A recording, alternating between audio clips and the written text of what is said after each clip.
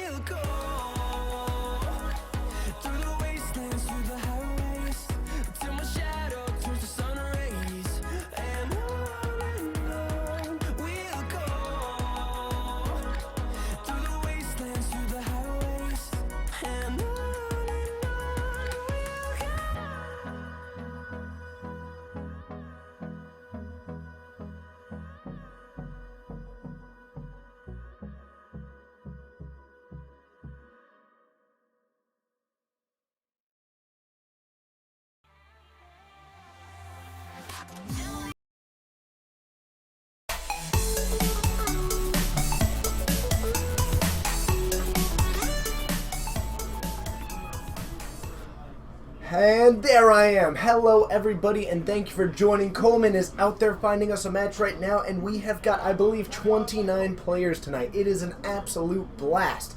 I know what you're wondering. Why is it that for a GPT we can get 15, and why on a weekly event we can get almost 30? That's a great question. I ask it myself sometimes. But nonetheless, we're going to have a great night, see a lot of cool things, and I do know that for all the people who have been advocating for Lantern throughout this entire stream, 3 players have courageously picked up 3 separate Lantern control decks and are out in the field tonight. So, they will be doing their best to get to the finals, and if they do earn it, then we will stream it. So, Coleman out trying to find a match right now. Certainly, if we do end up streaming some Lantern Control, then we will do our absolute best to make it interesting, because we can do that. Hello to all the people who have joined us: Kodiak, Luke MTG, That Storyteller, and Siriu1996. Also to Game Time. It is good to see you all. You can't tell, but this new monitor, very cool. Basically, a big, huge picture on there tonight because we broke the last one. I honestly don't know how it just kind of stopped. So we had to build a new, or buy a new one, not build a new one. That would be, But no, had to buy a new monitor. It looks sweet, but again, shameless plug to that donate button, because surprisingly, this stream costs money every now and then. So, you have a Legacy Lantern control deck in the making, feel like you're going to get yelled at? I hope you do, but I hope you have fun while you're doing it. Hello, Coleman. You have been working on finding us a match, and we have got, is Zombardment there tonight? I don't believe so. Fireball, I apologize, but I'll tell you what, I'm currently trying to advocate, and I have plans with him to write up somewhat of a detailed primer on that deck, put it online, and see if I can get a whole lot of other players to pick it up and maybe start perfecting it. I could probably... Brand new monitor. Sweet. Do I have some sick matches tonight? You tell me. Well, not you, him. You can, but... So we've got Bryce on the wall against Ryan. Bryce on the wall against Ryan. Yep. Okay. Bryce Donaldson. Yep. Is he on the Jeskai control that he's been on lately? Yes, he is. Okay. Now tell me a little bit about... Oh, Ryan's on Burn. Wrong Ryan. Oh, okay, so what's Ryan on? Ryan is on the Fairies deck. Last name? Grande. Thank you. Oh, and we have our Fairies player. Yep. The one that led to one of my favorite moments where I am just sitting there in shock. He actually sent us a link of when he flipped that Kalidas into the double Eidolon. It was amazing. Good game time. Lantern Mirror, you know what, if it happens, it happens, and we will do our absolute best to avoid it. So, it is time for round 1 of 5. We are 3 people away from a 6-round mod event. I did not expect that on a weekday. I am so excited. So, let's head on down. Let's have a good time. If you're brand new, make sure to hit that follow button. And if anybody else sees a brand new person, ask them to, welcome them. Yeah, welcome. Let's be a welcoming group. Let's have some fun. Round 1 begins nowish.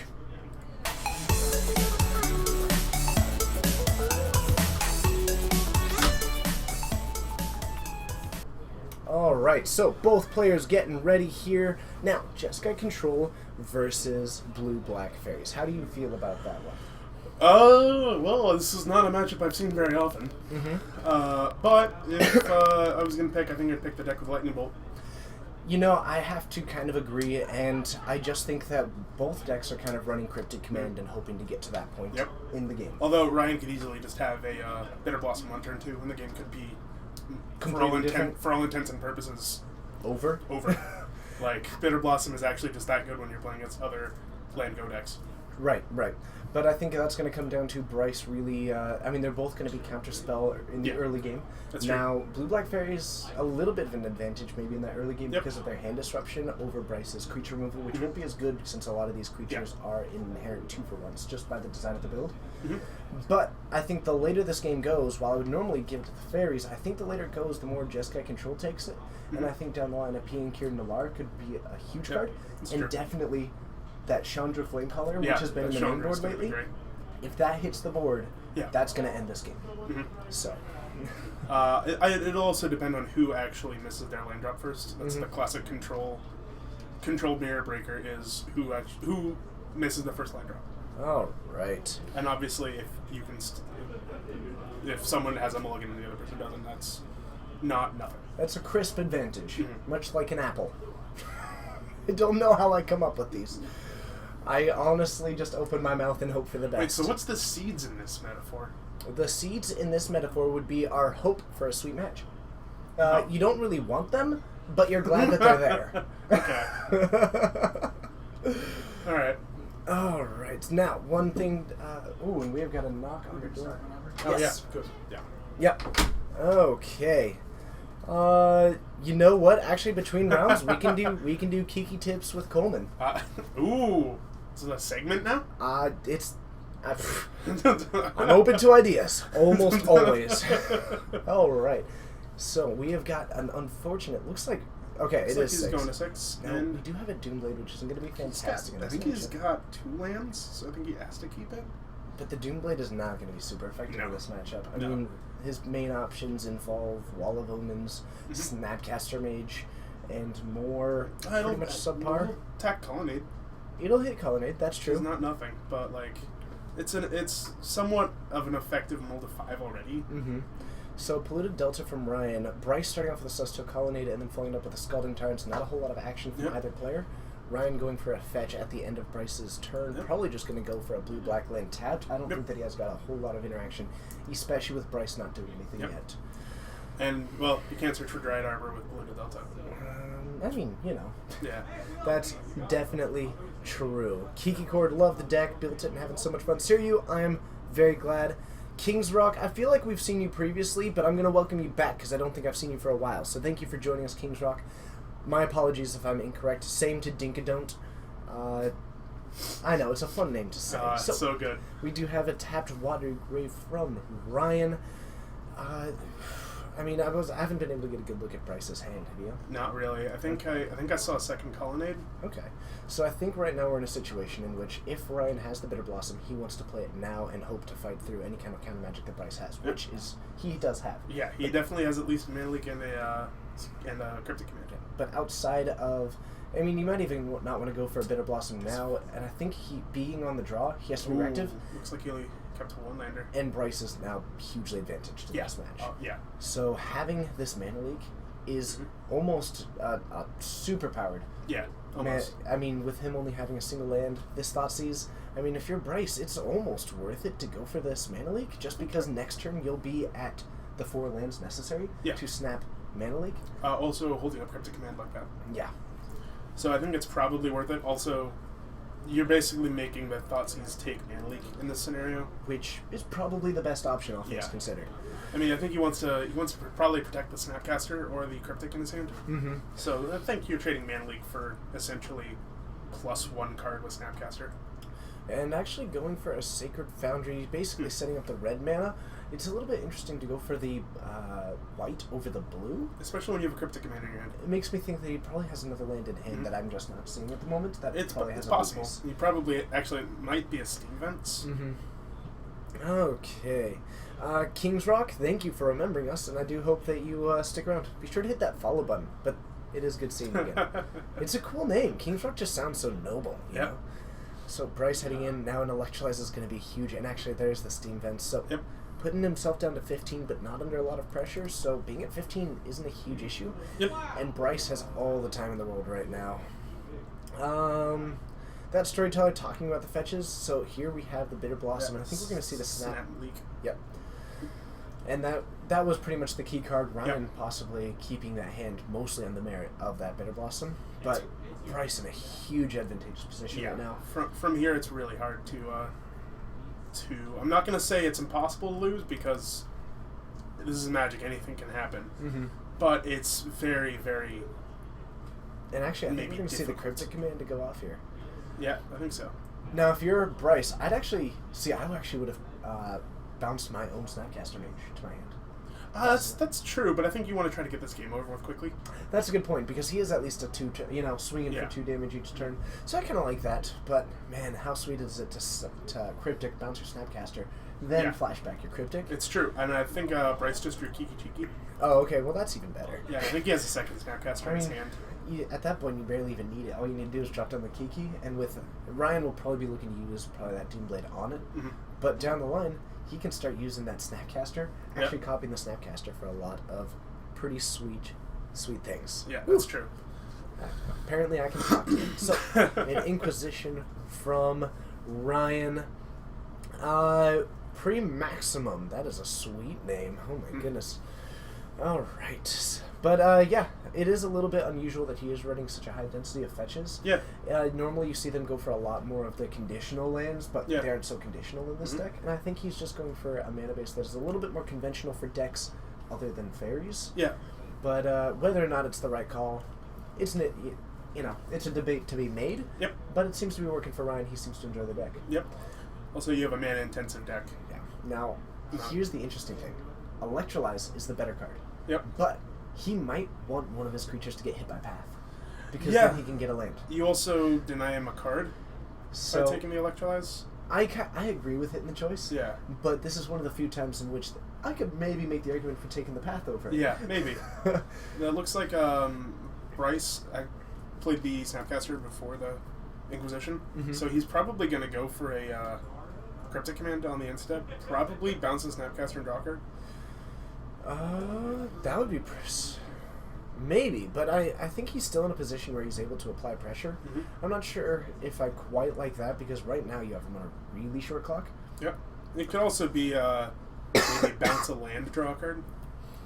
That's possible, but with that being pretty much his only option, I could also see an argument for just not using it yet. That's true. But I mean, then you've just wasted a Snapcaster. True. But between the Wandering Fumarole and the Celestial Colonnade, he does have a lot of pressure, so maybe bouncing one of these Snapcasters could be the right idea. But, nope, seems to just be going for it. Pretty much just wanted to get that on the battlefield and start applying some pressure. So another Celestial Colonnade. We will see a swing for probably 4, and then I'm expecting him to drop the Kiki Jiki post-combat. That way, if Ryan wants to use any removal, he has to use it now. Yeah. And actually, this is going to allow this Kiki Jiki to live a turn. That's a pretty dangerous position to put him in. Yeah, the Helen doesn't go away. So, still a swing for 2. Ryan going to go down to 13 with Bryce at 14. Almost entirely of his own doing. Yeah. With a fetch, shock, and a fetch. Yep. So, Kiki Jiki yeah. attack for 2? Certainly a possibility. Yeah. Kiki Jiki does have attacking. Does have power and toughness. Now, the interesting thing is that Ryan pretty much has to go for a main phase Doomblade. Yep. And that's going to really inhibit his game plan more because if he lets Bryce untap, any kill spell that he tries to do can be easily met by a Cryptic Command, any other kind of counter spell that Bryce is playing with. Hope that the Shadows of Innistrad. Ooh, actually, I'm hopeful to see people testing it. So here's the Doomblade on the Kiki Jiki. Bryce looks like I would make a copy of Snapcaster Mage just to show him what's up. just to show him what's up, and you never know. Maybe the blue-black deck is going to attack with haste. Hey. We'll block it. Fly once you get on the action. I know. We have a guest star, which is a little bug in this. Okay. The other Mike, hello. It is good to see ya. Okay. So I would assume one of these colonnades is getting active. Probably. You put him on a 2-turn clock. The flying nature of it is really nice, and especially now that he used that Doomblade. That's going to be very good. Yeah. So, knocking him down to 7. And I really think that Bryce, I mean, we knew for a while, but I think at this point, I have a hard time seeing Ryan coming back from this. He does have up to his 3rd land. If he has a Kalidas, but proactively playing that. Bryce has a path from an earlier Inquisition. Exactly. So I'm pretty sure this game is going to be over this next turn because Bryce's last card is a Bolt. Mm-hmm. And there's a path at the end step.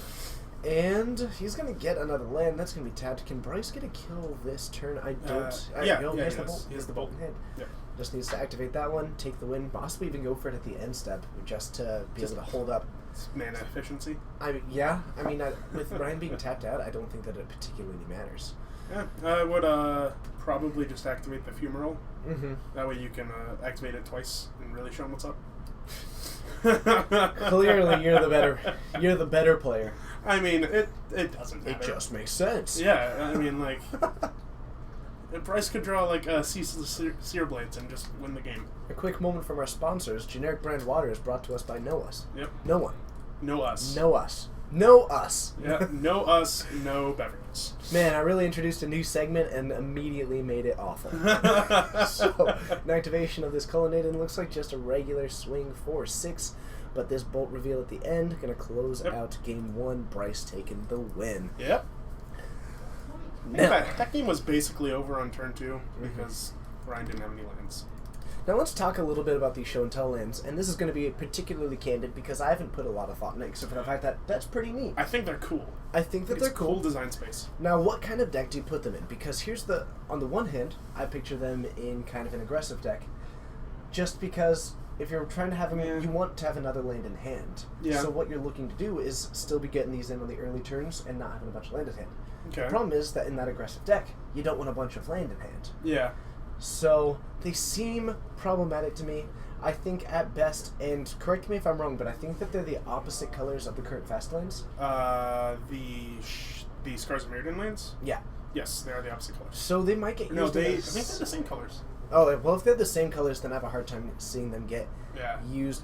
Katsuga, I will get the lists up, I promise. This week has been insane. And I know that I've said that, but training at a new job and trying to get some other things done, as soon as I have an open half hour, decks will be getting thrown up there as much as possible. Yep. Unfortunately, I have not gotten that open half hour yet. I am hoping for a little bit of time tomorrow. I have a meeting until about 9:30, but I'm thinking that I could take some break between the end of work and the start of meeting, bring my laptop set up. So hopefully soon. Hopefully. Soon trademarked. Soon trademark. Sponsored by no one. We don't have sponsors. That's No. the joke. Yeah, that's. Thanks for explaining the joke. Thank you. You're welcome. But the show lands, I think they kind of remind me of like a little bit more power check lands. Mm-hmm. So, and like check lands were really good in mid range strategies. Just change the order you play them. Just change the order you play them, and then it's actually really good. Since there's still, I think, mountains and I think they still have all of the land types. Mm-hmm. Mm-hmm.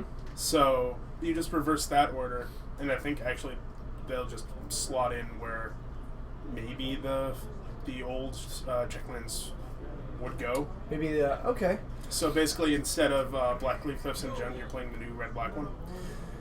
Yeah, it's just it strikes me as odd because mid range is a deck that wants to be in top deck mode, and those are awful in top deck mode. Every land is awful in top deck mode. I mean, yes, but you can at least use them. I mean, the Blackleaf Cliffs is awful after turn 4. That's true, but that one enables a Thought Seize.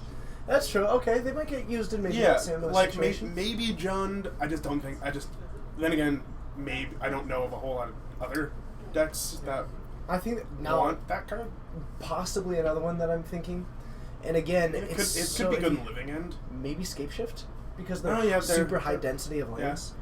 And they're another mountain forest. Yeah. So I don't think that they have the land types. Oh, okay. Well, if they I- don't have the land types, then this is They're significantly worse. Yeah. I don't believe that they do. I think they're just Okay. type land. Okay, well, if they're just type land, then it's a different story. So, again, problematic, but I could see it maybe over some of the forests or something like that Okay. in like a green-red scape shift. Again, not convinced because Yeah. that makes the now Cinderglades a little bit worse, but it's a consideration. So, They're not land types? Okay. yeah. Well, in that case, I think my point about John still stands. Hey, White Knight! Good to see ya. You remain one of our biggest benefactors, even if it was to one of the players and not us. By the way, he consistently says thank you.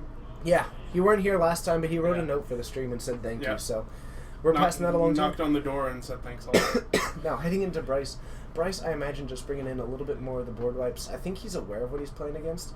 Looks like some Helix, but I would expect something like maybe Anger the Gods, but I would keep that hand. Oh, Bolt, Helix, instantly. Electrolyze, and Yep. a Snapcaster. Yep, That's insane. You've got 3 lands. I would have kept that if it was 4 lands. And Ryan probably going to be siding into a lot more just counter magic things to Yep. prevent the control that will be happening. Maybe some more resilient threats if he has any. Yeah, if he has access to Value Drown, it would be great here. Mm-hmm. But he doesn't. No, unfortunately, not. If I was Ryan and I had a Bitter Blossom, I would jam it here. If Bryce has a spell snare, so be it. Mm-hmm. Okay, and Doro, thanks for dropping that link. We should be getting... Actually, the streams might be up from Saturday. If not, they should be shortly. That's another thing on my to-do list that hasn't been done yet. So, Bryce, following up the Mutavault and Darkslick Shores with 2 fetch lands, not yet activating them, so a lot of potential sitting in Bryce's hand. Now, correct me if I'm wrong, but last time that we saw Ryan, did we not see a Shadow of Doubt in that deck? I don't believe so. Okay, then I am wrong, because I Yeah. would have been super excited to see... Shadow of Doubt. Oh man, just nail Yeah. both of those fetch lands. It would be glorious. I've been a huge fan of Shadow of Doubt for a while. Mm-hmm. So a second Mutavault, and that's actually a pretty interesting mana base, because Ryan, while he has a decent amount of single color, it's a little bit iffy, and sometimes he does want to cast multiple spells per turn, and I think that's going to be more restrictive than the actual double cost. Yeah, that's true. But I think the Mutavaults are going to be nice, but not excellent. Yep, they do make his spell starter sprites a lot better though. They do, and interestingly enough, they make Kalidas better because they that's act as true. Yeah. they are vampire or zombies, whichever it requires. I think it's vampire or zombie. Either way, whichever one They're it actually both. cares about, Yeah. Mutavault is because it's Mutavault. Get in there. I'm pretty sure I would take this opportunity to Lightning Helix it. I have to agree. He might be trying to respect the spell starter sprite though, Well, Lightning, I guess, yeah. and so maybe a bolt otherwise would have been the call. But I think right now he's okay with the 2 damage and just trying to, he's got a Pian Kieran Malar in hand. Might be actually trying to jam that this turn. Unlikely. I think Yeah. he'll still keep the removal. I think if he was trying to jam that this turn, he should have gone for the bolt. Mhm. That way, if Ryan has something, you tap him out. Yeah, and that definitely could have been an interesting play, especially since, and actually, I could definitely see a really solid argument for that play just through the nature of, one, you either put him back down to 3 lands, Yeah. or you're about to resolve a card that's already extremely good against this, Yeah. and Ryan won't have a whole lot of answers because his removal, at least, is almost entirely 1-for-1. Mm-hmm. So, we've got a fetch from Ryan. He's going down to 19 with Bryce currently at 18 just from taking damage from his Mutavaults. And what have we got? Thank you, Kodiak. I don't think he's talking to us. I think he's talking to Doro. But, you know what? Thanks anyway. We'll take that. We'll take that. We're so vain. We probably think that song is about us. That's always about us. Every song's about me. Mm-hmm. Okay. So, I'm not really a fan of Ryan fetching right now. I don't really know why he's fetching. I think it's more out of habit to go for it at the end step so that you can untap with it. But I have to agree. Oh, you sneezed. Yeah, that's what that. Oh, I didn't even notice you sneezing. Oh, yeah. Wow, I am focused on this game. Well, control mirrors are very much blinkery and miss it turn. Sometimes. Okay, so we have got another swing for 2, and it looks like Bryce might be trying to get a little bit proactive this turn. Or, I guess, proactively reactive. Yeah. To better sum it up. I mean, Lightning Bolt does a lot of things. I didn't know it could also act as a Stone Rain. I mean, sometimes. Yeah. Especially, I prefer hitting a creeping tar pit with it myself. Uh, But feel goods are feel goods. I'm not gonna be too greedy. I'll take down some Fairy Conclaves. Oh man, you are scraping the bottom of the Yeah. barrel. I've killed a couple treetop villages. Where are you even seeing a fairy conclave? He's playing fairies. That's a fairy conclave basically. It just doesn't have flying. Right. Oh man. So Bryce, now he is setting up I was going for an Electrolytes. That's and just doubling up on it. He does have. this the doesn't one even mana play up. around Spellstarter Sprite. No, and that's pretty much the interestingly enough, it actually barely doesn't. Yeah. And there is a mana leak, and he's not going to be able to pay for that. We might see a bolt in response just with him tapping out. Yeah. And he might have just been trying to get the most mana efficient there, but in that case, I would have much preferred to bolt it, Yeah. force to where you don't even need it, and then at the late game, you might be able to go Yeah. for that card draw. And then even if he plays Spellstutter, you can still Hit Electrolytes. 1 damage on the spell stutter, Yeah. or you could even go for 2 damage on the other Mutavault. Yep. Things like that. Now your bolt is going to get hit, but Yeah. I mean, you can't have everything in this area. One of your spells is gonna get countered. yes. I just, leading with the leading with the Electrolyze seemed a little bit interesting in a Yeah. match where we would have expected that card advantage to really be a key factor. Yeah, I think I prioritize drawing a card over a Lightning Bolt. Mm-hmm. So, Although if he lands the mom and pop Thopter shop this turn, then I think it's fine. that's a great point. Okay. So, we had... True. We were just talking about options that Yeah. Bryce could have been playing around. That's 100% true. So, we do now have the Mom and Pop Thopter shop. To answer the question as to whether or not we'll get Liliana of the Veil, I very much doubt it. Is it an altered swamp? It is a Yeah. swamp that happens to have Boo drawn on it. Yep. He does some Puka trading, and so apparently every time he does a Puka trade, they trade options with... Basically, they each draw something on the recipient's land along with the basic land. So, I just figured going for that Key and Pier Nalar, but still left with 2 1/1 flyers, which are going to match up well against most of what Ryan has. Yep. Looks like he kept some number of kill spells in there because he just played Disfigure, and he still has Doomblade and Smother. Mm-hmm. So, So, Curse of Death's Hold? that might be a Curse of Death's Hold, which That seems card would be great. interesting, but I guess it cuts off both the Wandering Fumarole Yeah. from getting aggressive, and actually it just entirely cuts off Snapcaster. Wandering Fumarole, Snapcaster, P and Kier Nalar. It actually does a decent amount against Yeah, it's this not deck. bad.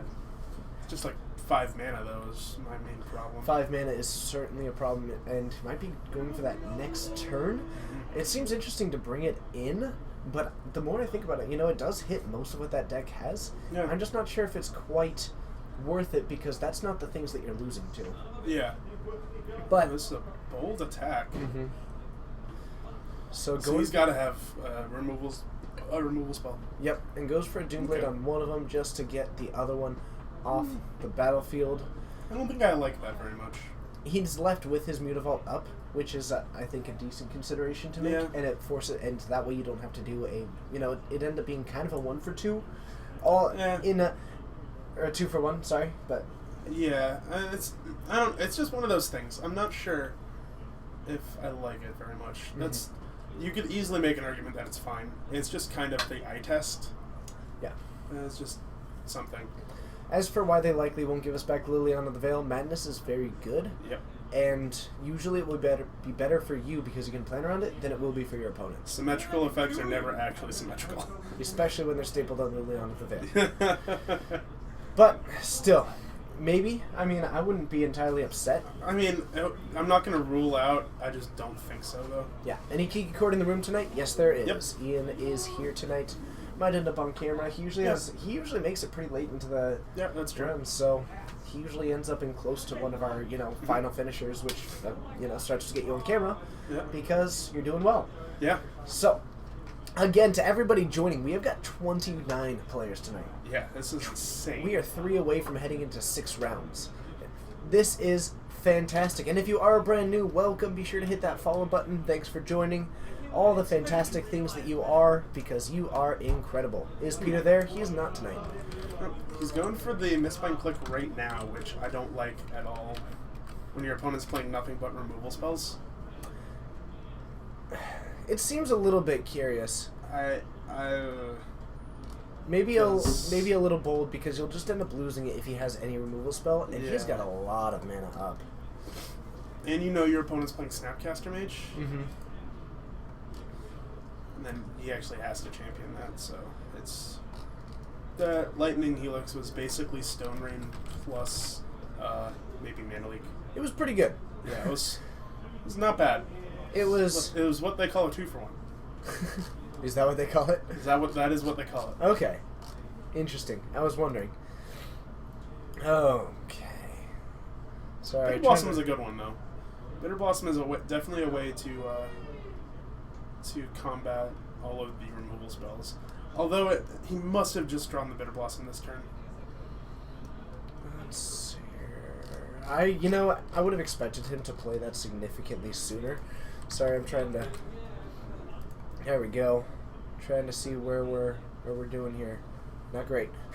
But we'll get there. Thanks everybody for joining. It's good to have you. Okay, so there is our first token. Ryan going down to 18, and we have got Bryce up to 17 after that Lightning Helix. Bitter Blossom is definitely one of those cards that can swing the momentum from one side to another. Especially if Bryce is on the 1-for-1 removal plan. Mm-hmm. Yeah, and I don't think that he has a whole lot of way to remove it. Might have brought in something out of the sideboard that might be able to, but his main option of removing it is Cryptic Command and then try to counter it. Yeah, that's not great. It's not great. Especially when your opponent's also playing counter spells. Yep, and there's a Spell Starter Sprite, and actually he needs to remove... 3? Yeah, he actually needs to take down 2 other creatures just to let this Snapcaster resolve. Yeah. So... And it looks like, and I hope that he doesn't end up forgetting about the Bitter Blossom. Yeah, because Bitter Blossom... that is a tribal fairy. Exactly. Now, it's a little bit interesting that he's going for that one, because he can actually go for the Spell Starter Sprite. Yeah. And I think he's noting countered. that it is still countered. So we might see a Path to Exile on the Spell Starter Sprite, and that's... He might try to cash in the second Snapcaster. I mean, that's dangerous. Yeah. Snapcaster for both. Then your first Snapcaster becomes worthless. True. But then, actually, it looks like you're right. So, I think he's just going to try and get aggressive with this. Right, good. Hello to Princess Lily Chan. I'm not sure if we've had you before. That is a fantastic name. Thanks for joining. I hope that you enjoy it, and make sure that you hit that follow button. Seraphir, yeah, we've got 3 people playing Lantern Control. Yeah, it's not cool. 3 Brave Heroes have decided to try and get Lantern Control in the feature match. We've said that if they make it to the finals, they'll earn it. And they're I mean, unfortunately, they picked the night with with almost 30 people to try and saturate a meta. Yeah, I don't think it'll work. Okay. So he's going for the Bolt here, and then if Ryan has another counterspell, this is going to end up pretty awful for Bryce. Mm-hmm. Okay, and... Oh, looks like he doesn't, though. So the Snapcaster does resolve. Now, to Princess Lily Chan, if you ever do have any questions, comments, or feedback, feel free to let us know. We do our best to interact with the chat as much as possible, especially between games and rounds. I can't talk today. I'm still recovering, actually, from the 8 hours of talking on Saturday. Yeah, it was a lot of stuff. And now we have the activation of a Colonnade. He's doing a decent amount of applying pressure, but Ryan, oddly enough, kind of sitting in the driver's seat at this point. So Bryce, I think, has to try to become the aggro deck against that Bitter Blossom. Yeah, and he's just... And a Smother is actually going to be pretty good against that Cryptic Command. Actually, it hits the Celestial Colonnade. That's Do you mean Celestial Colonnade? Yeah, that's what CC card. The CC card. Yeah. So hopefully everybody got a copy? Bad jokes are bad.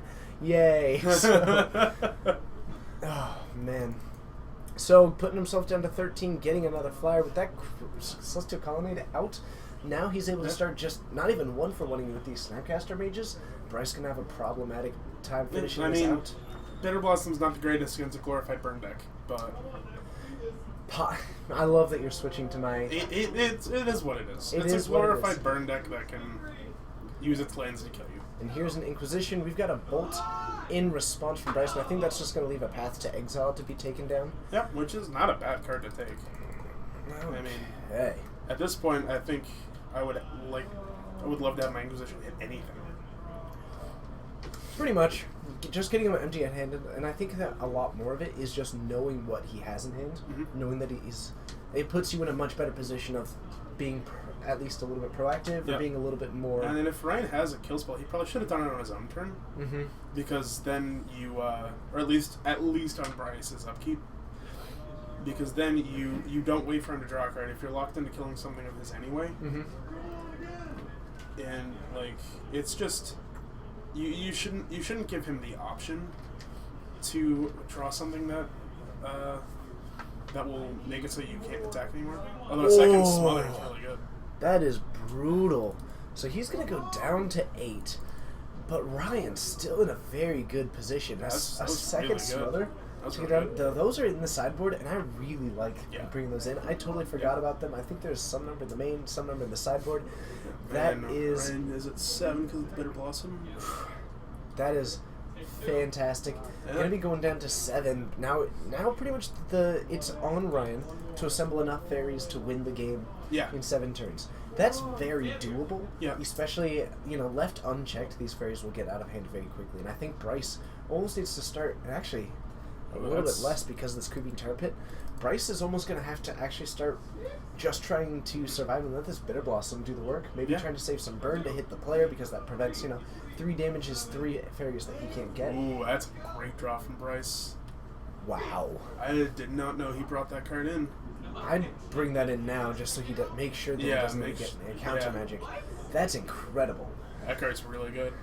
A little bit interesting to go for it now. Well, that way he can attack the Snapcaster. Oh, that's a good point. Okay.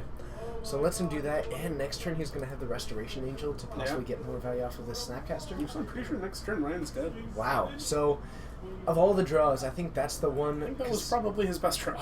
Yeah. Yeah, So, this way you leave it in play for him to take damage off of? man, that is excellent. Yeah. Alright, and G. Lovemancer, welcome to the show. It is good to have you. As always, I mean, we try not to be pushy about it. We try to be, and mostly we're just doing this because it's fun. Yeah. But always feel free to tell your friends about us. We are eventually trying to get to a point where we can actually make money from Twitch doing this. Hopefully. We had to buy a new monitor. And by we, I mean Dylan, because we can't. Because, we... Yeah. Yeah. Okay. So I think Ryan has a Mistbind Click in his hand. And that's okay, but Bryce having 2 mana open, now we know that he doesn't have anything. Yeah. But if I'm Ryan, I might be a little bit cautious and try and wait. But he actually might go for it now, but letting that, is it Staticaster on tap, means that it doesn't work. Well, I think what he's trying to do is he's going to respond to the Staticaster ability and champion it. Okay. Oh, he's Vendilion Click. That's... At the end of the draw step, that's a pretty interesting choice. If you're Bryce, do you just drop it? I think I just play that in response. Yeah, and I think he has a bolt available in his I think I graveyard. just bolt him. He kills him on the next upkeep. Yeah. So there's no reason not to. Yeah, exactly. Like... So if you have the bolt, which I'm pretty sure he does, I think he still has one in there. Yeah. There it is. Bolt. That's the win. Yeah. So Bryce is going to take a quick win, and we've still got 15 minutes. Yeah, he clicked Bryce. It was just a question of whether or not you want to click yourself. Okay. So knocks him down to 1, and looks like we he are had picking disfigured. up the cards. So Bryce taking a quick win. Actually, some pretty solid play there. Yeah. I liked it overall. It was fun to watch that, and it didn't go all the way to time, Yeah, which it is was- pretty impressive. That was, if that's what the control mirrors are like in Modern, that's not exactly what I thought they would be. Right? So let's head back to the booth. I believe Coleman is going to do me a big favor, try and get me another match. I'm gonna try. Stick around. Be sure to hit that follow button if you haven't yet, and let's have some fun talking about stuff. How about a quick round of 6 words? Doro, if you could do the honors. Thank you very much, and I'll see you there.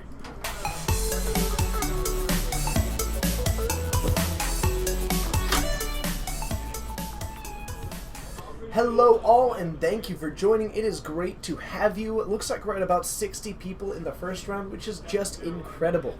I am feeling encouraged by some slight success from our GPT, and actually I think it was a success, all things considered. Definitely learned some lessons in that GPT. For instance, be careful scheduling what you hope to be a big stream during the pre-release of Loading Ready Run, and also maybe not schedule a GPT both during a convention that's in town during the caucus and also during an event that is just a little bit south that is also a big event. So lessons were learned, definitely, but we're still having some fun with it and always trying to improve. So, if anybody does have those questions, I'm happy to do it. In the meantime, I'll introduce myself to the people. I know there's at least one person new. My name is TJ. We do this stream 3 times a week. I am here for pretty much all of them, though looking at possibly getting some people who can cover it when I am not. 6 words, what are you thinking? Hold on, I have to actually look at that. And let's just start powering through these. As an additional cost, sacrifice a permanent, exile target, artifact, creature, or enchantment.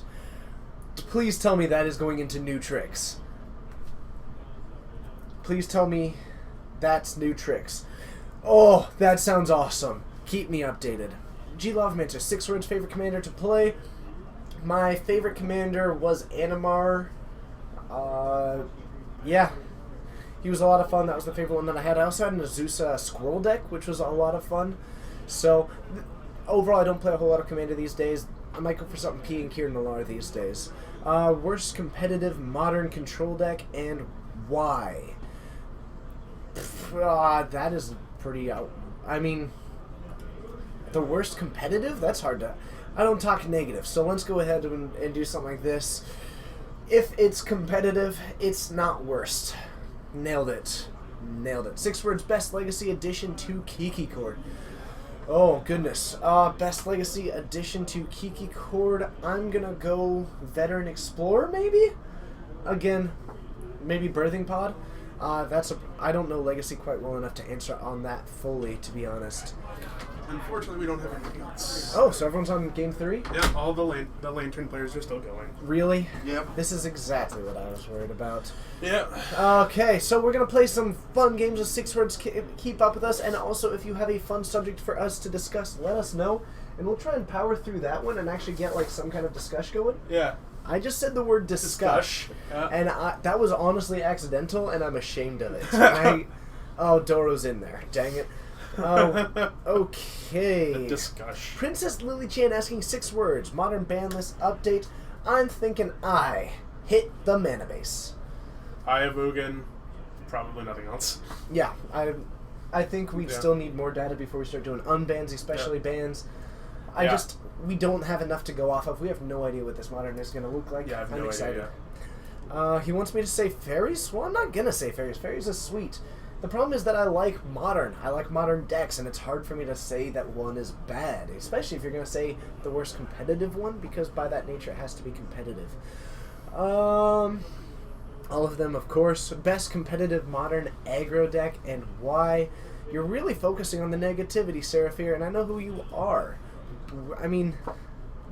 Oh no, that's a best. Never mind. I read worst in my mind. Yeah, I don't know what I'm doing. Come on, you're the one focusing on negativity. Best competitive modern aggro deck. Honestly, probably Affinity. Most versatility, fastest. Either Affinity or maybe Infect. 5, 6. Yeah. Yeah. My bad. Sorry for saying that your second question was negative when it was clearly positive and one that I'm a fan of. You're good. 6 words. Get Rog Monster. That thing is super duper sweet. That's all I can say about it. It's best friends with Titania Legacy. Definitely. Anyone else watching Evan and Brad's set review? Please be watching this. Yeah, we are not watching that. We aren't, but, hey, I'm not sure when it's going to end, but if it ends, hopefully let them know that they can come hang out with us. We will take raids. We want our creatures to attack so they can raid. Exactly. 6 words hypothetical. If you had to pick to be unbanned in Modern, Dread Return, or Dark Depths. If I had to pick, Dread. I will pick neither one. Oh, that's a cop-out. I at least made Cop-out, that's fine. I just don't want either of those cards in Modern. I think at least the hate can take down... There's better graveyard hate than there is land hate in Modern. That's my answer. I really don't think that either should. I don't know. What else have we got? 6 words. Is Madness going to be playable in Modern? We don't know, but probably not. I mean, maybe.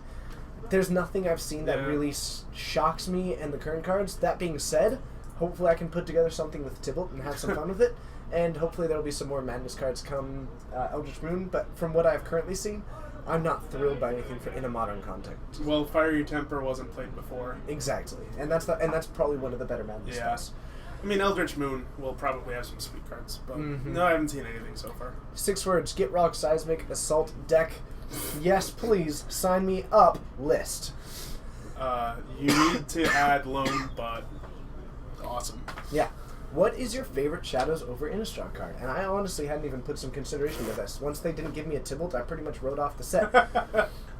Looks sweet. Oh! 2/1 red. Also 1 werewolf. The 2 1-drop red cards. I like those guys. They're pretty sweet. I can get behind that. I have to think what's on the set again. Man, you gotta power through. We've got a line. You gotta have some fun. Probably Epiphany at the Drown Yard. Nice. Okay, actually, that was good. 6 words. Why does Fish lose to Affinity 90% of the time? We have flying. You do not. Mythic Madness, I gotta say, I love Merfolk. It's such a sweet deck, but you can't handle Affinity. Basically, have the same game plan, except you play 1 card per turn. We don't, and we fly, and you don't. Yeah. Merfolks are always 2. Affinity's not. Yeah, but That being said, the deck is sweet. Yeah. I don't want to discourage anyone from playing Also, Affinity. in not 6 words, Island Aether Vial does not match up against Darksteel Citadel in my hand. Yeah, pretty much. Pretty much. Have I played the Vampire in Dredgevine? I have not. Huh. I don't... Wait, are you Actually, talking about sounds Bloodghast or which Vampire? The new Vampire. Which new Vampire? The the Madness one? Yeah, the Madness one. Oh, that sounds cool. Because Yeah. you can discard it and then...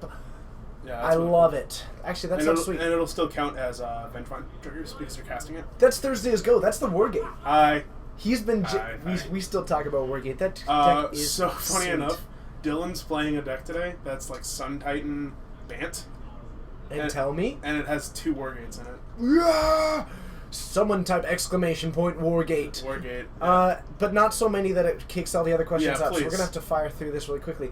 Champaka watched Zootopia, and apparently we were reminded of the movie. I haven't seen it yet. Tell me why. I'm interested, but thank you until further notice. I would love to be Jason Bateman.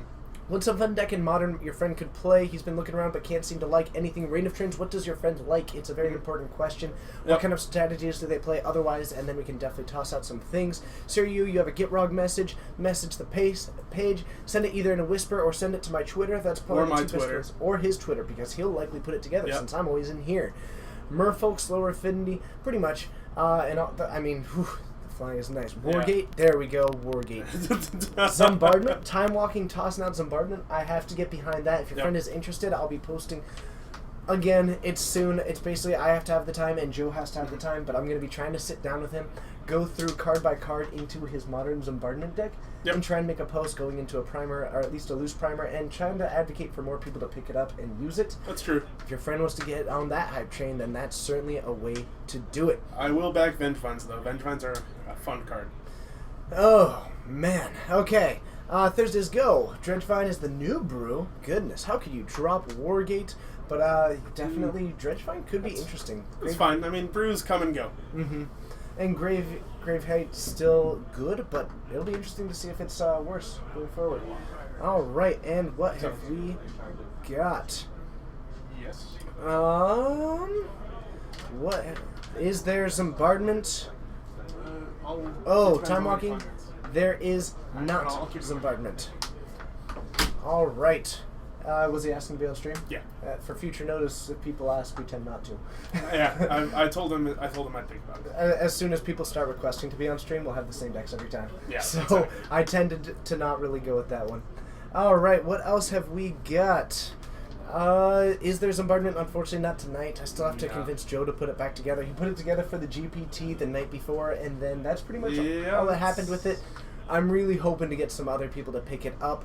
Possibly I'll convince Coleman at one point. I might do it. Starfear asking what the best burn format is. And I'm assuming that you mean the format in which burn is best.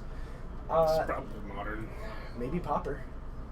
I mean, as far as like if you were to compare them all together, line them up and say battle against each other. Well, I mean, the who comes out on top? legacy version wins all the time. So Legacy it's like Fire one Blast. does pretty solid in that. Actually, so does Pauper Yeah, but like you get to play Fire Blast, in Goblin Guide. but you do get to play Goblin Guide where Pauper doesn't. Mm-hmm. Okay, so I'm probably gonna go with Legacy. I think I'd pick Modern. That wasn't 6 words. I think I'd pick Modern just because, like, you also have to differentiate the format. Mm-hmm. Like Within its context. Yeah, you have to play it within Absolutely. its context. Within its context, I think Modern's the best version. Probably. Only because it has the most like versatility in its Yep. gameplay, and even though it's still very little. Mhm. H-Dog, are there 5 rounds? Yes, we've got 29 people. It's very exciting. Yeah. I'm excited. We're 3 away from starting to dive into 6 rounds. Yeah, it's insane. Maybe on Wednesday is not the best idea since I wake up at 5:30 in the morning, but hey, if we get there, we get there. Yeah. 6 words. Prized Amalgam in Dredgevine. Honestly, I'm not sure it should. And I'm not sure if it needs more cards that come back from the graveyard. I think it needs more ways to actually enable the cards. Mhm. And is that one better than what currently is? Maybe, but I don't know. I'm not sure it needs more testing. Yeah, testing is always good. I'm not convinced. I'm hopeful. Plus, seeing new cards in Modern is always very cool. Alright, just getting the Kodiak really quickly. He's been asking about Legacy Edition Tsukiki Chord. Uh-huh. Gilded Drake's a really cool one. Mm-hmm. Other cards, I guess it depends on your colors. Chord of calling itself is probably not that good legacy. You get Birthing Pod. You do get Birthing Pod. Birthing Pod, Kiki Pod, was actually a modern deck until it got banned. How about Mother of Runes? Mother of Runes is a good one. You can always play Veteran Explorer. Stoneforge Mystic. Yeah, but then you're just playing really bad death. I decks. know. Force of Will. Uh, Brainstorm. Well, you Delver? should probably play Brainstorm anyway, since you run a lot of Shuffle effects. I do love Nick Fit, so you basically have to treat it as Nick Fit, only you have like the Kiki Angel combo instead of like Rhinos. You could probably just play 5-color and play Rhino too. Do it. Yeah. It's all kinds of fun. You're playing Kiki and Legacy. Yeah. Thoughts on Okay. Esper Control in 6 words. Has trouble with reach. Hopeful though. That's probably my best way to sum it up. Losing Lightning Bolt really, really hurts. Yes, and essentially you end up trading Lightning Bolt for things like the Hand Disruption, and it's not the same level of reach. Yeah. Certainly there are I mean- options. Esper Control has ways to get around it. You do get to actually play some cool Planeswalkers like Ashiok.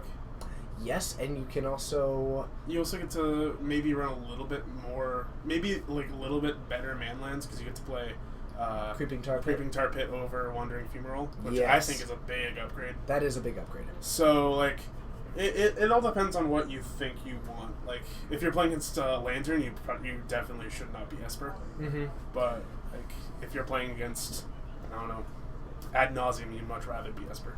Right. What else have we got? Best movie this year so far, and why? Deadpool. That movie's hilarious. Saw twice. Actually, I don't go to the movies because I don't like paying for them because I worked at a Blockbuster for a long time. Sorry, I worked for a generic brand Blockbuster for a long time.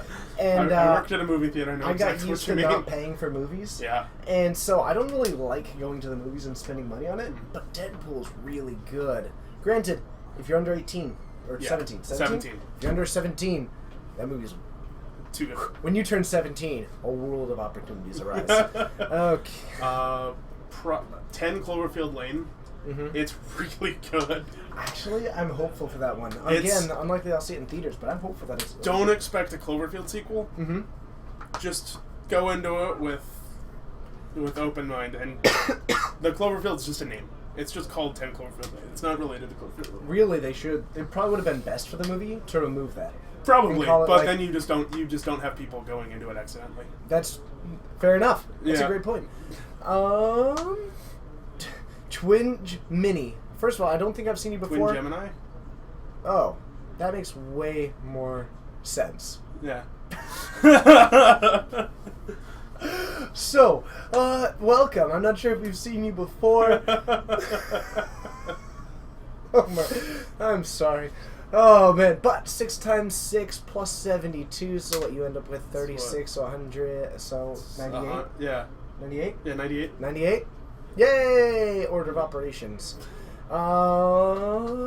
Seraph here, you're not a bad person. Okay. Oh, it's Twinge Mini.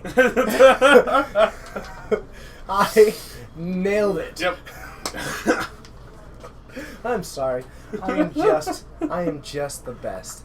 So we are getting ready for round 2. Yep. Definitely, eventually, we have gotten pretty interesting. 29 players. We don't have a full list of what all the decks are, and actually, I think I heard them just announce it. I think so. Go ahead and find me a match, Coleman. Yeah. We're gonna get a match. We're gonna have some fun, and we are gonna get magic happening. It's gonna be a good time.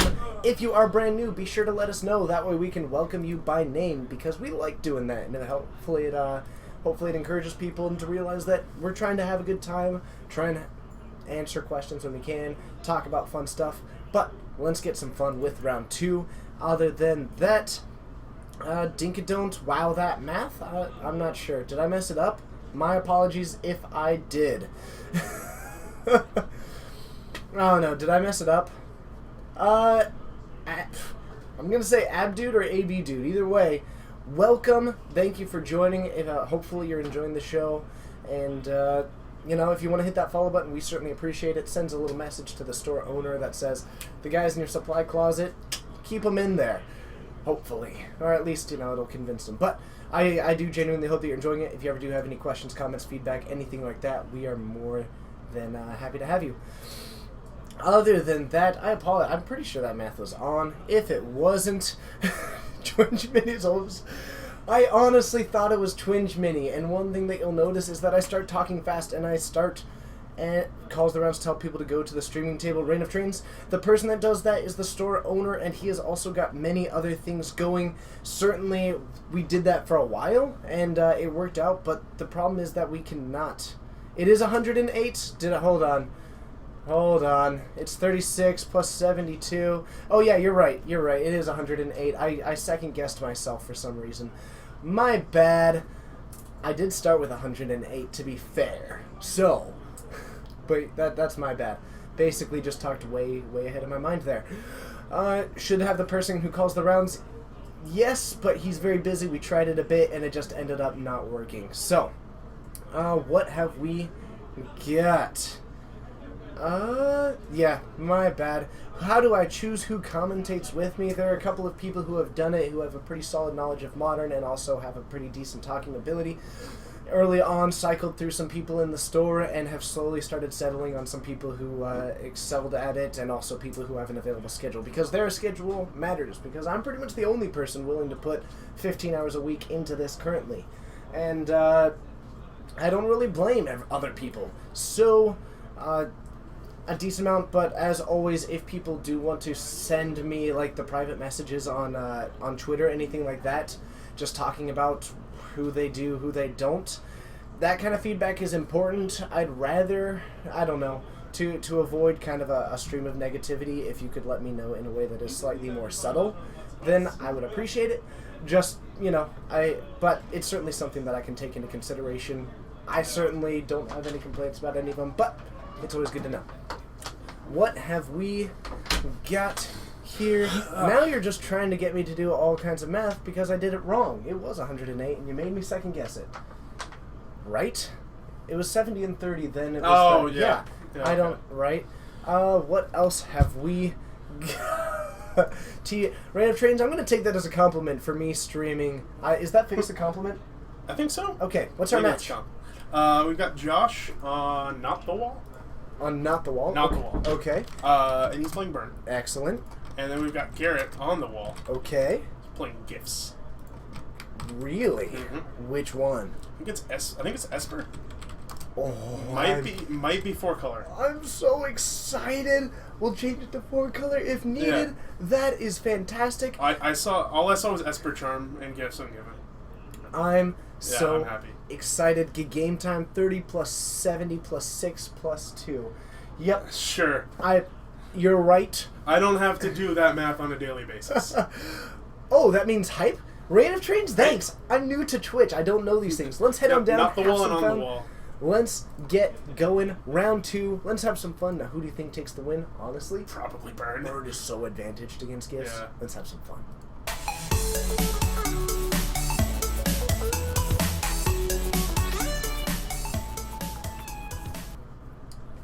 And apparently, we are late to the party. So, an early Thoughtseize, and this is super unfortunate for Garrett, who took one off of a Monastery Swiss Spear and then went for a Thoughtseize, and seems to be taking the Boros Charm.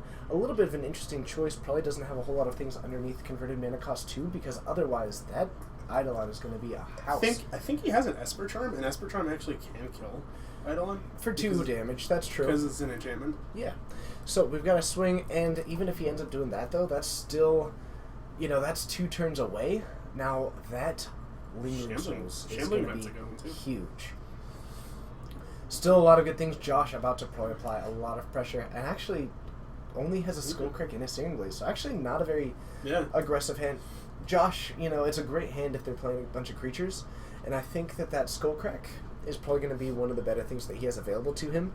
So he may almost hold back on just using that one, because there are some things that Esper Gifts can do to kind of prevent that. It's interesting that he went for the Stomping Ground when he doesn't actually have anything to cast. Okay. Time Walking, send me a message, we can talk. Alright, so a second Monastery Swiss Spear. Is that a Verdict? And a Verdict could be a pretty interesting choice, especially because he won't take the 2 damage for it. That's 2 Esper Charms. Okay. And there is an Esper Charm. And actually, is he going... Let's go. Is he just going to go straight up make you discard 2 cards? That'd be funny. That's actually an interesting choice considering that he has got plenty of lands in hand, so that's almost an option that's okay if with I him. remember right, it's blow up an enchantment. Yeah. So, gonna be going down to 10 before this, and I think I went for that. That's a pretty... bold. Yeah, I think bold is the correct word. So, we have got Josh down to 12, and that's when he's gonna put He in... is essentially locked out of casting any spell. He can cast... Well, no, I mean- he's dead on board, that's why. Yeah. I mean, drawing into a Supreme Verdict certainly... Oh yeah, Verdict. good. Well, Verdict, that's Madness. That's about it. Mm-hmm. I guess if he's playing main deck Timely Reinforcements, that'd be pretty good. Yeah. Seraphir, Josh, actually, yeah, let's give a quick shout out. Josh, who was on the left at the GPT, was a fantastic helper who was out there finding matches. Yeah, props to Josh. Josh was a fantastic help. He was messaging us all the decisions and kind of things that were happening. And we've got a path taken down that Eidolon, And going down to he's 1. Pretty much dead. It has the Lingering Souls, oddly enough. Yeah, but he's at 1. You're right, but He the can't Lingering actually cast it because he has to crack a fetch. Oh, okay. That's That's what I I didn't mean. even notice the fetch there.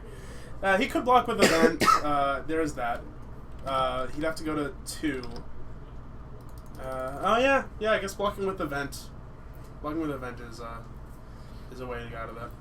Okay, and to Siriu, thank you very much. I'm assuming that that's going to show up on my little thing saying, you have got new interactions, because that's what it always says. And I see, oh, do I? Oh, no, okay, not yet. Apparently you didn't send it to my Twitter. But thank you for sending that. Hopefully we do find that list. It might be a whisper that I don't know. We'll find it. Is it a careless whisper? We'll find each other. We'll listen to our hearts. Well, what was it in generic brand Avatar? They closed their eye. They turned. Oh yeah, old don't school. force me to remember that movie. No, we're going with the show itself. We remember when they were in the caves? Sorry. Yeah, generic brand animated show. Yeah, right, not the movie or the other movie. Oh man. See, I was thinking of the James Cameron movie. Mm-hmm.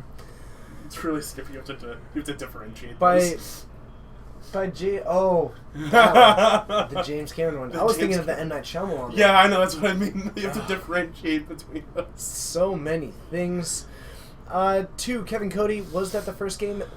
Oh, you're right. I'm sorry. I forgot to change that. Good save. Kevin, you win, but we are in round 2. It's okay. The James Cameron movie is okay. Mm-hmm. It's a little overhyped, but...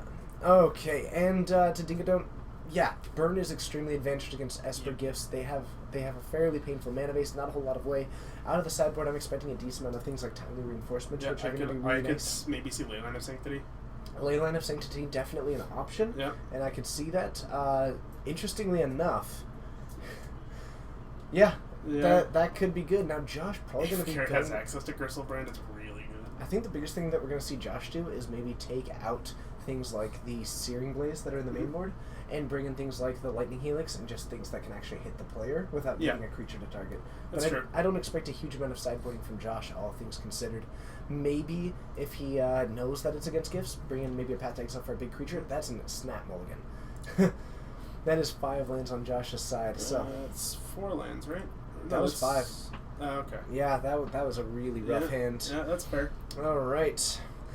And Heat Rave, it is good to see you. I hope you are having a great night, and I'm glad that we are starting to get up to about 70 people. Again, always looking to start getting some of those up numbers. Go well.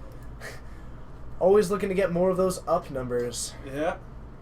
Will they need up numbers? They will not knee-jerk Gristlebrand. Now, granted, we said that about Twin, but They're not gonna, if they were gonna knee-jerk anything, pretty sure it would have been Eldrazi. They're not gonna knee-jerk ban Gorgia's Vengeance. Mm-hmm.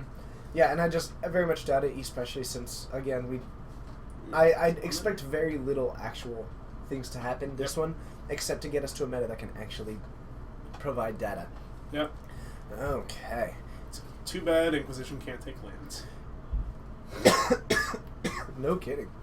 So try to take that Grim Lavamancer here. I think the Grim Lavamancer is probably the best choice, especially with him only on 1 land. Now, he is on the draw, so the Eidolon might be a reasonable choice depending on what he has in hand. And if he doesn't have a whole lot of way to take down the Eidolon, but looks like that Grim Lavamancer... You saw him scry to the top, so... Likely a land. Yeah, it's probably a land. Yep. A solid choice by Josh. He's now going to hold his hand upside down As to why? He's got the one card he drew right side up and everything else upside down. Brilliant. I don't understand this. I don't understand it at all. No, but he can certainly do whatever he would like. Yep. This is his world. If one of our glorious mods could type !YouTube, that would be incredible for Reign of Trains. Yeah. Oh, or actually, are you just saying hello to the people who are watching on YouTube later? Because if so, that's forward thinking. Really forward thinking. Blue Duster Man, good to see you. Okay. I think our chat is on a delay. I believe so. That's unfortunate. Yeah, I think the server's just a little bit behind. Twitch has been a little bit problematic yet. Stryfo, thank you very much. So it looks like a Goblin Guide off the top. Yeah, that's... Imagine that's going to give me unlinked. Mm-hmm. Okay. Garrett actually is... Like, this is probably exactly how he wants this game to go. He's going to be able to play Lingering Souls on turn 3 at 17. Yes. Like, that's perfect. So... Lingering Souls, and also knowing that next he has an Eidolon. Yeah. I mean, being able to go over the top of those, both currently at 17 land, and knowing that his other options right now are Natarka's Command and a Bolt. Yep. He's aware of all the cards in that hand, so... Yep.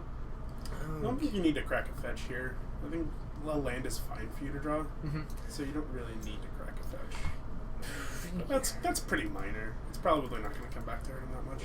And especially being a burn deck. Yeah. I guess he's trying to go for... I think he's going to bolt on the end step.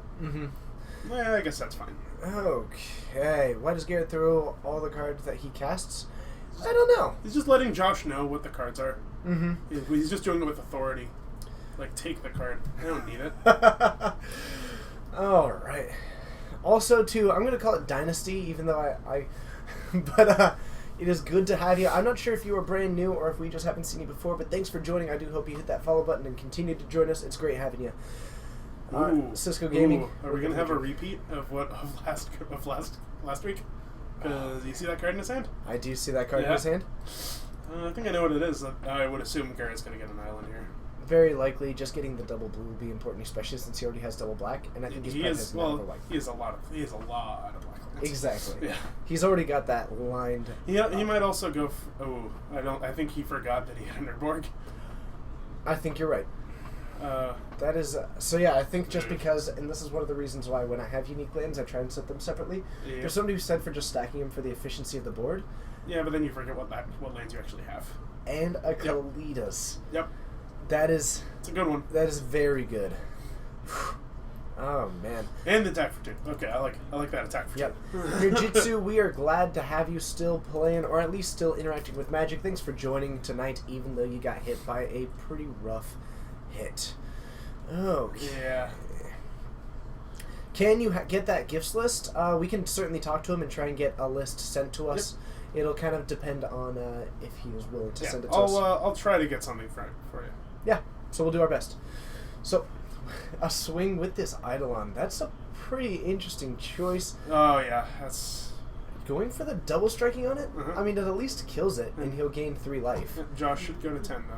Yeah, so that's a pretty interesting choice, all things considered. And that should be exiled. So, that is going to exile. He is going to get a zombie, and he is going to go up to 16. Should actually have zombies. Man. Abdude, AB-Dude, whichever it is, where are we playing? We are at a store called Geek Fortress in Snohomish, Washington. In case Josh watches this later. Thank you, Josh. Yeah. He's putting an actual zombie up. We do really appreciate that. We did set up that token box, and it has done all kinds of good for us. Eidolon should be exiled. It should. I think if it becomes relevant, then we'll mention it. But I think at this point, this game is pretty close to over anyway. Yeah, I think so. But certainly we can... Probably going to ship all those to the bottom. Not enough. Oh, so he's going to leave it on the top. Okay. Because he wants to cast Yellow Snort in his hand. Yes, and I think that's honestly what his current game plan is. Yeah. Going for another Lingering Souls, and now he's actually got a pretty short clock. He might even need to cast this Lingering Souls down the line. Josh in a pretty rough spot, all things considered. He's actually dead next turn. Exactly. So, I don't know, the Lingering Souls is a bit far off. I think probably should have bottomed that. Okay. Ooh, and pre-release this weekend? True. Ooh. We might not have Modern on Saturday. Oh. What? Oh, man. My goodness. We're going to find out. We may not have that. Ah! That's going to make me feel weird. Oh, yeah. But it might actually give me time to catch up on things. Sleep. No, I don't do that. Nah, man, that ain't me. Sleep. It's great. The Monastery Swift Spear followed up by a Rift Bolt. The Swift Spear not going to do a whole I lot. think it's going to come a little too late. Yeah, I think most likely that's just going to block the Although zombie. Garrett leaving land on top, which is a bit bold. Yeah. Like, Chubby Grunt streamed the pre-release. I will consider it, I'll tell you that, but I will say that streaming limited is not very exciting, especially when you don't have one of the players talking about their choices and you don't get to see them. especially when when neither player knows what's up. That is a very weird attack from Garrett. You could have made him sack the Swift Spear for basically nothing. Yeah, but maybe just he has the win regardless next turn. Yeah, He has but I a mean, two-turn like, clock. you basically get to attack with everything. You put him to 2. It's just kind of a weird attack. I think it's the conservative play, especially when the result is exactly the same. Yeah. So, a win from Garrett here, and we are going to have Burn on the feature here. Yep. Or, I'm sorry, on the play, is Going- what I mean.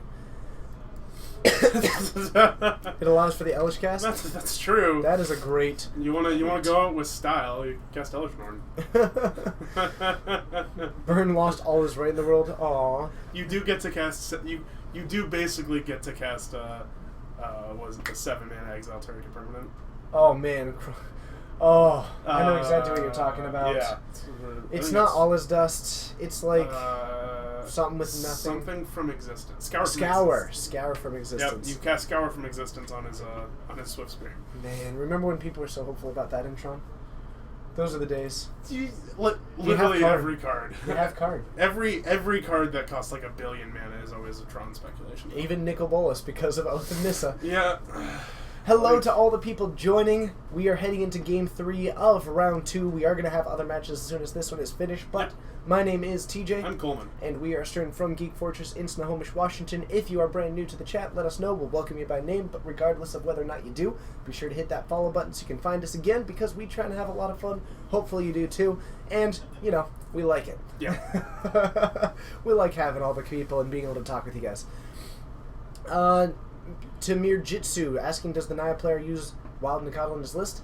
He does not. I believe he based his list mostly off of Battle mine. Nikado? Wild Nikado. Oh, Yeah. okay. And I do not believe he does. I think he based it mostly on my list, and I do not like the Wild Nikado. So I do not believe he's running it. He could surprise me with it, but I wouldn't expect it. Garrett's got kind of a rough draw where he has the rights in his hand already. Which is both good Yeah. and not good. In a grindier matchup, it's certainly not bad. Yeah. But in a situation like this, Yeah, I don't think I'd like having it against Burn. no, against Burn, that means that the earliest that you're going to get what you want is turn 5. Yeah. And that's problematic. Certainly it's not out of the question, especially Well, if he goes for an Iona, something like that. I mean, if he draws gifts off the top, it's great. Yeah, and with an Iona, it is going to be excellent. That Burn is not my Naya Burn deck, though I will say that my deck is out there. I think I've got 5 decks out in the field right now. I have 1, and it didn't go too well game 1. Ah, well, such is life. Yeah. I'm curious about how mine is doing. So, a pretty slim hand from Josh. It's like a Goblin Guide, though. 2 lands, a Goblin Guide, and 2 Boros Charms. There is one thing that Garrett is not lacking. It's lands, because he has 4 of them. And you know what? And actually, that Spell Spellsnar's not going to be bad. No, that's going to be able to take down the Boros Charms. Now, Yeah. Josh is going to have to play around that one. But if I'm Garrett, I'm going to be firing off a Path to Exile on that Goblin Guide Yeah. pretty soon, because the Like- longer it sits, the better it is. Especially since, well, it's awkward because your white lands don't really come into play untapped. Mm-hmm. So you probably have to fetch for planes. Okay. And with... Yeah, that was weird. I don't think I agree with trying to get an extra thing out of the Goblin Guide. Mm-hmm. Like, it just opens you up to maybe he plays an Eidolon first, and then you have to do it now, and it's just... I think if you're gonna do it, you should do it on his upkeep. Mm-hmm. So, as far as the attack, Yeah. at least it lets you maybe get the land. Yeah, It I don't gives know. you information. Plus, I think part of the reason why might be is that if Josh goes for, like, that add-on, he can use the Spell Snare.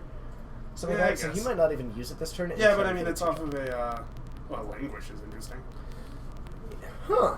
That is a curious card to bring in, actually. But, like, in order to hold up the spell snare, you have to shock yourself, Okay. which is not a great thing to do. Since you're going to be playing an island this next turn. So there we have the path. Gonna be shuffling away that Languish. If I was Josh, I would fire off this Borostrom right now, since you know he has a spell snare. And it also just gives you the ability to next turn go for something like suspending the Rift Bolt as well as firing off the other one if Garrett starts trying to do anything otherwise. Yep. So, especially since Garrett's at 17 and you're not gonna.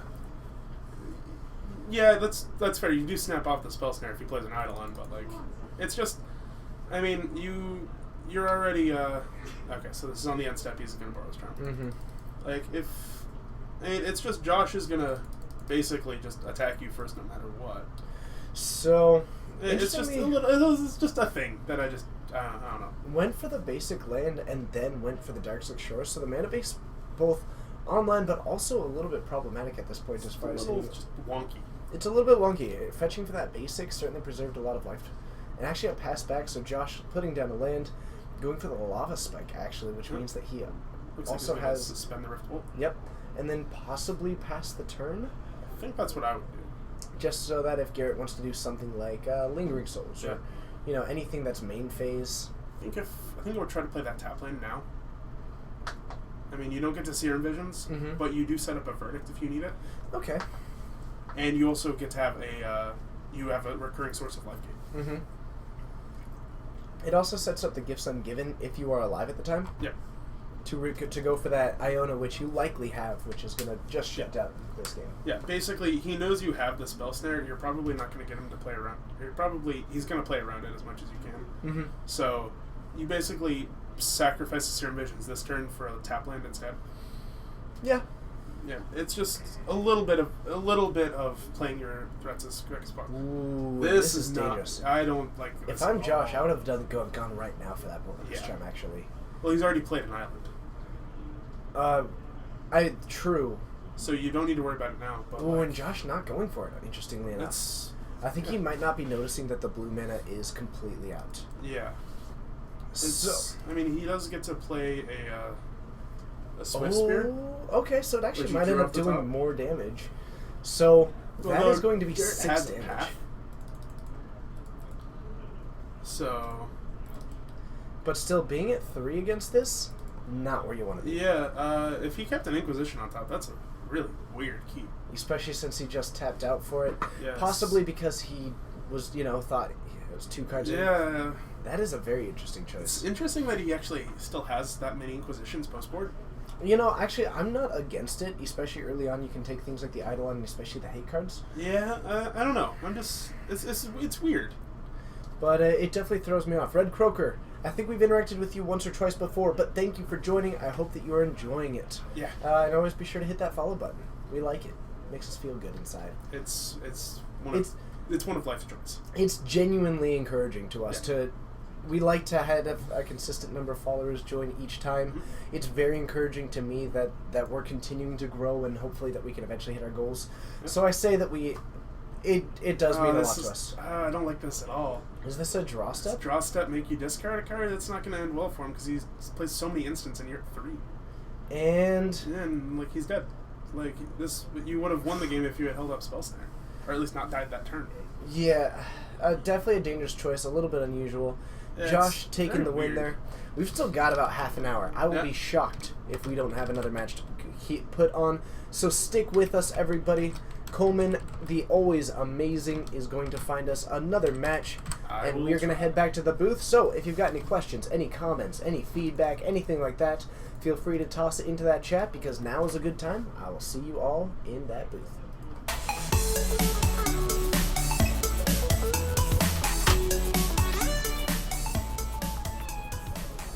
Hello and thank you for joining. Looks like we're just above 80. We had some numbers. We were putting up some numbers and then dropped some. I'm not sure if we end up getting one of those little Twitch glitches a little bit, but thank you to all of you for joining. It is a blast having you, and I am always so excited to come back and interact with you on such a... 3 times a week is amazing. So, one thing to note, We do this stream 3 times a week. To anybody who is brand new, the schedule can be found right down here. We do Modern on both Wednesdays and Saturdays, though this coming Saturday, we'll be doing a pre-release, so probably not this Saturday, and that's very unfortunate. Maybe I'll take the opportunity and start streaming and maybe not play Magic, but just do some kind of discussion. Oh, man, I don't know. I'm going to have to think about it. If any of you have ideas of a stream that I could do on Saturday that is not the pre-release, but somehow just, maybe not a tournament, but a conversation kind of thing. If you have any ideas, send them to my Twitter, at RedBaronMTG. I'm certainly open to them, or we might just take the night off.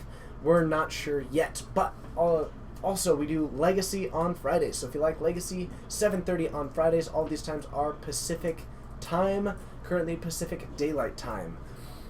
Oh, man. Sonora the Priest, you watch 4 days a week? I'm actually a little bit interested to see.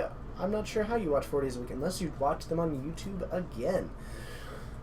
Deck Tech Saturday, I'm interested in. I'd have to figure out the best way to do it, or if I just spend the entire time talking about a single deck, or working through decks, or maybe just talking about other people's decks. Not sure. Metagame review of the archetypes for the pre-releases, NPAC, maybe, but to be honest, my forte is a completely constructed events. Sealed, not probably my worst format competitively. Draft definitely not far behind it. So I could do it, but it would be problematic and maybe not the most useful tool for the people watching. Just to be very aware of where I am not as non-strength. Let's go non-strength. Area of improvement. Did I know that there's a Minecraft boss fight based on my transition theme? I did not. As in the song? I'm curious, but I did not. That's pretty sweet. Sorry, has nothing to do on Mondays. Fair enough. Dakmore lets you keep loot until they're dead. I'm not quite sure what... talk about my deck. That is true. Are the current stats for the channel? Hey! Cisco Gaming? Cool, we have got some stats. I like it. Then Coleman and co-host talks about theirs. It's interesting. Chubby Grunt, if we stream it, might bring a crowd of potential new followers. That's true. If it's the pre-release, but sure, the pre-release would be very difficult to do. I don't know the cards very well. I don't have a really good analysis of the metagame, and also Limited is just not that exciting to watch unless you are on kind of one player's side. So for online streaming, it works better because you were able to watch them make those decisions going into it. I'm not convinced that it would be a great idea. Certainly someone could convince me. Get a list of sealed pre-release winning decks and try to go over them. It's something that I'm certainly interested in. Classic C, are we going to see some Jund tonight? There might be Jund out there, but Peter is not in the store at the moment. So not the all foil Jund, but there could certainly be some foil or some Jund out there. And some foil decks. Maybe not completely foil, or at least not to the point that Jund went to. What is the song in the intro, K Marchi? It is great to have you. I'm not sure if I've seen you before. It is called Nekozilla, Nekozilla, by Different Heaven. You can find it on YouTube under No Copyright Sounds. It's a great song. I really enjoy it. Oh, never mind. Apparently Jund is in the room. I was wrong. So, we do have Jund in the room. Also, I apologize if I end up losing my voice partway through this. I am still recovering from the talking for about 7 hours or so. Actually closer to 8 hours on Saturday. So, I apologize if that comes about. I should be fine, but I might cough every now and then. Oh, okay. So, the Gitrog Seismic Assault. Ooh. I mean, I like it. Mostly I just think that the Gitrog Frog is sweet. And I want to call it the Get Rocked Frog. Because people, when you play it, your opponent will get rocked. So I am excited about its potential. I think it almost might be more viable in Legacy than Modern. But I'm not 100% sure. I certainly hope to see some cool things happening. And as always, it just takes people trying new things out. Tell them to get on camera. I'm not sure if I can convince him to get on camera. Coleman currently trying to find a game for us. I imagine that he might just be waiting for a game to end, especially if it's one that has an interesting matchup going on. I know that there are, and I know that some people were always excited about the Lantern decks. There are 3 of them in our room of 29 players. They are trying to get to the finals because Lantern, not the most fun to watch, let's be honest. But if they make it to the finals, we have told them that there's a decent chance that they will get on the stream. So they tried to saturate the meta on the night that we got 29 players, which is very exciting for me. I hope it's actually a continuing growth in just the number of people. This is very exciting to me. We are 3 away from getting into the 6 rounds bracket, which is fantastic. Rabid Mountain Goat saying, please no Jund. You actually have a decent point. Recently, we ended up having Jund on there a lot just through the nature of what happened, and I think Coleman is back, so let's see what we have got. We've got nothing. Is it really the Lantern Control It's players? really the Lantern Control players. I mean, are they at least going to a new game? No. They're still in the middle of games. Man, I'm going to have a word with these Lantern Control players. Yeah, it's... One of them already lost. So let's play a game. Let's play a fun game, and it's going to be called Let's Build a Deck. Okay. So... I love Let's Build a Deck. Let's go ahead and do it because we're going to innovate. So stick with us. We'll be heading into round 3 shortly because those are the only ones going. Yeah, they're the only ones. They should be ending shortly. There is another game that's going to game 3 where I think it's pretty interesting, but I'm not sure if it'll actually go to game 3, which is Rally Fenza versus Fairies. Okay, so they're currently on game 2. They're currently on game 2. If it goes to game 3, We'll get them. we'll get them. Excellent. Okay, so we might have something in the meantime. Let's build a deck. Cheshire Sires, you're in the right place. You are about to have the perfect reason to hit the follow button. May I introduce you to the man who is at least our local... Yeah, probably I have cast multiple Time Walks in the same deck. Meet a guy who plays Mono Blue taking turns. I do play Mono Blue taking as turns. one of his main. Yep. How do you feel about it as a deck that is not popular? It depends on the format, obviously. If your format's full of Jund, don't play it, because it's very, very bad against Abrupt Decay and Kolaghan's Command. No. But it's very bad against Jund. But if you want to beat Affinity, it actually has a pretty good Affinity matchup, which is super surprising. I think it comes down to basically I need to apply a huge amount of pressure on the play. Yep. If on play draw in the Affinity matchup is huge. So, very cool. But mean, every other mid range deck is you do get to beat Lantern. No, I will say I got word that there was going to be a bunch of Lantern Control players, so I also seeded a few burn decks into our meta just to. And by seeded, I mean that's probably not the right word. But when people were like, "I need a deck to borrow," and I said, "Great, how about burn?" You can borrow burn. Actually, I have 5 decks out there tonight. I've got the one. I've got Infect, Green Red Scape Shift. I have got I'll admit Green this Red to you. Scape Shift was playing against Lantern. I will admit this to you. One of those Lantern Control decks is mine. Yeah, I know it is. I have also got what else do I have out there? I'm even forgetting. I've got Burn out there, and I have one other that I can't think of at the moment, but certainly a bunch. It's all kinds of fun. Every single way you can think to win in Mono Blue turns, I've tried. It's pretty sweet. And also... Lab Maniac's a good one. There are some records, at least on our YouTube channel, of Coleman playing the deck. I highly recommend it. Mm-hmm. He plays the deck incredibly well from a speed perspective. You have to play fast, otherwise you're not going to play the deck. I actually made him prove it to me before I put him on camera. Yeah. I timed him. He didn't know, but I timed him. It's at some point the turns actually become easy. You play a land, you play a Time Warp. Uh-huh. And then if you just always play your highest cost spells first. Oh, man. Cheshire that's thanks for coming to the GPT. It was great having you. If you want to come and join us more often, we'd love to have you. We've got 29 players tonight. Yeah. That is so cool to me. Yeah, I did not expect this. Now here's a fun question. We're over 100, by the way. Thank you to all the people who are making this consistently over 100. Our average viewership has raised to a point that I'm happy with. Being over 100 right now. Incredibly happy right now. That means thank you so much to all of you. Yeah. To anybody who's brand new, thank you for joining and being part of what is hopefully a growing community of Fortnites. To everybody who is still here, thank you so much for being the foundation of this stream. Yeah. Because most of our viewers come from the fact that we're near the top of the Magic streams when we're on, and that's because so many of you are so supportive all the time. So thank you. You guys are great. You're the best.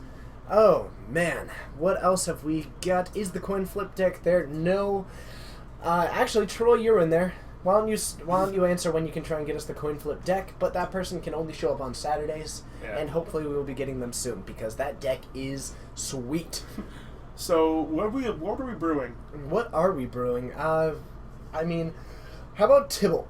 Tibble? Tibble. Okay, well the easy one is Madness. All right, so I'm thinking Mardu Colors because that Sure. gives us access to Flashback, Madness, and Retrace. Mm-hmm.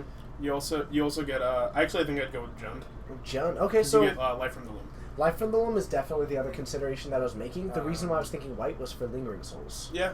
You also actually you could port an old standard deck that a Ooh. friend of mine made, which was 4-color. And, It actually I think it was 4-color because it splashed green for, I think, mulch.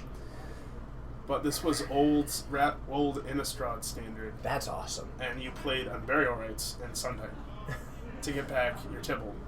Okay, now, actually, people are asking questions. We might not be able to brew a deck. Oh, I know. We'll have to do this later. Yeah. Actually, are you going to be doing pre-releasing Saturday evening? no. Okay. We have ideas. People are trying to convince me to stream, and so I've been trying to think of ideas of what we could stream, if Okay. not the pre-release, because that would be awful. Yeah, that'd be pretty bad. And it's not. It's our ability to do it. Yeah. It's not the fact that the No. idea is bad. I just have no idea what any of these cards do. We'd be bad at it. Yeah. Okay. Be like, oh, that 2/2 for 7, that does something. Have we tried the Grixis Gorios, the wannabe twin after the bannings? OmniZ, I have not, but send me a list. However, something to tell you. I came across a list the other day online in which I saw it, and I immediately thought, Coleman needs to see this. And it was Okay. called Father's Day. And what it was an Unburial Rites. It was a toolbox Gorios Vengeance deck using Okay. Bristlebrand, the Obsidat, Okay. and also just a bunch of other toolbox. Oh, like Jace? Yes, it was running Okay. Jace Vryn's Prodigy, and it was basically a toolbox deck that Is it uses... playing Hour of Need? I don't believe so. Ah. But I have the list. I saved it. I talked to the people who are there are 2 people who championed the deck. I talked Okay. to them, and I said, I've got people who are interested in this. Keep me updated as you make changes, and we can get this going. Okay. Because the deck is sweet. I think it's right up your alley. Doro, I'll be getting in touch with you as well, because it seems like it might be right up your alley. Rabid Mountain Goats, can we see Delver this week? Actually, There is a Delver deck actually in the room. is it AJ? 4 colors. Oh, is this sounds like There's this also sounds like green. Dylan. Dylan is not actually playing the Delver deck. He was Interesting. playing against the Delver deck last round. Oh, man. What are the odds of that? Yeah. Yeah, Hour of Need. I love that card. It's probably the one card I'm sad it doesn't get a lot more play. Hour of Need? Hour of Need. Man. Matt's going this weekend, but it's pre-release. And also Time of Need. Both they need to see more play.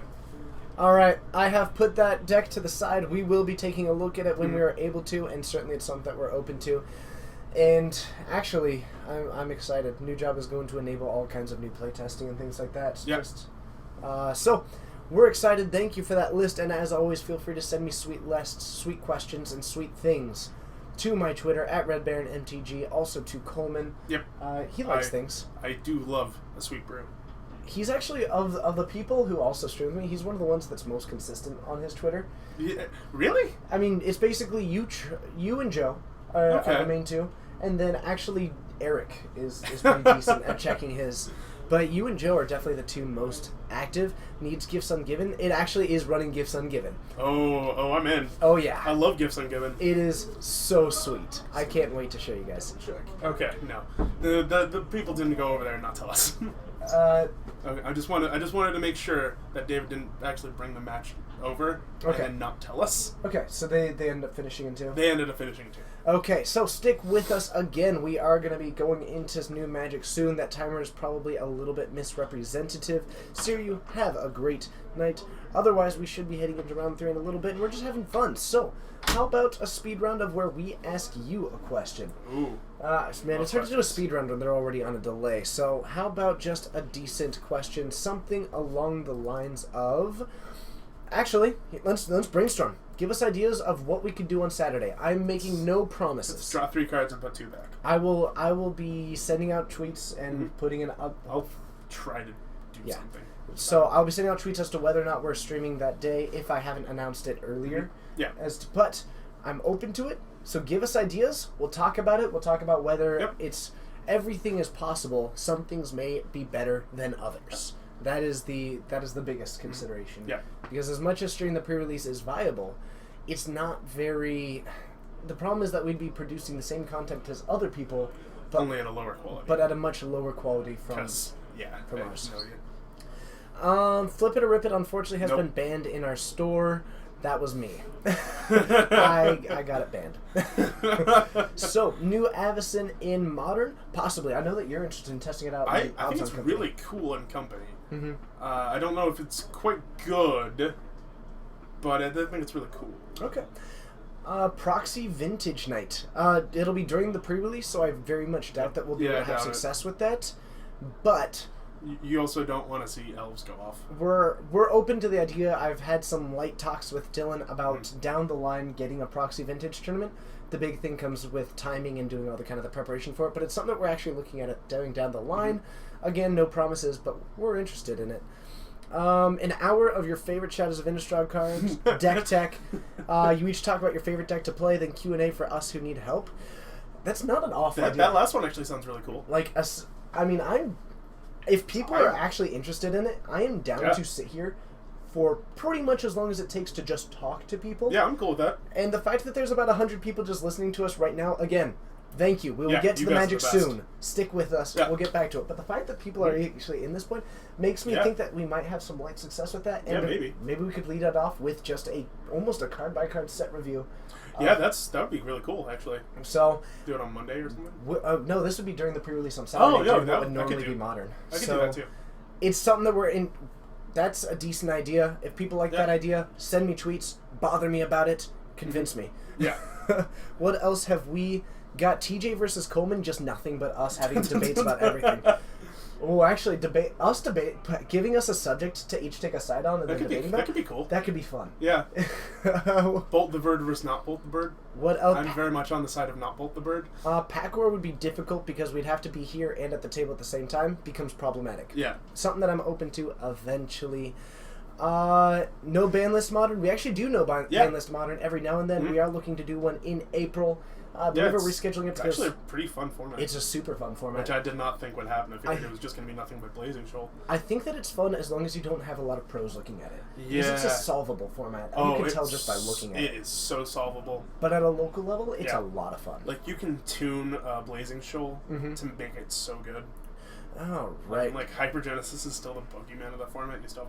You have to play Chalice on Zero blind because you need to stop Hypergenesis. Yeah. It's really annoying. It's super cool. And, like, Elves is still out there as a thing, which, awesome. I love me some Elves. But, like... let's... I would love to see Mental Magic. I love playing Mental Magic, but, like, you can't do that. I mean, mental magic between you and I. Would you like to play... Alright, are you ready for this? Okay. Unrestricted, not 4 of, rule, un... Oh, magic. I can't play the You not ready? 4 overall. You ready? I'm on the play. And 7 rocket powered turbid slugs. You're dead before the game begins. Nailed it. I'm gonna reveal Chancellor of the Annex. No! Okay. What time is the pre-release for Blue Dustman? That's a great question. I believe noon or 1, and then 6 or 7. It is on our Facebook page. It should be. I think it's on the Facebook page, yeah. It's just under Geek Fortress on Facebook. Certainly we can try and get those answers. Unfortunately, since I've... Again, very crazy week. I'm unable to answer that, which is a little bit weird. I really should know that. My apologies. A bracket of banned modern decks. I'm not quite sure what you mean by that, but Needs to be it's known. something that we're open to. 4 matches remaining. 3 of them are all 3 of the Lantern players. Yep, I know. Just one that to be known. I know. Yep. I know.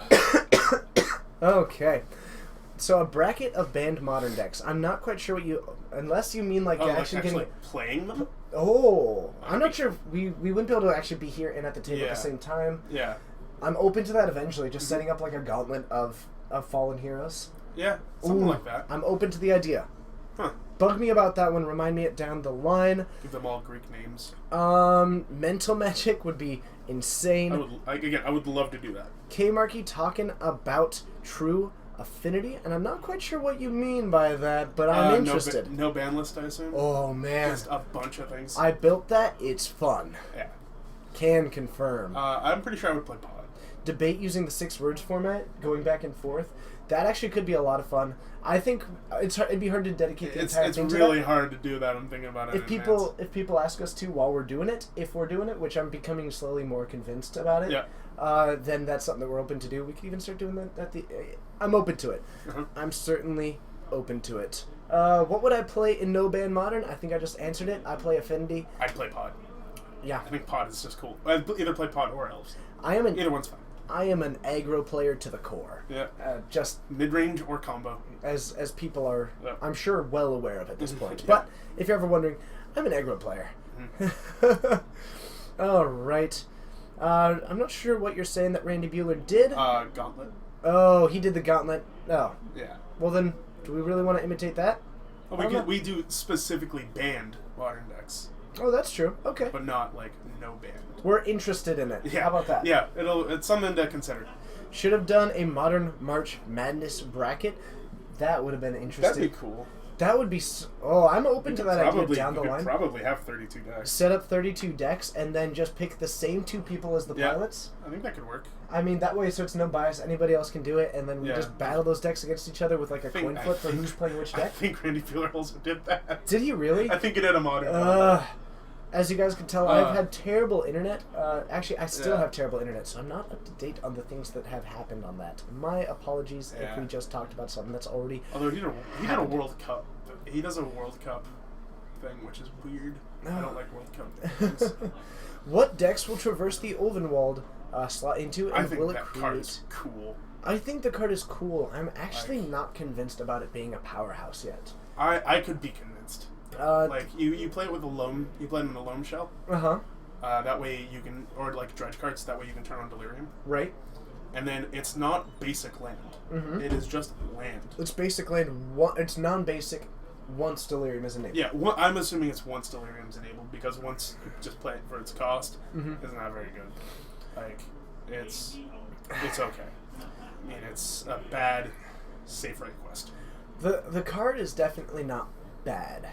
I'm really not convinced that it would replace anything that's currently out there. And I mean, there aren't as many good land choices as there are in Legacy.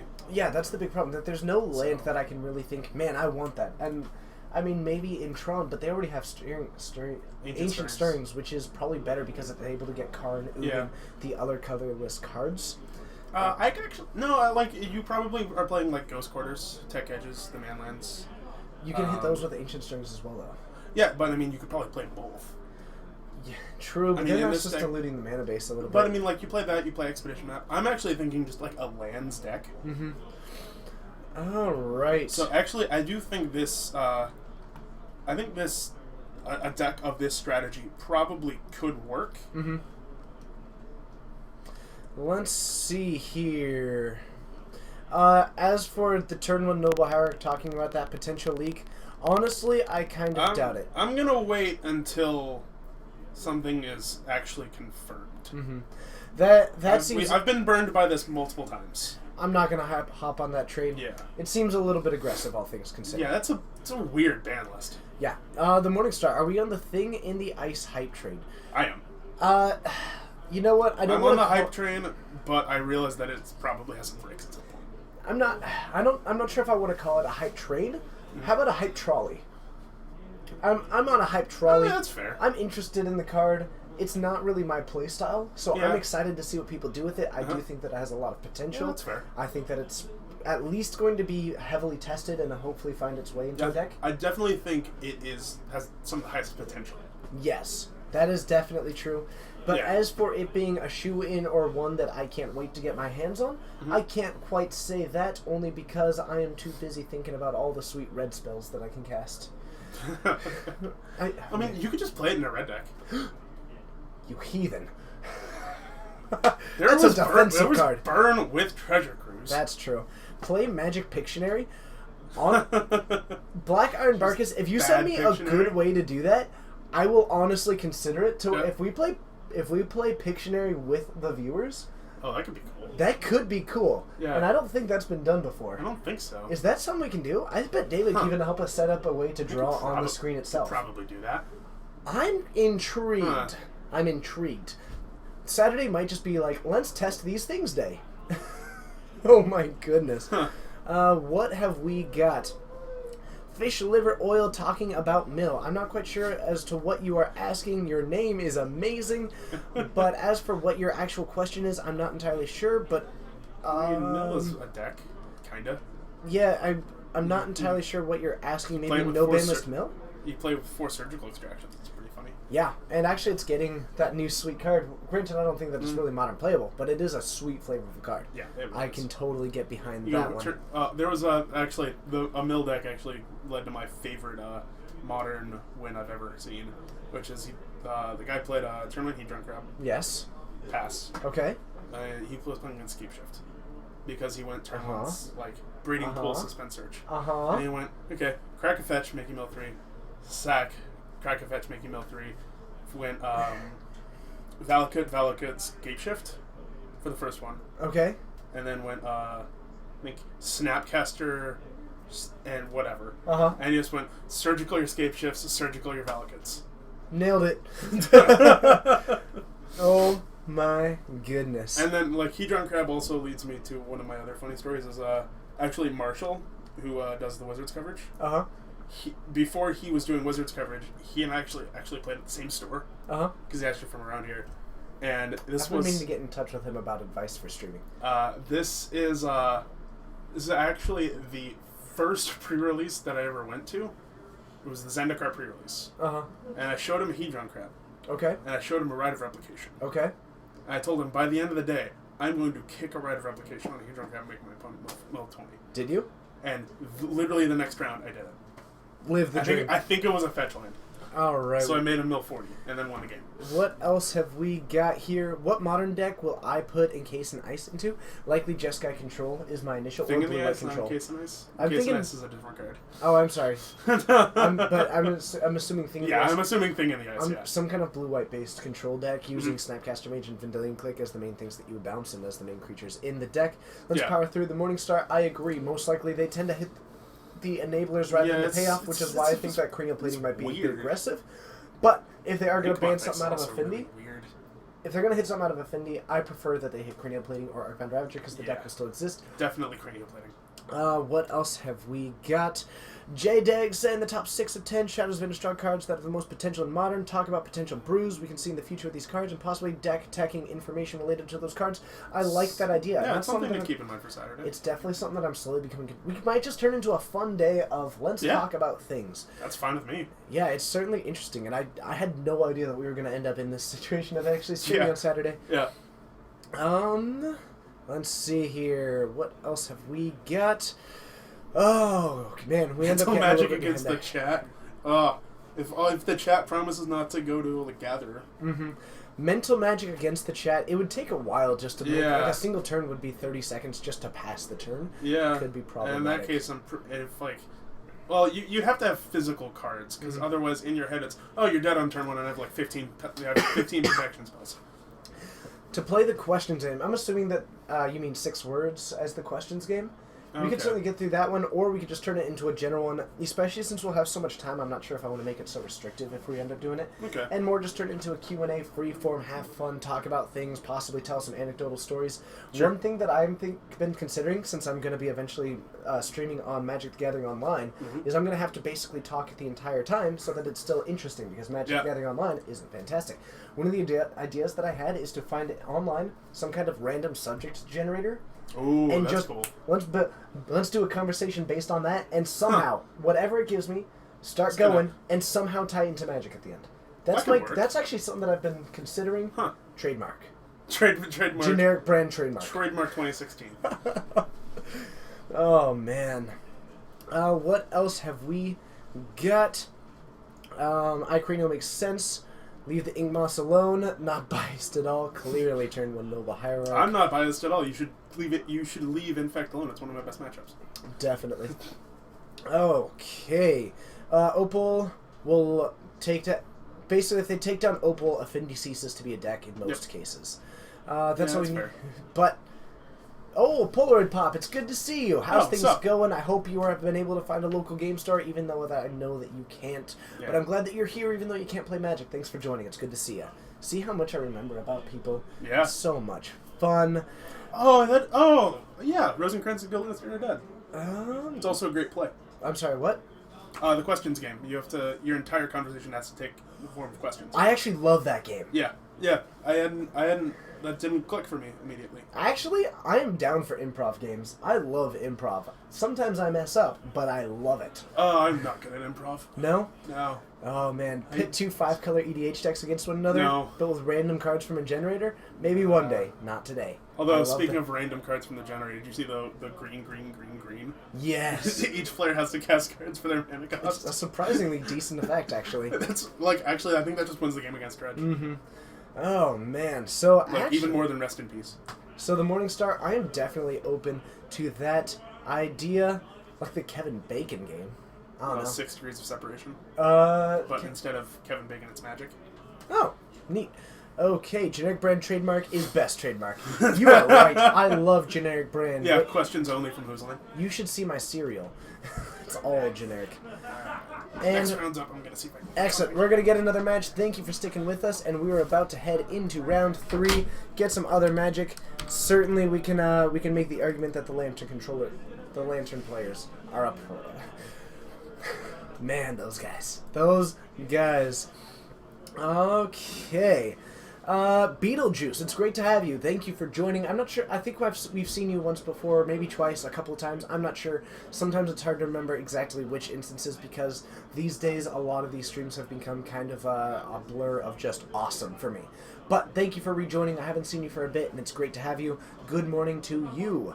Bontron, thank you for playing so much Magic vicariously through Geek Fortress. We certainly appreciate it. I hope that you're having a blast doing it.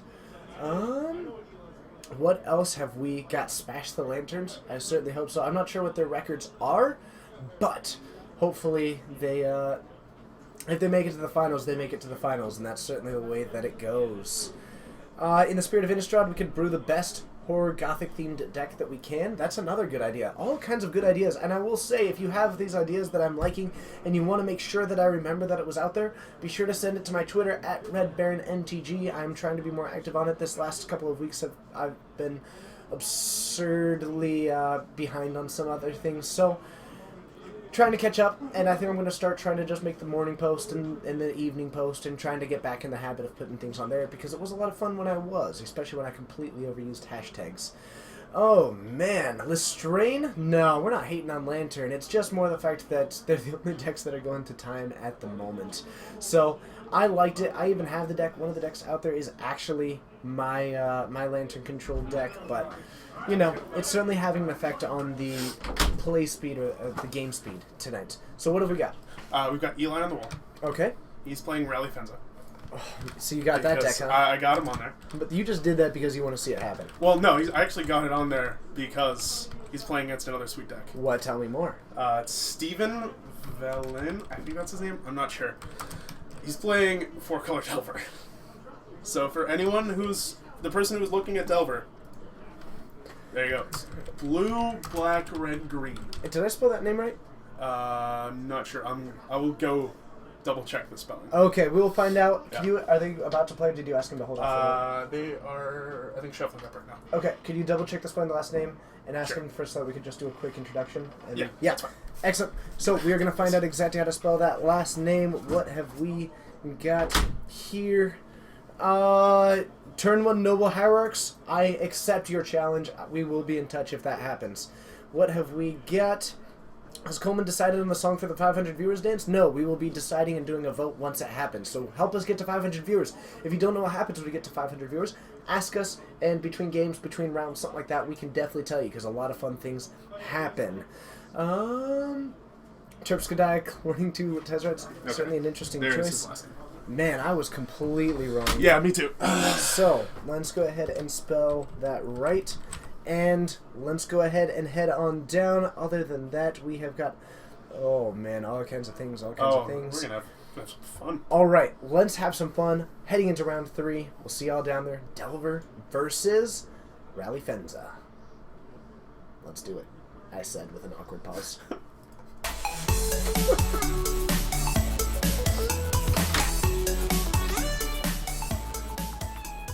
All right, so both players getting ready now. In about Oh, sorry, Eli's not on that. He switched on me at the last second. He's playing Shamans, which is also cool. I love this deck. Did Yeah. he put together Shamans? This is actually he and another player switched. So that other player is playing Valley Fenza, but he's playing Shamans. So this is actually... I loaned him the deck, he loaned it to someone else. Brilliant. Yeah. So a turn 1 Stomping Ground into It's like a 17. Flamekin Harbinger. Yeah. Now we're going to be looking up some cards for this one. You will be looking at cards. I know what all of these cards No, I mean I'm going to be putting them up on the card viewer. Yeah. So it's a Flamekin Harbinger for Rage Forger. And Rage Forger, of course, the reason to play Shamans. Yeah, that card is something else. I believe a 3-mana 2/2 that when it enters, each other shaman you control with. Rage Forger goes on top of your library, Eli. Okay. It's not in your hand. The best type of pause? Of course it's the best type of pause. Skolin, it is good to see you. Mm-hmm. Shamans, I mean, we can get the list, right? Yeah, I'm sure I can get the list. We can get the list. Remind me on Twitter. I'll do what I can. So this is actually a pretty good hand for Eli, because he's got double Wolfskull Shaman. Wolfskull Shaman, one of the other reasons to run the deck, just Yeah. because of the inherent way to get out of the 2 Yeah. ones. Now, 4-color Delver starting off with a Thoughtseize is pretty interesting here. Yeah. So, just a basic swamp as well. Mhm. I'm pretty perplexed, Yeah, all I things think- considered. I think he might have a land light hand, Hmm. which is entirely possible, I would assume, because I don't know any of the cards in here other than Delver, because that's what he told me. Okay, so... I would assume a Wolfskull Shaman's going to come down here, which is as the very So the Wolfskull Shaman kinship at the beginning of your upkeep, you look at the top card of your library. If Yep. it shares a creature type, you can reveal it and put a 2/2 wolf in. Needs Yep. to be a shaman or an elf. Most of these creatures are shamans. Now, it's still not actually a definitive guarantee that you're going to get it, yeah. but we have got a bolt, So this and Rage Forge is going to get taken down. that is very unfortunate for Yeah. Eli. Not the worst thing, all things considered, but No. it is going to be impactful just because of how huge that card is. And you Yeah. can actually bring that up now because that is going to be the big card that when it lands on the battlefield, usually the tide is turning in the favor of the shaman Yeah. player. That card is very, very good. Mm-hmm. So Rage Forger, it is a 2/2 for 3, but when it comes into play, you put a +1/+1 counter on each other shaman you control, That's a lead the Stampede. and that's going to be excellent. That card's going to be very good. So, cracking that fetch, going to go down to 16, and possibly going to be casting that Lead the Stampede now. I actually wouldn't be surprised if he went to 14, because having red is pretty important. Mm-hmm. And I would imagine. I think he's just shuffling up. yeah, Lead the Stampede is another one of my personal favorites. yeah. You look at the top 5 cards, Yeah. reveal any number of creature cards, put them into your hand. Going to be pretty interesting. It's like a mini collecting company. Mm-hmm. I mean, close at least. Yeah, it's 5 versus 6. You know, put 'em in the Terpskadai, as far as I know, they haven't apologized for Infect. Actually, I'm pretty sure Wizards is overall a fan of the mechanic. play. I think so too. I think they're just not a fan of how it was implemented. Yeah, I personally love Infect. Kind of mediocre. I think it's cool. So we have got, man, that is a sweet Flamekin Harbinger, Elvish Visionary, Eternal Witness, and remind me of the name Iron of this one. Shaman. Thank you. Yeah. I knew it was a shaman because the old 3 mana draw 4 cards. pretty solid. Pretty Yeah. solid. Take that, blue. What do you mean, recall? No, I'm gonna draw an extra card. Sorry about that. Yeah, Okay. that's gonna be probably one of his best ways to get through the 1-for-1 removal Mm-hmm. by just drawing 4 cards. Yeah, and it's going to be a huge amount of advantage. Now, And he's gonna turn 1 to get back to lead the Stampede. we have a Terminate in the hand. Looks prepared to use, or at least keep it at the front. But actually, this Delver player, for it being a Delver deck, has not been doing a whole lot of proactive plays. kind of looks like a Grixis control deck. Almost. I'm That's a an little bit overdoom. curious. And there we go. We're wrong. Yeah. So we have a Remand. We have a Bolt. So this is still looking a little bit 4-color control-ish, but liking Yeah. what he sees on top. And I think he kept a Bolt on top, followed up. Or was that a Remand followed by a Bolt? I Because that'll think let it him was draw the into the Bolt. Bolt followed by the Remand. Mm-hmm. Then I think he has a Sleight of Hand in his hand. Ooh, Rage Forge is a good draw. Yeah. A little bit unfortunate that he doesn't end up getting the wolf for it, but Yeah. all things considered, that's a great one. Yeah. A Flamekin hard. This is actually a really cool. This is a really cool play that Eli's doing. He's going to search for a creature and then he's going to draw it with the Elvish Visionary. That is a very cool play. So it's actually a synergy that actually doesn't show up very often, but it's really cool. Mm-hmm. So, is that a second Rage Forger? Yep. Yeah. I think that's actually the third one because he drew one first turn. Well, okay, sorry, the second. The second one that will be that in it. Steven That will have access to. Yeah. Yeah. So we are going to see this Elvish Visionary, and that's going to put the other one in hand, which is going to be excellent. And I don't see a whole lot of hand disruption left in Steven's hand. Yep. I do see a Snapcaster, so he might try going for something like that. Yep. Especially knowing that Rage Forger is now in there. Yeah. We might see him actually go for the Snapcaster into the Inquisition to make sure that he gets rid of that card, because it is such a key piece of this Yep. deck. And also, like, Steven's mana base is really doing damage to himself. Yes. He's at 11, and pretty much none of it's due to his... Yeah, I think Eli has dealt maybe 4 or 5 damage, something like that. Not very much. Okay, so we have got... It's like he's going to pass. It's Probably interesting. could just be keeping up that remand up, mana up, so that he can maybe do a remand or a snap. I guess not a whole lot of options that way. I'll be a little bit curious to see what Steven tries to do to prevent what Eli's doing, and I think most of it comes down to trying to do a remand with a bolt as a follow-up, and that'll be surprisingly good against what Eli's doing, because if he tries to drop... Ooh, I like this. Tree. I like it a lot. That way, if he goes for the remand, you can still do stuff. Mm-hmm. He doesn't have the second land, unfortunately. He doesn't have a land, unfortunately, so he can't just... No, but he does have Bolt available, so we might just see him go for the swing for 3. Mm-hmm. All things considered, I think Steven's going to be... Or Eli can be fairly patient, just because... I think so too, yeah. You know, at this point, if I'm Eli, I'm assuming he's on a control deck. And that Visionary... Okay, goes for one of the Harbingers. Sure, that's probably a better creature to hit. I think all in all, they're both about the same at this point in the game. Mm-hmm. So... I can't imagine that one will benefit you more than the other. Yeah.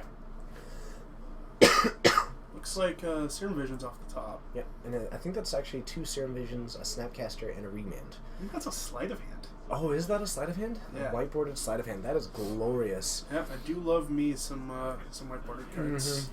So this has so far actually been a pretty sweet deck, and just passing back to Eli again. I think we're going to be seeing this Remand. Getting in with the 1/1s. So... Eli going into it again, probably going to be leading with this. Probably would lead with the Shaman again. Yeah. So we've got the green, and so we've got the Burning Tree Shaman. Now we're going to find out if Steven is going to practice. Emissary. I'm sorry, did I say Shaman? Yeah. I did say Burning Shaman. Tree Shaman is actually in the deck. Oh, brilliant. Okay. Yeah.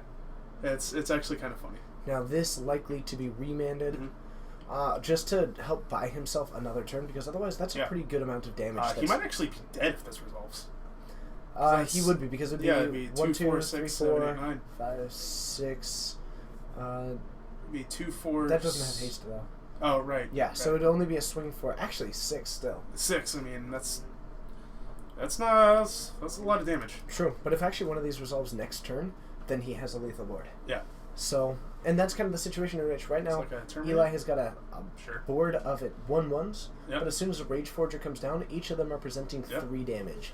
It is extremely cool. I will try and get a deck list. It's certainly not an unknown deck, but it's extremely fringe. Yeah, it's not unknown, but it may as well be. Yeah.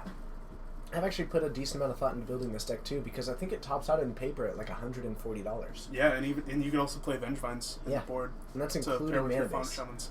Yeah, well, like the fetch lands are the most expensive card in the entire deck. Yes. And then I know last week the player who normally has this deck was testing out Collected Company. Mm-hmm. He came to very, very mixed results. I have to say that I don't really feel like it's the right call. Yeah, I don't think so either. I think you just want to have more creatures. Mm-hmm. It's certainly not bad, but I just don't think that it quite fits into You could probably play a couple on the board if you were so inclined. Yeah, and if you're in a little bit of a more controlling meta or a board wipey meta, then I could definitely get behind it. There you go. Okay, and the Tarmogoyf coming out, that is going to put a pretty decent wall out. There is a Tarmogoyf dice out there. Hopefully they notice it and get it for us. It's probably going to end up being like a 4/5. I was thinking the same thing. So. Yep, 4/5. Ooh, we nailed it. Oh, come on. Thank you. Thank you to Steven and Eli. I'm pretty sure that was Bryce. Because Bryce and David are sitting right next to them. Oh, really? Yeah. Okay. So Okay. I'm going to put... Oh, he just has a choice of 2 Lilianas. Sure. I mean, yeah. Liliana in a control deck, also weird. Or, I'm sorry, in a Yeah. Delver deck. So he may... I mean, I definitely saw Delver in his deck. There is Delver in the deck. Yeah, definitely. Okay. So, yeah, they must hear us through the wall. Yeah, we just... I mean, Coleman has I do have a booming voice. He has an amazing ability to shout. It's pretty great. Yeah, it's actually... it's kind of insane. Mm-hmm. Okay. So if I was Eli, I would slam this Rage Forger and just attack. Because that way you put him at 2. And then he's actually dead to the bolt next turn. Yes. So we Okay. do have the Rage Forger. Just with good. only a single mana up. Now we're going to see some +1/+1 counters getting tossed onto those Yeah. creatures. Even using the same color counters. Oh, I can appreciate It's that. so good. So, we're So going yeah, to see... attack, deal 2 to you, go to 3. And actually, it's going to deal another 2 damage. And right now, it's even actually a kill based on just the board itself. Yep. Gonna block that. He's gonna take 2. And go to 1. Goes to 1. So now fetch lands, not usable. Yep. Now granted, Steven doesn't really All need them. Eli has to do is literally attack. Does not have to deal damage. Yep. There is a Snapcaster in Dark there. Confidant's not what you want to draw. No. That Snapcaster might end up using a Terminate almost on the Rage Forger, actually. I think, well, you have to kill the Rage Forger, you're dead. Yeah. So, like, this is... And either way, it doesn't matter since Eli has a bolt. Definitely true, and he has no real way to interact with that. Yeah, since you have to use the Snapcaster Mhm. to terminate. So, the Liliana, the minus ability, not going to be super effective Nope. just because he can get rid of the... he can get rid of the hard... Actually, the minus on Liliana could actually The do a good minus, job. the minus will be fine, but then you have, a Death's a bolt. Snapcaster in your hand, and you know he's... Or you don't know he's a second Rage Forger, but... Yeah. And this is where we are about... Actually... Yeah, I think Eli's about to take it Yeah. just with a nice bolt on his turn. Yep, you could even play the Rage Forger and attack. All kinds of options. Mm-hmm. So, Reclamation Sage, it does not matter. no, and is that usually just a It does one of not. in the main board kind of thing? Yeah, Where it just... because it's a shaman. Yeah. You can search for it. I really hope Eli doesn't overthink this. With only a single blue mana, I think I'm more likely... The only card I can think of is maybe Spell Pierce. Possibly, but especially in the main board, I wouldn't really expect it. Yeah. And he's not... I think you just go for the bolt because you aren't dead to the... Yeah, there we go. Yeah. I Yeah. like it. Because he isn't dead to the swing back. Yeah. So there's not a whole lot of risk in just going for that and maybe reapproaching it next turn if that doesn't Yeah, work. I couldn't imagine not doing anything there. Okay. So, hello to all the people joining us. We're at about... we're over 130. Thank you to all of you wonderful people for joining us. I hope that you are enjoying the show. Yep. If you are brand new to our stream, be sure to hit that follow button. So let us know that you're brand new, and we'll welcome you by name, or at least do our best to, unless for some reason it gets buried in comments and we miss it. But we do like interacting with you guys. So if it's possible for us to welcome you, and if that would enhance your experience, then we are more than happy to do so, because Yep. we like doing that. It's fun. So, for those of you who aren't aware, my name is TJ. I'm Coleman. And we are streaming from Geek Fortress. It is in Snohomish, Washington, to 12 Ron Ron. I'm not sure if you... I don't think that I've seen you previously. Have you? I don't think so. 12 Ron Ron, thank you so much. It is great to have you. I hope that you are enjoying it. If you ever do have any kind of questions, comments, feedback, let us know. It is great having all kinds of people there. B-Proxy, I know you're not new, but it is good to see you. C Guns HD, good to have you. Thank you so much. I don't think I've seen you before either, and the same policy goes to you as well. Yep. If you ever do have anything for us, let us know. It is great being able to interact with all of you on such a consistent basis, so I do hope that you rejoin us. So that actually is kind of interesting. I'm not actually 100% sure of what Eli's sideboard choices are. I know he has Blood Moon, and I assume Blood Moon's coming against the 4-color deck. That's just the way Modern is. You gotta have to worry about Blood Moon. I think I saw Choke, which Choke would not be my first choice here. I think he also has access to more Rex Sages. Stigma Lasher, which is one of my favorite, which is another good one. But this is not the matchup for that. No, Stigma Lasher is really great. Um, I'm going to do a very quick shout out to 6,000 bees because that's a hilarious... Oh, wait, that's 60,000 bees in the chat right now. Oh, I did? Yeah. Oh, huh. I wonder if they were in Arizona. Hope you brought your beekeeper suit.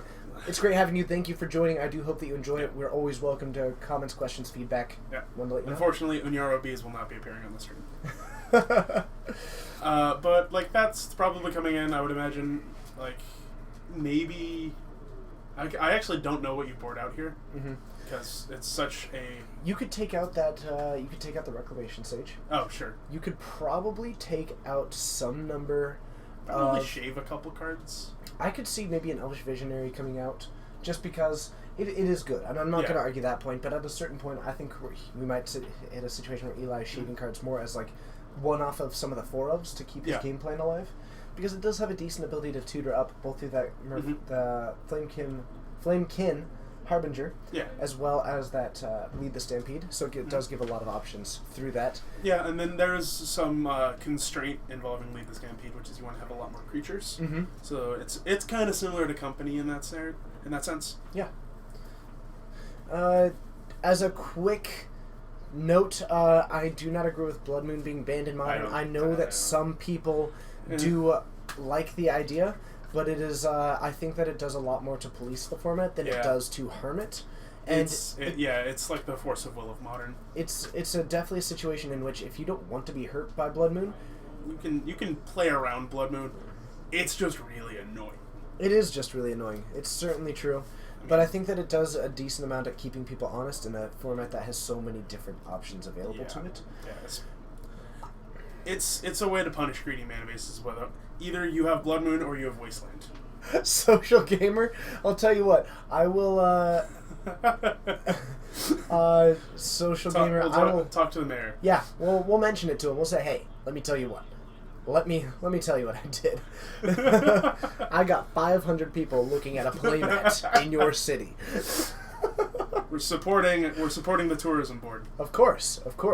We're going to become not our antiques, which is what we're known for. Yeah. It is, in fact, Geek Fortress. Okay. So, what have we got here? As for Blood Moon meaning more deck diversity, I actually think that it would mean less, because more decks could splash multiple colors, which means the same best cards in each deck. An argument, again, it's an argument that could certainly be made in a lot of different ways. But honestly, I think if there was no Blood Moon, I think you'd probably end up with a format very similar to Standard right now, which is everyone plays the best cards, which should mean that, there's a lot more stuff because the lands are so good, and it's just going to be, no, I'm just going to end up playing all these best cards. Yeah. Take a look at the most recent Standard environment. Yeah, exactly. Yeah. Which is good, but also very four-colored. Yeah. So... Yeah, it's I'm fine with Blood Moon. You just gotta deal with the variance that comes with it.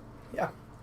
Looks like Eli went from 4 lands that was probably a little too slow to keep to no lands. So hey, polarizing is important. It really lets him see the wide range of the deck's potential. Yep. It could have been worse. It could have been 7 lands in your opener. That's true. Oh man, I have way too much. Thanks everybody for letting me have fun with this on such a consistent basis. I am certainly going to have to figure out some kind of way to... I'm destroying my voice this week. Yeah. It's... Yeah. The question for... Is it bannable? Technically everything is. Yeah, I was going to say, everything that's modern legal is technically bannable. I doubt that it'll happen. Again, people disagree. Yeah. And... I think Eli actually has to keep this, because it has 1 land in it. And, yeah. He kept his other card on top, though, which is going to be fairly nice there. Okay. We have got him going for apparently a fetch shock with like a Delver. Okay, so we might actually see the Delver impression this time. we might see the other half of the deck. Mm-hmm. Yeah, this is a very interesting deck that he's coming up with. Yeah, I might have to get this list as well. What's the other one that we wanted? The Shaman's list. The Shamans, we need the 4-color gifts. Delver, and the Gifts. Gifts list. My goodness. We need so many lists. Because I am excited to have 15 deck lists to have on my to-do list. It feels like, we're dealing with maybe Santa Claus has just a little bit more lists than we do. Ooh, okay. But so, not much. Breeding Pool into a Serum Visions from Steven. Looks like keeping some of those on top. Yep. So, definitely what he wants to be doing. You kept the land. Okay, which is good. Mm-hmm. And we have got a Windswept Heath from Eli. Mm-hmm. but not going for a turn 1 play in a deck that has a decent amount of 1-drops. Not a huge amount. It's not a whole lot, but it's not 0. And there is the Delver on turn 2 from Steven. I think he might have made that play knowing that the card that is next is going to flip that card. Sure. Definitely a little bit of an interesting choice, and I'm not sure how I feel about it. And actually, looking at how many lands are in that Delver player's hand, I do kind of have to root the Serum Visions early on. Yeah. Because I was going to say, if it was a decent hand, I think I prefer Delver, because you might blind flip it. Yeah, that's always the whole Ponder on turn 1 versus Delver on turn 1. Right. I've always been more of the play Delver on turn 1. I think just flipping it on 2 is just so much better than not. 2 Grunt. Why not make everyone submit deck lists? Because we are at a casual REL event, at a twice weekly event, and to make people fill out deck lists and submit them ends up being a huge logistical nightmare, both in the amount of paper that we need, and also just it becomes problematic for people who want to join and weren't aware, things like that. So Okay, I assumed. we're gonna Burning Emissary, sure. Cavern Naming Shamans. Yep. All right. There's a card you don't see in Modern every day. Bosk Banneret. That is a very good card, though. Yeah, it's pretty sure the only Banneret that I could even see being remotely playable. Yeah, I have to agree, but it's hard to even claim that one, especially outside of this deck. Yeah. Well, then again, maybe the Merfolk is playable. But that's because every Merfolk is playable, probably. Okay. So, Delver flipped, and it looks like a Bolt taking down that Bosk Banneret. Definitely a reasonable choice, especially because that is essentially a bird right now, except even more so. Yeah, and it attacks for 1, where bird doesn't attack for 1. Okay, so hit and going down to 16. Optional filling out a deck list, we currently do, but it's hard to provide paper for that because that's expensive. But we do try and get them from people. There are some people who provide me deck lists. I'd like to get more people in the habit of it. The Xur deck list I do have. It's on my to-do list to put up. So Beetlejuice. That player is he plays a lot of stuff. Okay. It's like he might be going for this Irish Shaman face down. Oh, he's a second Bosk Banneret. Okay. Sure. And actually, if he has a 2-mana, it looks like the Irish Shaman going to be coming down. I think I'd much want to. Irish Shaman, it has a very interesting ability. I think I'd want to morph it. I don't know. I'm greedy though. I think in this situation, in which his opponent's at 17, he's at 16, he might be going for the option of playing out more threats. Yeah, it is a 2-mana 2/1. That has what? I think it's been keyworded now. I think it's Menace. Yeah. Deemzer, that's not a bad idea. That's not a bad idea. I'll have to look into that one, setting up some kind of place where people can just dump their deck list in there. It's something that I'd like to get more efficient at, certainly. And actually, here's the difference between game 1 and game 2, which is Steven actually has a clock. Yeah. So it makes all this removal actually, significantly better. Yep. To 60,000 Bs, we do stream Legacy Fridays at 7:30 p.m. Pacific time. It's currently 9:19 where we are, if that is at all helpful for you. Yep, just animate the Mutavault and just start bashing. It seems a little bit interesting to go for using the, I think he might have a Bolt up or something like that. I think he has a Bolt and a land. Okay. So then, yeah, going for that Cavern of Souls is probably pretty justified. But we've got to swing for 1, 2, 3, 4, 5, 6, 7, 8. I think he's got a Snapcaster. Which is going to take down one of them. Probably the Mutavault. Likely the Mutavault. That's still a hit for 6, but likely that Snapcaster going to be trading with the Bosk Banneret. Bosk Banneret's a 1/3. Oh, it is a 1/3? Yep. Okay. So actually going to be going for that one and then maybe trying to trade with the Mutavault. Yep. That's going to be a hit for 4. Yep, and I would, if I was Eli, I would take this opportunity to bolt the Delver. Because that way you get rid of his clock. Yeah, that's definitely a great idea. Okay. He's not going to have, I don't think he's going to have any kind of counterspell. Should definitely bolt the Delver. Yep. So going for it now, and I like this play a lot by Eli, passing it back ahead on life with 2 threats. Both players starting, Eli out of resources, but now... Bob's a good one. Bob is a good one, but not incredible against this. Yeah, he's at 11, and 2/2s are not a slow clock. No, especially 2 of them. Yeah, especially one that can't be blocked except by 2 or more creatures. So we have got the Dark Confidant coming out. Still does have a Bolt, so that means that actually we could see a full board wipe happening right now with a Bolt going towards that Irish Shaman. I mean, a Rage Forger at the top is probably the best around his deck. Mm-hmm. It's a green card. Oh, that's a Lead the Stampede. That is so good right now. That card's incredible. You should attack first, but Doesn't look like he's going for that. I don't think it honestly matters that much. Because casting this first means he doesn't cast a spell. He's got 2 Rage Forgers. That's about as good as it gets. That's pretty good. I mean, I guess he could have gotten, but if you're going to only hit 2 creatures. Yeah, if you're only going to hit 2 creatures. Definitely. I mean, those are the 2 you want to hit. As for the discussion via bans, Should it What- pretty much... what- I think... I'll toss out a casual suggestion to her. Let's be a bit more positive as far as what we. I don't know. I'm a big fan of not banning cards, Yeah, me too. and so I think about advocating for bannings of any sort is certainly somewhat toxic to the format. Yeah. I think Eldrazi is definitely justified, and it's definitely one of those few cases. But in general, I try to avoid a lot of ban talks just because I'd rather take the mindset of adapt as opposed to just defeat. Yep. That's So fair. just to toss in my I'll get over 2 a cents second there. source here. So, I guess now's a good time. What do you think of that attack with just the Irish Shaman? So actually, I disagree with it a little bit because attacking with that the Burning Tree Emissary, your worst case scenario is that it trades with the Dark Confidant, and that's exactly what you want right now. Okay, but I mean, knowing that you have two Rage Forgers in your hand, and that next turn, this probably could be a 3/3 and just eat the bot. I mean, there's definitely that argument to be made, but if you're going to be in control of the game, you'll be in control of the game regardless. So he would get that Terminate, but, now that he's able to get... Actually, that's going to be very good as well. Yeah, that Inquisition's So, really good. I have to feel like giving them any sort of card advantage when you're that aggro deck, when you have the ability to possibly prevent it, more likely we'd see Steven not even try to block it Okay. and just take the 2. He might have gone for it and tried to do a full board sweep, but that's a really dangerous position for Steven, and I think it was more of a free attack from the Burning Tree. Okay, I also agree, but I think the scenario of a trade is actually probably better for Steven than it is Eli, Mm-hmm. because he is at 5 and your opponent is playing Lightning Bolts. Mm-hmm. So, I don't think it's as cut and dry. Okay. Absolutely. There's variation. It's hard to say that my play is exactly correct, but that's just what I would go for, and that's definitely from the mindset of someone who is a big fan of turning creatures sideways. Yeah. I mean, I'm much more of the combo player, so take that for what you will.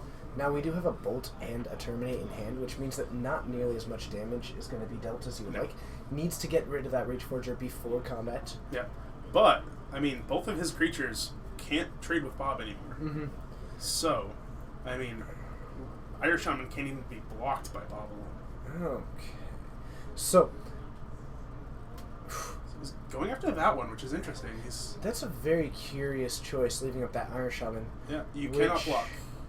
And I think Steven is about to realize... Yeah, you cannot block. Okay. So that's going to deal 3 damage, and right now Steven needs to draw an answer. Entirely possible. That is That- unfortunate. He just did not realize what the card does. Mm-hmm. Okay. So, what have we... So, yeah, Bob Trigger and he dies. Okay. That is unfortunate. I was gonna say it looked like you forgot his Bob Trigger, and then I just said, "I've had to have mounted him." So Shaman's taking it. Let's go ahead and get another match going up. Yeah, We've got I'll plenty see of what I time. can We do. should be able to get one. Yeah, we'll get one. Definitely. Coleman, I believe in you. All right. Let's get it. Stick with us. I'm going to introduce myself in just a moment. I'm going to introduce Coleman even though he won't be here. I'll see you all in in advance. the booth.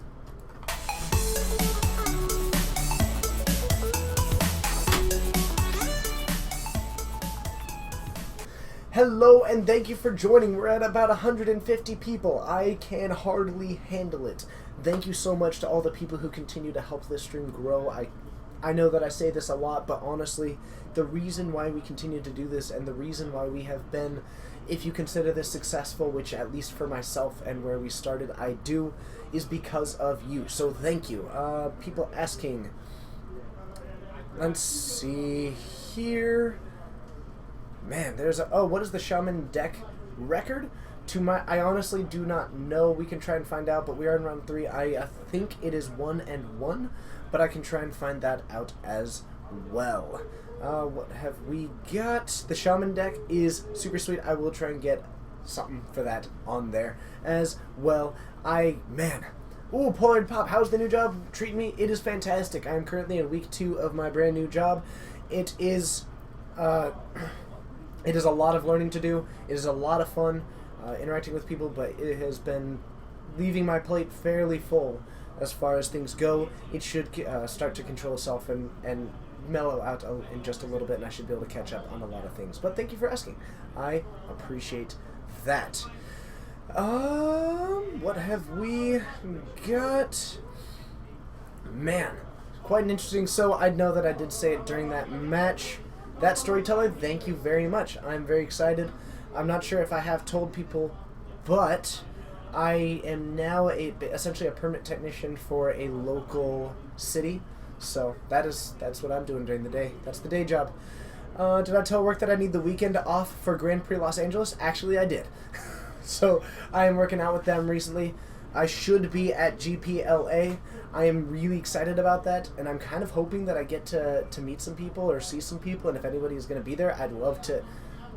It'd be super cool to meet people who have that I've interacted with through this. So it's definitely something on my bucket list, is just meeting people. I was able to meet, I think, 3 people who recognized me at GP Vancouver, which was very surreal and weird because I didn't really expect that. So it was weird, but pretty awesome. And if I have the opportunity to get to know more people in LA, then that's certainly something that I'm interested in doing. Okay, what have we got here? I'm not quite sure what we're talking about at this point, to be honest. I keep seeing talking. I think it still has to do with whether or not I think it switched to lands at some point. So that's interesting. 6 words. Reanimate in Modern after Shadows over Innistrad. Reanimate is always tricky, but awesome. It's certainly good. I think if Eldrazi goes away, it could be interesting. It kind of depends on how the Graveyard Hate is looking, and that's the interesting thing about Reanimate, is that it can be very good, but the sideboard for it is very powerful. So it's at its best when it's not at its best. And it's very similar to some other decks that are in a similar vein, like Affinity. But it does have some potential. I'm not sure how many more tools it's gaining, so it'll have a lot more to do with positioning overall. I think right after it drops, it'll be in a decent position because people will be putting a lot of their resources into controlling the aggro that in any new format initially surfaces. So going for a Reanimator kind of strategy in that situation, as long as you can also control the aggro decks, could be a good idea, especially if the Graveyard Hate is kind of slim. Oh, okay. Excellent. Troy, I know. You went with me to GP Vancouver. Fish liver oil, how is the weather here? It is pretty excellent for us. We're actually going to be heading into a weekend of about 70s, which is really hot for us, but it's been a lot of 50s, kind of things like that, which we really like in this area. What do you do? Don't do this to me. Take a guess. Don't do this to me. 3 matches left. Pollard Pop, I always add, but awesome. One thing that you will find out, I like things. Yeah, it's awesome. Things are awesome. Things are better than not things. Yes. And to address the point before it comes up, if any of you are ever wondering, is this a character of mine? No. No, this is actually 100% TJ. Yes, this is very much my general personality. I like things are awesome. I can't handle it. I can't, and I don't know how to describe it. But I love things. Flailingarms.quote. Flailingarms.quote is I do love my flailing arms. That was a fun one. I basically turned into an octopus. It was pretty sweet. Yep. Speculating on the Preordain unban, it's not that much more powerful than Visions, and it'll make blue a lot more prominent in Modern. Turn to Noble Hierarch. Let's talk about that a little bit. I actually do think that Visions is much more likely. Yeah. Now, the reason for that is that Preordain is a little bit better, but it is much better in combo. And it's really good in Storm. So Storm's is like a probably tier 2 deck right now. Although, like, you can build it. Everything's fringe right now. Yeah, but like, I mean, you can still win with it. There's Yes. still some Storm players, It's a meta deck. and you can, like I said, you can win. You can spike a tournament like you saw at one of the latest GPs. A Storm deck top 8. Yes. So yes, I just absolutely. don't think you need to make Storm better, Mm-hmm. and that's what it would do. I am hesitant.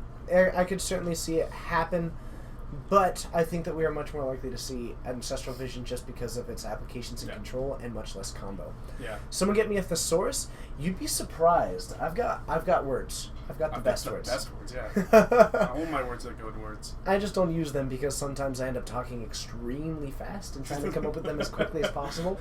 But I could say that And then you Reanimators, come up with up numbers. and then I come up with up numbers. Mm-hmm. But certainly, let's describe Reanimator as a very magnanimous deck. When it's good, That's true. people are aware of it. Yeah, that's true. So That puts up numbers. that puts up numbers. Yep. So yeah, but the reason why I use that word is because it's a very attention-grabbing deck. When it's doing well, everybody knows. Oh, yeah. Take a look at every Oh, yeah. Reanimator strategy that has surfaced in Modern since It's- Modern. Yeah. So very cool, a lot of fun to watch. But unfortunately, like I said, it's probably at its best when it's at its worst. Yeah, similar to Dredge. Similar to Dredge. When Dredge wins a tournament, the best choice for the next tournament is not to play Dredge. Like, that's a really old. It's a really old saying. It's certainly possible that I did not mean magnanimous, but I like the word anyway. I'm sticking with it. In the meantime, I'm gonna take a look at it and justify it. Hold on, I can do this. I can do this. Let's look I up can do this. magnanimous. Oh, I'm looking it up. All right, magnanimous. Hey, Visions of Beyond is a great card. It's very good with Thoughtscour. Oh, that is the opposite. Yeah, that is the That complete is opposite. the What was I exact thinking opposite. of? I was thinking of a different word then. I've got the worst words. I do. By best, I mean worst. I do have the worst words. Man, what was I thinking of? My bad. Ominous? No, I wasn't thinking of it. It definitely starts with an M. Man. What in what context? Like, well known? No, I'll figure it out. I'll let you Okay. guys know. It'll come to me. It definitely just... Anyway, what have we got? To the Slaughter, good against Burn. Lead to the... Or good against Tron. That's the one where they sacrifice a creature or a Planeswalker. I'm not convinced. I mean, it depends on how much it is. I think it's a 3-drop. It is a 3-drop, and it has Delirium for them to do one of each. Overall, I don't think that that's probably good enough. Turn 3 is a really dangerous position to put yourself against Tron I for think hate. it's just like a worse downfall. Kind of, except for when you do have Delirium, it can make him lose, say, a Karn and a Wormcoil Engine. Kind of thing. But I mean, like, I think it's probably just like a little bit worse of a downfall. Mm-hmm. Malevolent, is that the word? Nope, not Malevolent. Not Magnificent. It's not magnificent. No, it basically means, oh god, I don't know why I'm spacing on this. I had a conversation with the right word like a week ago. Literally like a week ago. Multiple syllable words. You put me in front of a camera and I just start talking without any thought as to what when is you actually get happening. multi-syllabic, all of it starts to. It blurs together. It certainly does, and I end up embarrassing myself. Yeah. Such Trust me, it's really easy to embarrass yourself. people are specking for an Ancestral Visions unban. That would be interesting. Now, here's one thing that I actually kind of agree that it's possible. I don't think that it's happening 2 weeks from now, or a week and a half from now, or whatever it is. It'll be at least 6 months from now. I think that it will be probably closer to 3 months from now. And Right, there's another second ban 3 months. I have to get used to these 3-month ban restrictions. Yeah, so I think the problem with unbanning it right now is, and yes, we can all know it's not malicious, and one thing that we can all say is that, yes, blue is not good right now, but we don't know, when you take out Eldrazi, we have no idea, Yeah. and it could prove to be true. That's Yeah. certainly possible, and blue doesn't look fantastic, Mm-hmm. but we don't know for certain, and Yeah. I would much rather them make those decisions for unbans and bannings Yeah. so that the format becomes better than it was. Mm-hmm. And I know people are going to talk about Twin, but again, no one saw the Eldrazi coming. Let's focus on Yeah. on the positives. So, but it should make it better than it was. I think we'd be much more likely to see that 3 months down the line when we actually have a snapshot of what we can expect going forward. Yeah, I think so. You always want to have more data as opposed to less. Mm-hmm. And, I mean, we already suffered through 3 months of this. How much worse can it get? That's kind of how I feel. And I realize it can get a lot worse. Admiral Eldrazi. Okay. I realize it can get a lot worse, but at the same time, can it? You know, the funny part is that we might actually get more Eldrazi in Eldritch Moon. It's a small possibility. I don't know. I don't think so. You know, at this point, I would be okay with it because they seem to be presenting it so well. Like, Shadows over Innistrad. I couldn't tell you all the cool things happening. I'm a hero? You're a hero. Why am I a hero? Because I said so. Are you leaving? I'm leaving. I have a quick question. What's up? Is it possible to set up a thing to where we can draw on the screen and it shows up and then we can immediately eliminate it? Like turn it into a little whiteboard with the mouse? We're finding out. Yeah. That's Yeah? possible. Yeah. Okay, because apparently we might end up streaming on Saturday with no event, which would just leave Coleman and I talking about things because it's the pre-release. Yeah. So we may end up just doing an entire stream of us doing a Q&A and maybe playing Pictionary with the viewers and things like that. There you go. Pictionary. David is our tech guy, and he's talking to me right now. Yeah. I know that you guys don't have that context, but now you do. It's Hi, very guys. exciting. That's David. David says hi, in case you couldn't hear him. Okay. Yeah, basically you can capture an area of the screen and then green screen it. Oh. He is so good. Oh, that's cool. You are the best. David, I can't handle it sometimes. I'm excited. Congratulations on your new house. I'm Thank excited you. to see you more Yeah, often. very congratulations. David also got a new house. Say congratulations to David. I'll pass it along to him. Yeah. I'll just stare at Chad awkwardly for a bit. Wonderful. All right. What else have we Yeah, got? You are. Wait, who said hi, David? That would be Vince. Vince? Yeah. Thanks, Vince. Hi, Vince. Alright. You are the Wizard of Oz right now. You're the man behind the curtain. Pretty much. Pretty much. Okay. What have we got here? We got a little bit distracted there. Zine144. Check out our Legacy stream on Fridays at 7:30 Pacific time. We actually Legacy Elves. we do have some younger people. He's actually playing Elves a decent amount of time, even though he can't really make a decent art with his hands. Better? Better. Okay. What else have we got? Doro saying hi. Hi, mysterious voice. Grats, David. Congratulations on the new house. I would watch that if I wasn't playing pre-release. Neat. Hey, there's this thing called a phone. Also, YouTube. Yep. Actually, I like yours. Do that one. Yeah. It'll get us closer to 500 people. Or both. And we have got people saying congrats. I gotta say, Cisco Gaming always changes the name of the color of their thing, and it always throws me off. It's Cisco Gaming, another name for Ramona Flowers. Changes her hair. Oh. Coming in with the sick references. Wow. Yeah. This guy. Uh-huh. Saw David casting before? Yes, David has been Yep. casting previously, and he is also just the person who set up. For those of you wondering, this entire layout, Yeah. everything, the transition music, Everything you see before you. everything you see that is not. Apparently, I had to touch my face to everything that is not this and this. Yeah, right here. This is me. David, Yeah. not him personally, but he was involved with it. No, this is him personally. I think he gets to give everything. The essence of David is our stream. So David has done a lot of incredible work for us. We can't thank him enough. And I'll tell you what, show your support to David by hitting that follow button. Yeah. Yay, seamless self-plugs are seamless. You only need 2 basic forests in the deck. You only have 5 on it. Yeah, you only need you don't need that many unhinged, of course. I can't feel my face. I can feel my face. I felt it. Again. Oh, man. So, will we be streaming the pre-release? I'm not sure.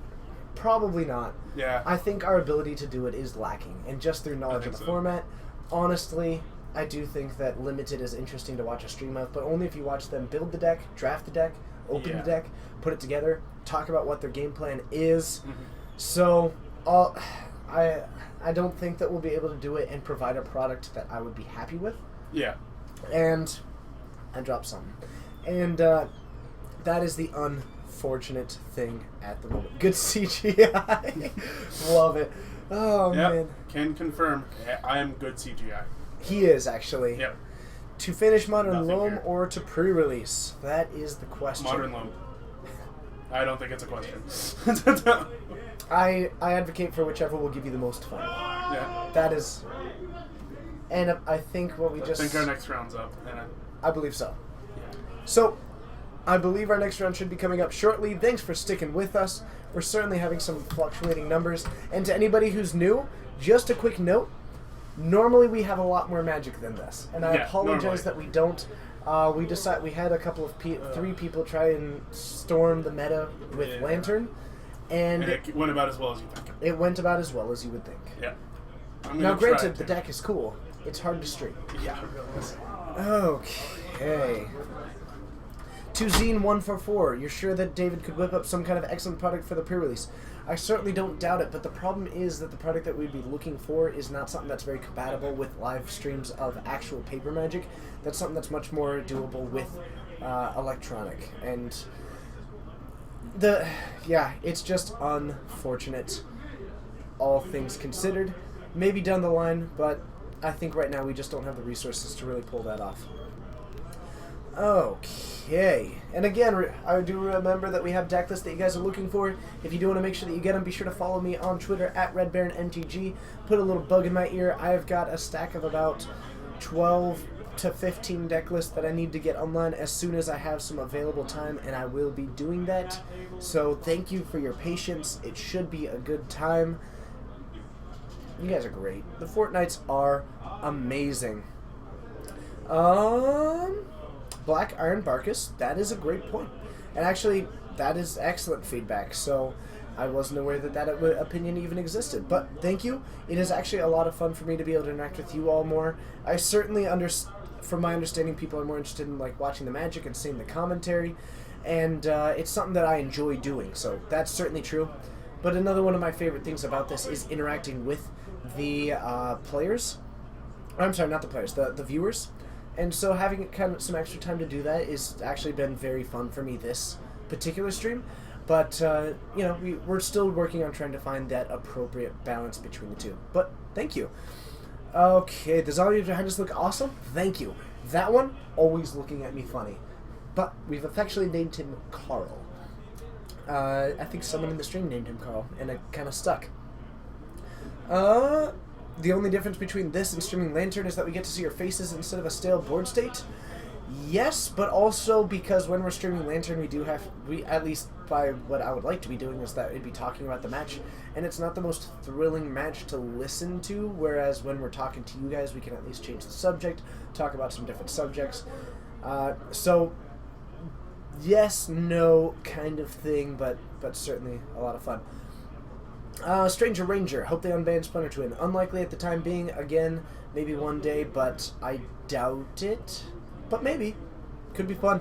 But again, I still think that we're going to have to wait until probably another 3 months for some unbans, just so that we actually know what it looks like. What do I think the top 5 decks of the meta will be after Eldrazi is gone? So, in the initial about month, aggro was going to be probably pretty popular, because it's an unknown meta. But we'll have people testing new cards. I'm going to say... okay, I got it. Affinity, Infect, Obzon Company, Burn, and Jeskai Control, because I think people are testing out Thing in the Ice. Okay. I think it's Carl, not Clarence, but if it is Clarence, then certainly we can... I don't know, I'm kind of like Carl. Yeah. Alright, I've got a match for us. What have you got? I have got Scott Casby on the Okay, wall. on the wall. He's playing Naya Burn. Okay. And I've got... can never remember his name, but he's playing Soul Sisters. Soul Sisters or Norn Sisters? Norn Sisters. Is it I know, Donovan? right? Okay. Yeah, I think so. So we've got Norn Sisters up against Burn. That's actually a pretty interesting matchup, all things considered. I do have to give Norn Sisters the edge. I think the deck with multiple swords is favored. Yeah, let's head on down, have some fun, watch round 4. See y'all down there.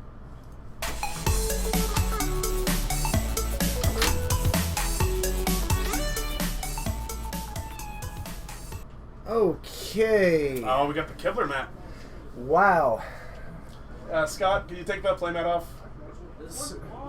Because Because we need Geek Fortress. okay. So what have we got here? Hope the stream gets back its 250 million budget. I hope you mean us, and certainly if you want to help get us to that budget, Yeah. donate button down at the bottom of the page. Seamless transitions to self plugs. Still nailing them and then immediately labeling them. Get Let's see here. Okay, excellent.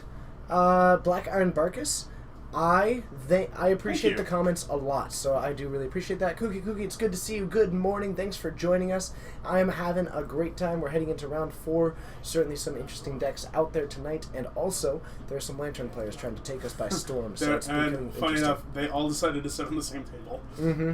So we have the Lantern table, and we have nothing else. Excellent. Is it Carl or Carl? I've been spelling it with a C in my mind. In my head, it's Carl. That way, I can make fun of Carl for being here while he's not here. You between the question of Carl or Carl, you just labeled K. it as Carl. Okay. Okay. So I can make fun of one of an occasional co-commenter here. Okay. So what have we got? What is the watcher Yeah, count? it's really stuck on shamans. Dang it. Every Cavern of Souls from now on this stream is shamans. Okay. So, Scott not playing my list, so it's Avada, you win. Avada wins the spelling. I love it. Hopefully, Don remembers his triggers, because that's very important. Yep, so we've got a Soul Warden from Donovan who has gone down to 1 from that Monastery Swiss Spirit, and this is, starting off with that early sister, is going to be excellent. Yep. Scott running the Wild Mikado version is going to provide a little bit more fuel for that life gain, but I think right now, actually, since he's going for this fetch now, maybe an Eidolon could be interesting against this deck and create for some weird math. Yeah. If there is a Searing Blaze, then that is going to be incredible right now. Yeah, definitely. And yes. Searing Blaze, let's go one. So we're going to have a hit down to 16 and 23. then an additional 2. So we're actually going to have a hit down to 14 after this swing. I can get behind that. Donovan really needs to continue applying some of that life gain. He does have more Soul Sisters. And he does also... Path as well. Yeah, and that path is going to be really key. So now it is... Ooh, and... It's very interesting. I think I would have ordered it the other way. I think 1 life total in the end. Probably not going to make that much of a difference. As opposed to having a 2-2 that might be able to go toe-to-toe with this Monastery Swiss Spear. Actually, I think I might be a fan of going the Soul Warden first in this particular case. Huh, okay. Just because can be so impactful against this deck. So, going up to 14. And then down to 13. And then, apparently, only took... Oh, did we block there? No one blocked. I think he just forgot to mark it down. Okay, because that should be then 13. Swift Spear attack for 1? Yeah, definitely. Okay, you should be at 14, right? Okay, but you were at 14 last turn. You So, took 1 and you gained gained 1. 1 and then lost 1. Because you didn't block. Yeah. So he's at 14. Yeah, that's what you should be at the same total as last turn. Okay. So you gained 1 and then lost 1? Did you count Oh. the champion? Yeah. Should be 1 plus You went to 13 6. after the Searing Blaze and the Swiss Spear, so you went from 19, you went from 8, It was 5 damage. I was at 19. you went to 14, you went up to 15, then back down to 14 though. No, you're at 15. You're Is it 15? It's 15. He's at 15. He's at 15. We're wrong. Right, yep. We're wrong. And he's Right, looking at me. because it's 5, not 6 off the Searing Blaze. No, Scott is not running my deck. There's a Wild Mikado in that. Thanks, Don't chat. want- Thanks, chat. You guys are the real awesome.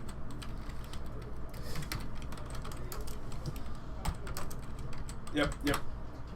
Apparently, Searing Blaze in my head does 6 damage. Oh. Swift Spirit, not 5 damage. Okay. That's what it is. Alright, what have we got? Man, that is a lot of people. That's awesome. You guys are cool. You guys keep us in line. Yeah. Genesis chamber already. Huh? Cool. So, the Genesis Chamber, every time a creature enters, that player gets a 1/1 mirror. mirror. Has to be a non-creature, or a non-token creature, however. So that is going to be nice And because... it is as long as Genesis Chamber's untapped. Is it really? Yeah. Why has he not scooped his Soul Sisters? Because he's not dead yet. Yeah, he's at 14, 15. Ooh, and that's the big problem, is that any creature right now is going to be gaining an additional life. This Grim Lavamancer basically has to go for these Soul Wardens, and if this sticks around, the problem is that Donovan actually does have another Path to Exile in hand. Yep. Really needs to take down that Grim Lavamancer, because if that sticks on the battlefield, that's what's going to give Scott the win. Yeah, and if I'm Donovan, I'm pointing this path at that Lavamancer. I'm ignoring the Eidolon completely. Yep. So, going down to 12, and actually not going for it just yet. I'm still expecting it to happen before Scott has a chance to lose the Summoning Sickness on that creature, though. Because that Soul Warden is incredibly important. Mm-hmm. So, let's see what we get. Does he have a Norn in his hand? He might have a Norn, and that's going to be a pretty solid card. Incredible. That's a Lightning Bolt. Sorry. Okay. I mean, the Bolt's still going to work. You still bolt the Lavamancer. Mm-hmm. I'll still be pretty surprised if we don't see Donovan go for it early on. So there is Najani's Pridemate, which is actually going to be pretty interesting because it enters the battlefield. He can stack the triggers and end up gaining 2 life there, and it gets 2 +1/+1 counters for 2 separate instances of life gain. Yep, and then he's going to take 2 off the Eidolon, but if he remembers his triggers correctly, he's going to gain 2. So he should be back at 12. Should be actually at 14. Because he was at 14, he took 2. It's 12, I think. I'm not sure about that. We're gonna make sure that I'm gonna trust that they have the life totals right. Yeah, Project Bear, better. it's good to see you. Thank you for joining. All right. What cards would be worth splashing blue instead of black in Kiki Cord? I'll be posting a list of that pretty shortly. Actually, it's a blue splash Kiki Cord, and it goes for 4. What's the name of it? Glenelendra Archmage. Yep. Yes, that is the one. Okay. Perfect. So, ends up losing the Grim Lavamancer from that bolt, going down to 10. The interesting thing is that Scott, unfortunately, his hand is not at all conductive to actually winning this. Yeah. But he's not out of the woods entirely. Yeah. I think with his current hand, he is. But unfortunately, because on another 4 cards in hand, he'd be okay. But I think as it currently sits, he's in trouble. Yeah, not actually drawing any of the not drawing any of the creature removal spells is kind of weird. Mm-hmm. Like, that's not something I would have thought could, well, I guess it can happen. But, it's just kind of odd. So I think we're going to see a 2-drop here just because I think he did a Fetch Shock and then put himself down to 7 for the casting of the spell as well. Yeah, so he was at, He was 5 higher. He was at 14. 12? I'm sorry. So he's he gonna was play, at 12. He's going to I'm play sorry. both of them. Okay. Yeah, I'm sorry. He was at 12. Clearly, I'm nailing it with my math today. He should play he should play the Mikado first. All right, so we do Donovan get... actually gains 2 life. Mm-hmm. Black Iron Barkus, have a great night. Okay. The Pictionary could be fun. And we have got the other Eidolon, gains 2 life, goes up to 14. And then Does Scott have kind of options at this point? should be at 16, right? Because he gained 2 off this last one. He was at 12 heading into the turn and he gained 4 life. I mean, him playing the second Eidolon really locks it out of him for him. Yeah, because now he can only cast 2 spells. Yeah. Having a third Eidolon in hand, Yeah, that's not good. that is not good at all. So I do think that, favored in this matchup, but I think Donovan's just going to take game 1. Yeah. And I think we're just going to be moving to game 2 pretty shortly, because Yeah. Scott doesn't really have an option. I would not be surprised to see Scott scoop it up here. There's not a whole lot of reason for him not to. 'Cause, I mean, I just don't know why. The second Eidolon is not. The second Eidolon, I don't think you need to play, and that third one is just redundant. So. Second Eidolon does a great job of locking your opponent out of the game when they're behind. Yeah. But no, he started the turn at. He was at 12, did a fetch down to 11, did a shock down to 9, and then took the 2 damage for the Eidolon to go down to 7. Yeah. For Avada. So we've got a chump block with one of those mirror. He's got a lot of time, but just he has a lot of time, but none of his cards are really going to do anything. yeah. And as I said, that Eidolon is really good at locking out when you are ahead. But right now he's behind on the board. The more Eidolons that you have, now you're dealing 3. You're taking 4 for every 3 damage you have. Mm-hmm. That's significantly worse when you're behind. Yeah, it locks down the board state, but it's not going to lock it in the way you want. Oh. And you should not lock down a board state when you're losing. Let's see here. Yeah, it is 4 damage. 5 damage total from 12. Which means you should get some. You're right. I'm sorry. He didn't do the shock land. He did the shock from the bottom of the column. Yeah. Yes. My bad. He went fetch for mountain. Mm-hmm. Played at the Wild Mikado. Went for the basic Shocked mountain, himself. took the 2 from the Mikado. And then played a second Eidolon and shocked himself again. Yes. Rouse, it's good to see you. I'm not sure if we've had you before in our chat. Thank you for joining. Hope you enjoy it. To Kookie. Unfortunately, I cannot. I still have about 15 deck lists that I need to type up and post online, but I will be linking it through my Twitter as soon as I do. Hopefully in the next day, hopefully. Yeah. So, soon I'll be posting it, so you can find it on my Twitter, and it'll be on our Tapped Out account, which has been posted previously. And if one of those lovely mods wants to put a quick link in there, if they're in there, that would be great. So Scott, at this point, I don't think that he has a whole lot of capability of winning this game. I mean, if Donovan draws nothing but lands and Scott keeps attacking sideways and draws multiple Tarkus commands, maybe. Mm-hmm. But that's about it. And I mean, Donovan still has a path in his hand that he hasn't cast yet. Yeah, I think the main thing is that Scott at least has the capability of having more creatures than Donovan, and one of them dies each time. It's interesting that this Champion of the Parish has still not gotten a single counter. Yeah, it's very weird. So, Because Johnny's Pride Maid is a lot of things, it's not a human. mm-hmm. But actually Scott is putting up a surprisingly good show.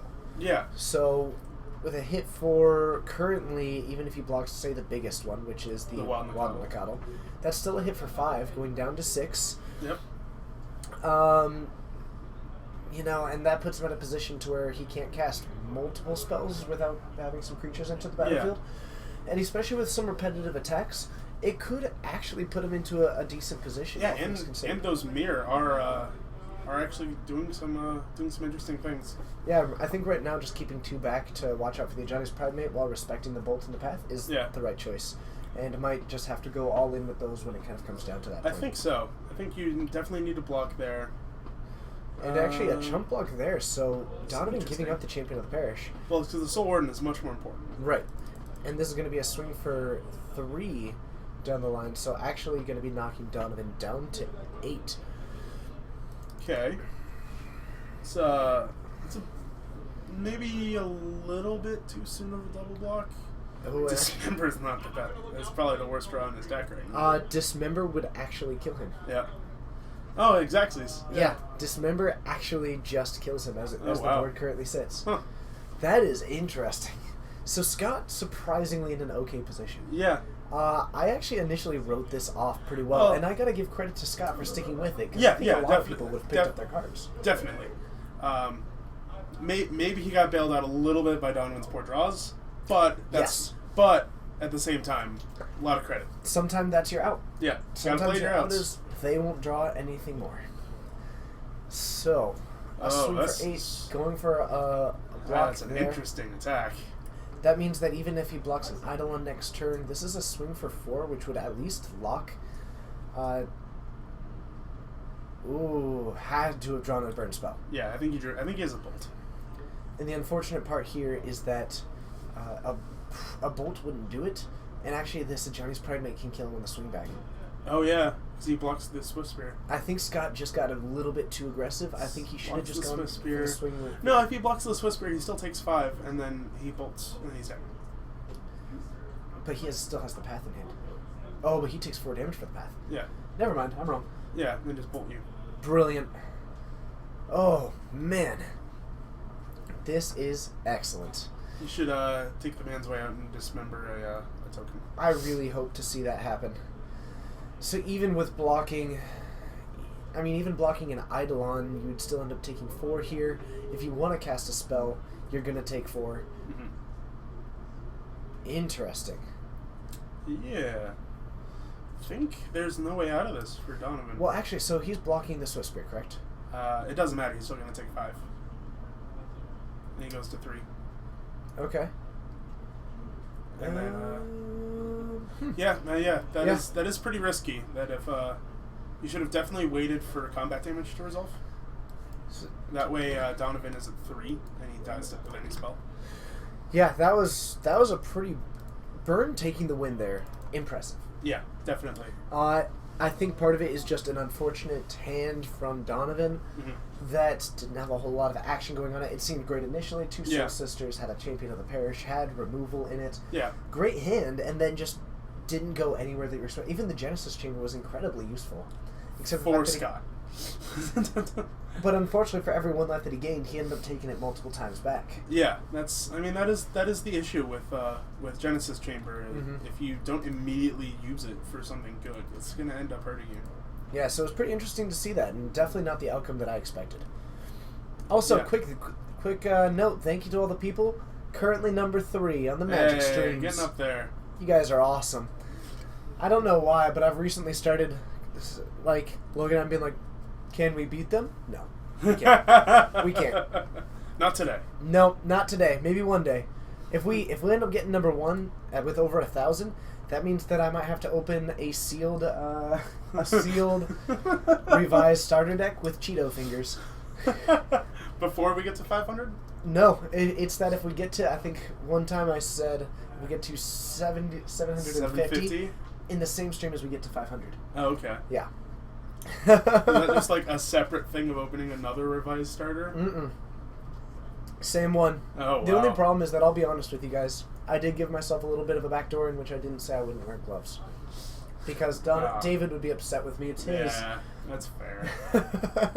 Fine, I guess. I know, but I certainly would love to do it. So, a pretty solid game. It looks like Scott bringing in a core. That is a Berettan Forge Tender, I think, or no? That was a Core Firewalker. Core Fire. I think I might have seen both. I think he runs. Oh, that's interesting. I'm not 100% sure. He also brought in Gutshot. Now, Gutshot, I think, is actually a really nice choice for taking Yeah. down those Soul Sisters early on. So, that, you know, especially with Donovan on the play, going Yeah. for a Gutshot and then Very dropping interesting down that he has it Donovan. in the sideboard. Definitely interesting. Might be a choice just because of how the current, against Affinity, the Eldrazi mimics, and just some of the various creatures. Yeah, I Pretty guess. solid. It's also nice against Infect, even though that's not particularly a bad matchup anyway. Yeah. Huh. It's just kind of an interesting choice. It's got value. Yeah. He does have Reality Hemorrhage in his sideboard. Actually, I do at the moment as well, I think. Maybe? I actually really like that card. Yeah, currently I'm actually doing 2 Paths and 1 Reality Hemorrhage. Because Okay. they do similar things to where they have a little bit of a crossover when it comes to the mirror. Mhm. Except one is able to hit Entry Champion, the other one's able to hit 1 Point Legend. I mean, you could play Pirate Spellbound for that same effect. You could, but I prefer Reality Hemorrhage. I like Pirate Spellbound because if you need it to, it can cantrip. Cantrips are bad. But then you can turn your 2 damage into 3 damage. Cantrips are bad. Disagree. Coming from a burn player. Violently disagree. If there was an option to disagree more, I would take that. Now, Scott, bringing in a Destructive Reverie as well, I like that. And also going to be leading off with a Grim Lavamancer. Oh, and he has an Eidolon. This is a great hand from Scott. I love having Soul Rune on turn 1's not bad. Having the Soul Warden on turn 1 is pretty solid. And I don't think that he has the means to actually take it out initially, so he is going to gain 1 life, going up to 19. Both. I would violently and vehemently disagree. Like, every kind of way. And Donovan going for... There's a Core Firewalker. Yep. It's a good one. So gains 1 life, goes up to 18. And Scott going to have to come up with an answer for that one. Can certainly... The biggest issue is that right now he can't actually get enough cards in the graveyard. It looks like he has a fetch now land. he can. So the fetch land is going to help out a lot. And he does have a Rift... Lava Spike as well. I mean, you might just have to point it at that Soul Warden. Well, you can't Lava Spike a Soul Warden. No, I mean, point the Grim Lavamancer at the Soul Warden. Yeah, definitely. And then just try and get it done by cast, Sure, all your burn spells deal 2 damage.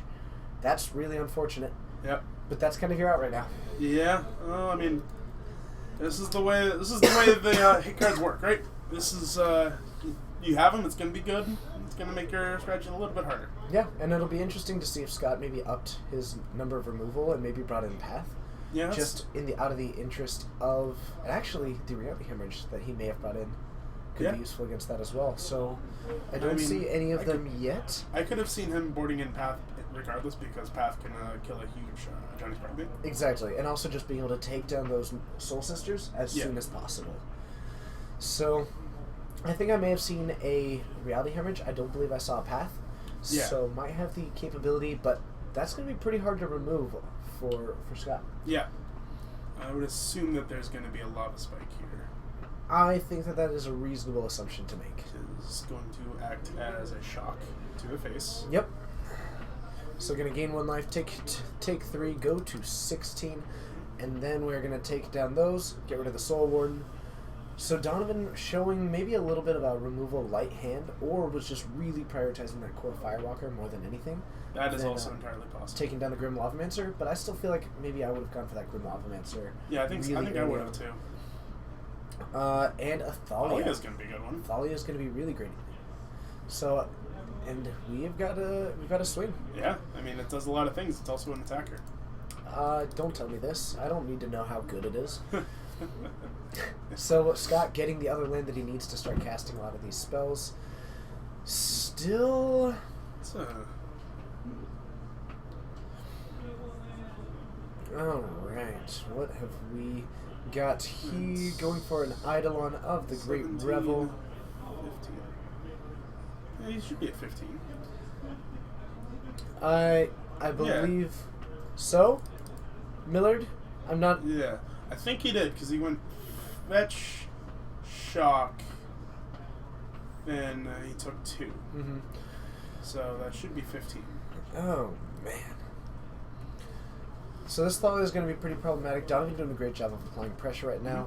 Scott again at a disadvantage, though he is going to be at a disadvantage in almost every single one of these games. Yeah. Against a deck that is running so much mainboard life gain as well Yep. as just And, prevention. and disruption with Yeah. Thalia. So, the champion of the parish, currently a 2/2. Yep.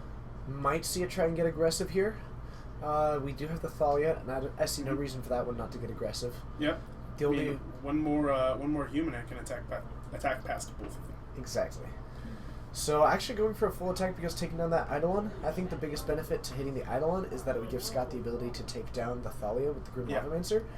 Might almost be worth it to prevent some of that damage. Yep. Take down the I human. think I also would have made that trade. You are falling behind on life points against a core Firewalker, which has protection from, I assume, your deck outside of Path to Exile. Yeah. So, yeah, I definitely see an argument for that one. And he would have been able to take down 2 of those creatures. Yeah.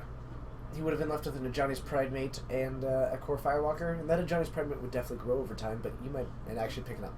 So, we're going to be heading into a game 3. Okay. It's actually pretty much how Donovan wants the games to go. Yes.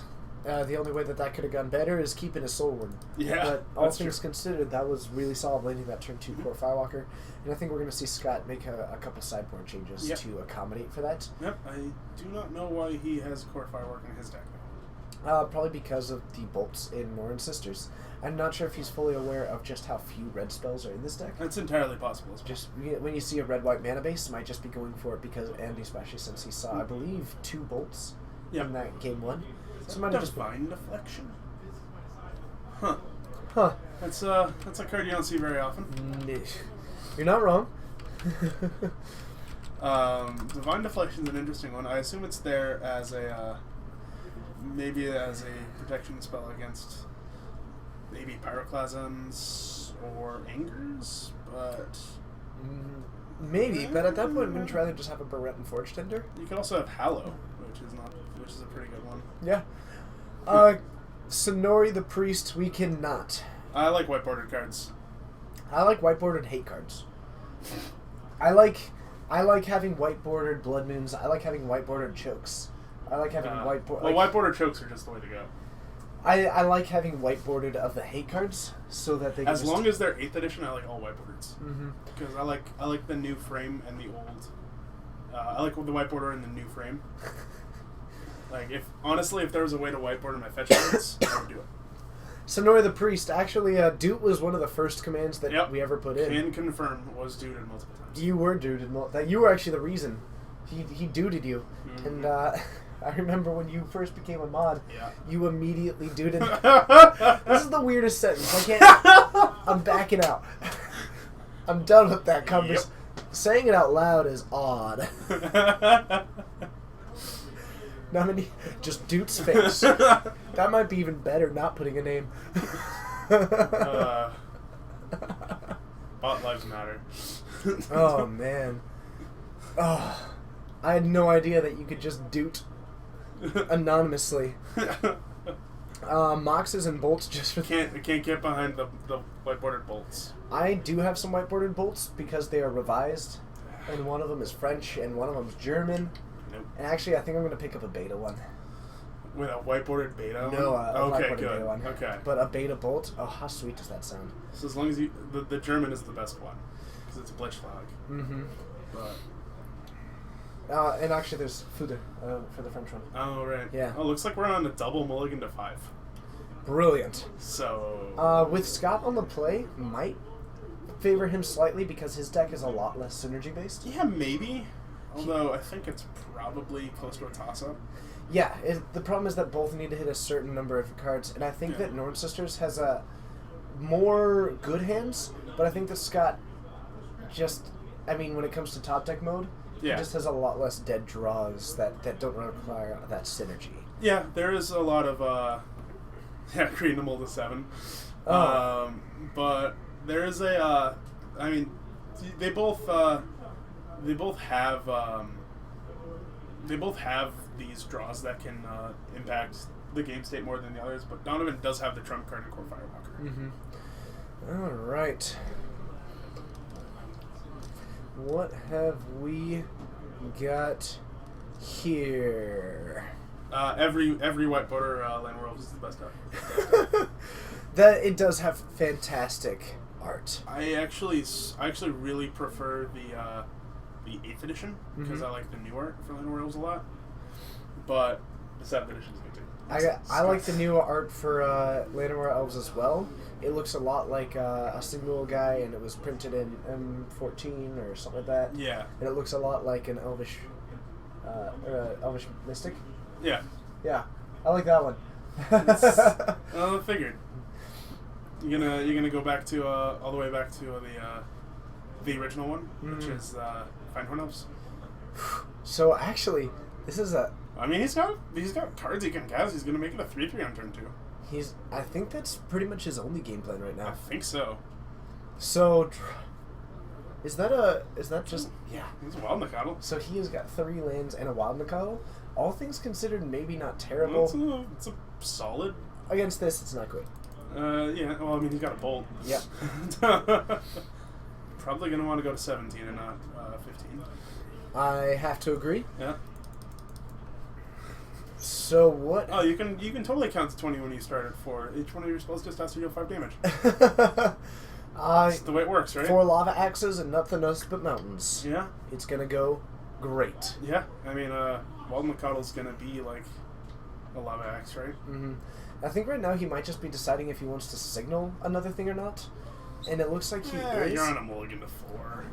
Your opponent's on a mulligan to 5. You're not really gonna play around a whole lot of cards. Yeah, I think the bluff might be a little bit unnecessary. I'm not sure if it's going to matter too much. It's like I don't- not hugely relevant, I but a don't little think bit. so either.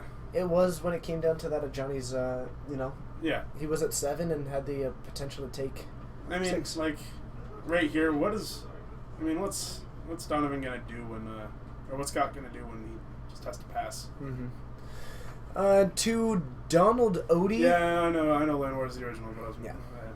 To Donald Odie, I do agree that Burn is a critical mass deck, but my thought was that basically Norn Sisters works off of a lot of critical mass and a lot of synergy, and I didn't say the synergy as much, but my thought was that it's a much more synergistic deck than Burn is. Well, Burn is very synergistic, but to the point to where literally every card Mhm. does the same thing.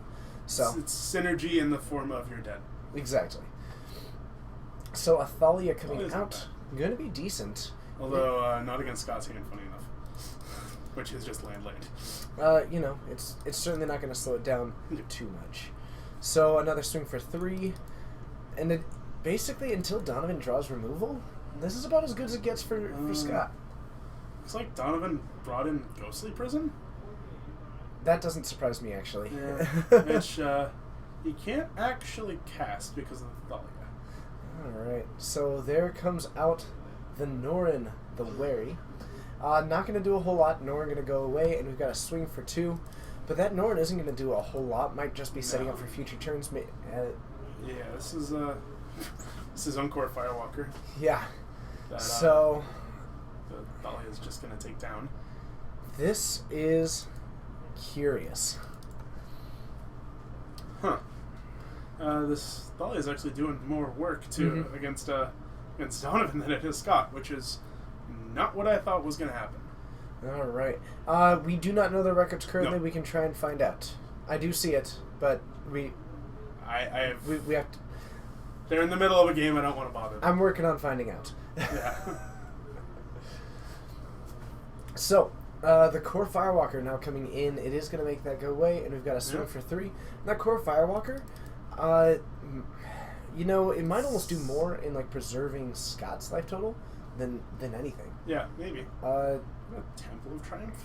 Yes, it is. Huh. All right. And if I was Donovan and I saw land there, I would instantly. Yeah. Because this Ghostly Prison is probably going to make everything a lot better. All right. Does it look like any of those Lantern decks are No. going to make it to the final? None of them are making the final. They all have at least 2 losses. That is, I mean, unfortunate, but from the point of commentating, I can definitely respect their moxie. Yeah, they can't play any Moxes. Mox Opal in every single one of them. That's true, I guess. That's the only Mox they get to play. So they have one amount of Moxie. Still the best deck. Yeah. So Sorry, the Norin best runs away. Mox. So we have got a swing 4, 5. Looks like just trying to take down that Core Firewalker. The Atarkus command's going to take. And, woo! Scott So- gonna gain a life. He actually does gain a life here. Needs to pay an extra for that, however. Yep. It's not super relevant, but we should mention it. There we go. You got it. So, takes that down, deals 3 damage, and also ends up dealing an additional 4, knocking him down to 1, and I think burn off of a hand of Wild Nacatl, land. Yep. Land? That Soul Warden is about 5 turns too late. Absolutely. Peter Esky, has Lantern ever done well at our game nights? It has once. I know that when I played Lantern once, I went like 3-0. I did Bad it. I did decently with it once. Yeah. But yeah, the deck is certainly interesting. So gains 1 life. It's gonna go for the Norin synergy, which is Bro- not really synergy. No, it is not. He goes 3 on the end step, then he has to chump. And he goes to 1. Yeah, this is not. I'm pretty sure. That Ends up taking down one of them and actually just has to chump block to go to 1 and lose the Soul Warden. Yep. And then you have a Norin that doesn't do anything, Or, or he could also just drop it. and we are going to Yep. see a block on that Wild Nacatl, unless, yep, okay. So blocks that, takes 2, and pass back, okay. It comes back. Soul is a tendon. Oh, man. This is... This is not what I expected. I have to agree. Yeah, this is So Burn, actually, is it worth saying that Burn takes it right now? I think so. Are we going to get a little bit ahead of ourselves? I think I'm pretty safe in calling it. Okay. So, I mean, what can Donovan actually draw? I just don't think that there's actually anything. So, I will say... Return to the ranks. That's what he could draw here. Return to the ranks would be great. Yep. It wouldn't actually do as much as you would hope. It would just gain him a little bit of time. It would put a Soul Warden into play, And Athalia? and Athalia, and it would gain him 3 life. Yep. And that is And going he's to gonna be die. Yep. the kill. Woo! Huh. Beautiful. I mean, Timely. Yeah, Timely would be a good one. Timely would be excellent. I'm not sure if he is running Timely. If he isn't, he should be. Yeah. But I honestly don't know the answer to that. Still working on getting that Yeah. deck list, actually. Timely would be a good one. I guess.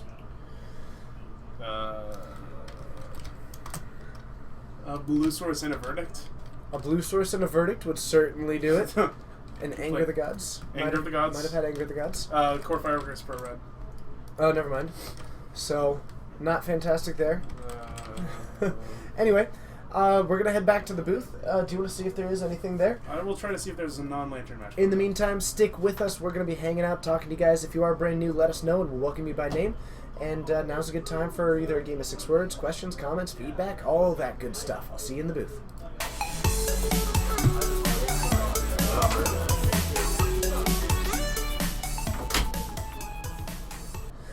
Excellent.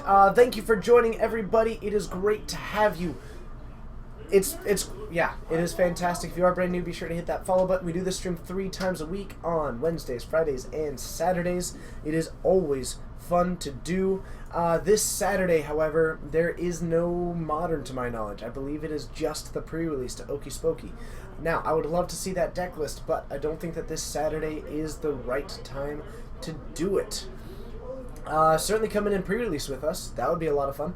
And there's I think Coleman and I are going to end up doing some kind of stream that isn't really playing Magic, but more just talking about Magic and maybe playing some games with the viewers. And yeah, we're still figuring it out. So if you do have any suggestions for what we could do on Saturday, let me know at Red Baron MTG. I'm more than happy to hear it. It would be a lot of fun. 6 words, my living the dream play of choice. Turn 2, Infect Kill in Affinity would be the one that I would go with, because that is a looking at that opening hand is amazing. One thing that I was I got to do in GP Vancouver during one of the side events for Modern is I got a hand with 3 Mox Opals, but I was able to play an Ornithopter, a Darksteel Citadel, it was something. I had 3 Mox Opals, a Darksteel Citadel, an Ornithopter, a Signal Pest, and a Cranial Plating. And I was able to do a turn 1 equip of a Cranial Plating to an Ornithopter with a Signal Pest and a Mox and a Darksteel Citadel. It was fantastically fun to do that. So, what else have we... Let's see. Hold on, I need to actually look up what this card is, because people keep mentioning it. Let's see here. Homes of the Vein. What have we got here? Alms of the Vein, 3 mana madness. Target player loses 3 life and you gain 3 life. Is it my new favorite burn spell? Not really. But how do you use it? In a Tibalt deck, probably. Always good. Otherwise, the best way to start discarding it, possibly in some kind of version with Liliana of the Veil, might be decent. But overall, I'm not spectacularly thrilled by that card. Losing 3 life and you gaining 3 life, it's pretty nice, especially for only a single mana. But enabling madness, especially in current burn shells, you'd have to lose the green to add the black. And also you'd have to start running some of those Madness Enablers, which ends up in a very different shell. And I'm not sure if you would want this card in that different shell. So everyone's on game 3 right now. Excellent. So we're going to be hanging out, have some fun again. So any kind of questions, any kind of comments, any kind of feedback, all kinds of fun, drop it into that chat, and we're going to power through it. I think right there. What? No. Right. Chat. What are we doing point here? to the chat. I think it's there. There? Yeah. Look, we're pointing at it now. Yeah, right. Put it there. Yeah. I know how directions work. Clearly. Yeah. So, I'm not convinced. Alms of the Vein, sweet card. Might try it out That could be cool. in Standard. I think that could work in Modern, actually. In Modern, I'm just not sure what shell it fits into. Because I think it could probably work in Loam. Oh, in Loam? Yeah. But do you really want that effect in Loam? Yeah, because you could discard it to make it to Zombie Infestation. Oh, so like the Dredge deck that, Yeah. that recently did well at an event? Yeah, something like that. Okay, and maybe just toss it. Okay, I can get behind that. Yeah, just like some way to that you're already discarding cards, you can discard this instead and cast it for value. Okay, I like it. Still not convinced it's my new favorite burn spell. I can appreciate It's Rhino, right? It's the best burn spell? Rhino, definitely. Yeah. It's the best burn spell in Standard. Hey, I called that one when it came out. I did. Cons came out. Everyone They said, called TJ, what? Rhino. No, actually. It was TJ. What's your favorite burn spell in Cons? And I said Siege Rhino. Went on to become the most annoying card in Standard. Well, no, the second Rhino's the most annoying card. The first one's fine. Sorry, it went on to become the second most annoying There card you in go. Standard. Third most annoying card in Standard for its entire time. Favorite creature and why? 6 words. Man, I'm gonna go Grim Lavamancer. Me. I mean, it's just Llanowar Elves, bro. Okay. I am, personally, I'm Yeah. a big fan of Grim Lavamancer. Mhm. If there was a card that made me think, yeah, that might be me if I was a Magic card, that would That's probably not, be it. that's not where I'm going with this. No? No, it's always just going to be, what card do I enjoy casting on turn 1 the most? But Grim Lavamancer is such a sweet card. It is sweet. Chief Caboose. I don't think we've had you in our chat That's before. a great name. That is a great name. Welcome. It's great Yeah. to have you. I do hope you're enjoying the show. I hope you do end up hitting that follow button, joining us again. Do we think that Grixis Control mid-range will be at all well positioned after this Eldrazi nonsense is over? That's a great question, actually, and I could definitely see a really good argument for it. Piankir Nalar is a huge value house, especially against some of those decks that are low to the ground for Okay. clogging up the board, and That's a then good one, yeah. if you're able to successfully clog Yeah. up the board, can start taking out those smaller creatures. Also having access to Terminate, Bolt, some Yep. of that hand disruption, all very powerful. So I think that Grixis Control could be in a really nice position. Yeah. It kind of... I mean, it's a dog to Tron. Right, Which- and it's so Green-Red Tron's Yeah. placement in the meta is going to be very key to Mhm. it. And Green-Red Tron's meta placement is going to be really key to how well that Infect, Burn, and Offendi are keeping it down. Yeah. But Grixis Control is going to be decent against those decks with Yep. A slight disadvantage against Offendi, but Cold Guns Command Yeah, really Cold shores Guns up that Command's a good matchup a card. decent amount. So I'd say decent. I would say a decent position. Certainly local meta mileage may vary. I think it actually might all depend on what the Thoughtseize is. Because I think a very large amount of power of Grixis comes from the hand disruption, Yeah. and then being able to back it up with a lot of removal spells. Mm-hmm. So, if like Thoughtseize and Inquisition are good, then I think Grixis is going to be good. All right. 6 words. Deck you would play even if it meant saving your life, and you have to include "save my life" in your words. Wouldn't play? I'm not. Okay, see the Oh, next- wouldn't. Okay. Okay, 6. A deck I wouldn't play Even if it meant saving your life. None. I like living and magic. We all know that you're just Never going to say Tron. Tron to save my life. Yeah. We all know Yeah, Coleman says Tron. Yeah. I would not play Tron to save. Favorite burn spell and why? Lightning Bolt. The original, the truth. That's not bad. Yeah. It's Arc Trail. Really cool. That card is It's sweet. a 2. That card is sweet. Forked Bolt almost also a pretty sweet card that does Yeah, those I things. like Arc Trail a little bit more because you get 2 in 1, not 1 in 1. Oh. Also, I've had more Forked Bolts cast against me than Arc Trails. Liking blue, white, red control better. You know, it's interesting. Blue, white, red control has always been a cool deck, but it's never really been at the forefront. It Yeah. certainly did come second in the Pro Tour. Yep, that's true. That was Uh, kind of a different format. Definitely a different format in the hands of Sean McLaren, Yeah. correct? Yep. So, between the two, I think that Grixis is better positioned currently, but definitely, I think one thing is that Blue, White, Red has the capacity to devote itself to the board less, Mhm. and I think this is where Thing in the Ice might end up being a game changer as far as the control goes. That's true. Because if that becomes a card in which you are actually one to run in control, Hmm. then if that bounce can be used in something like Jeskai Control, which is already running basically Snapcaster Mages, Wall of Omens, and the occasional Vendilion Click, all of those cards that you are okay with going back to your hand, Yep. recasting. Now as opposed to Grixis Control, where you're looking at things like Tasigur, Piankir Nalar, which is okay, but at least expensive. Yeah, I mean, you could just populate it with like Spellskites. Spellskites doesn't get bounced. Correct. So I think it's something to where I think Jeskai can utilize Thing in the Ice better than And you Grixis also, Control. and in that head-to-head, you also get white sideboard cards, which white has the most powerful sideboard cards. It does certainly have the most powerful sideboard Yeah. cards. So, Jeskai could end up being in a decent position, especially because their turn 2, putting down a wall is a reasonable play for a Grixis Yeah. Jeskai Control. Mhm. Grixis Control is generally a lot more proactive at that stage of the game. Fair. Also, no, tell all you people out there, do not cast Restoration Anvil and blink your flipped thing in the ice. It's not going to end well for you. It's not. No. I mean, it'll end well for someone. Not you. Not you. No.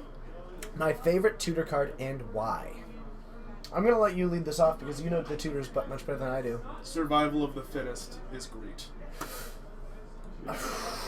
My favorite tutor card? Jamming my deck with 36 bolts. 36 is 2 words. No, that's one word. It was the 36? number. No, I was just speaking the written number.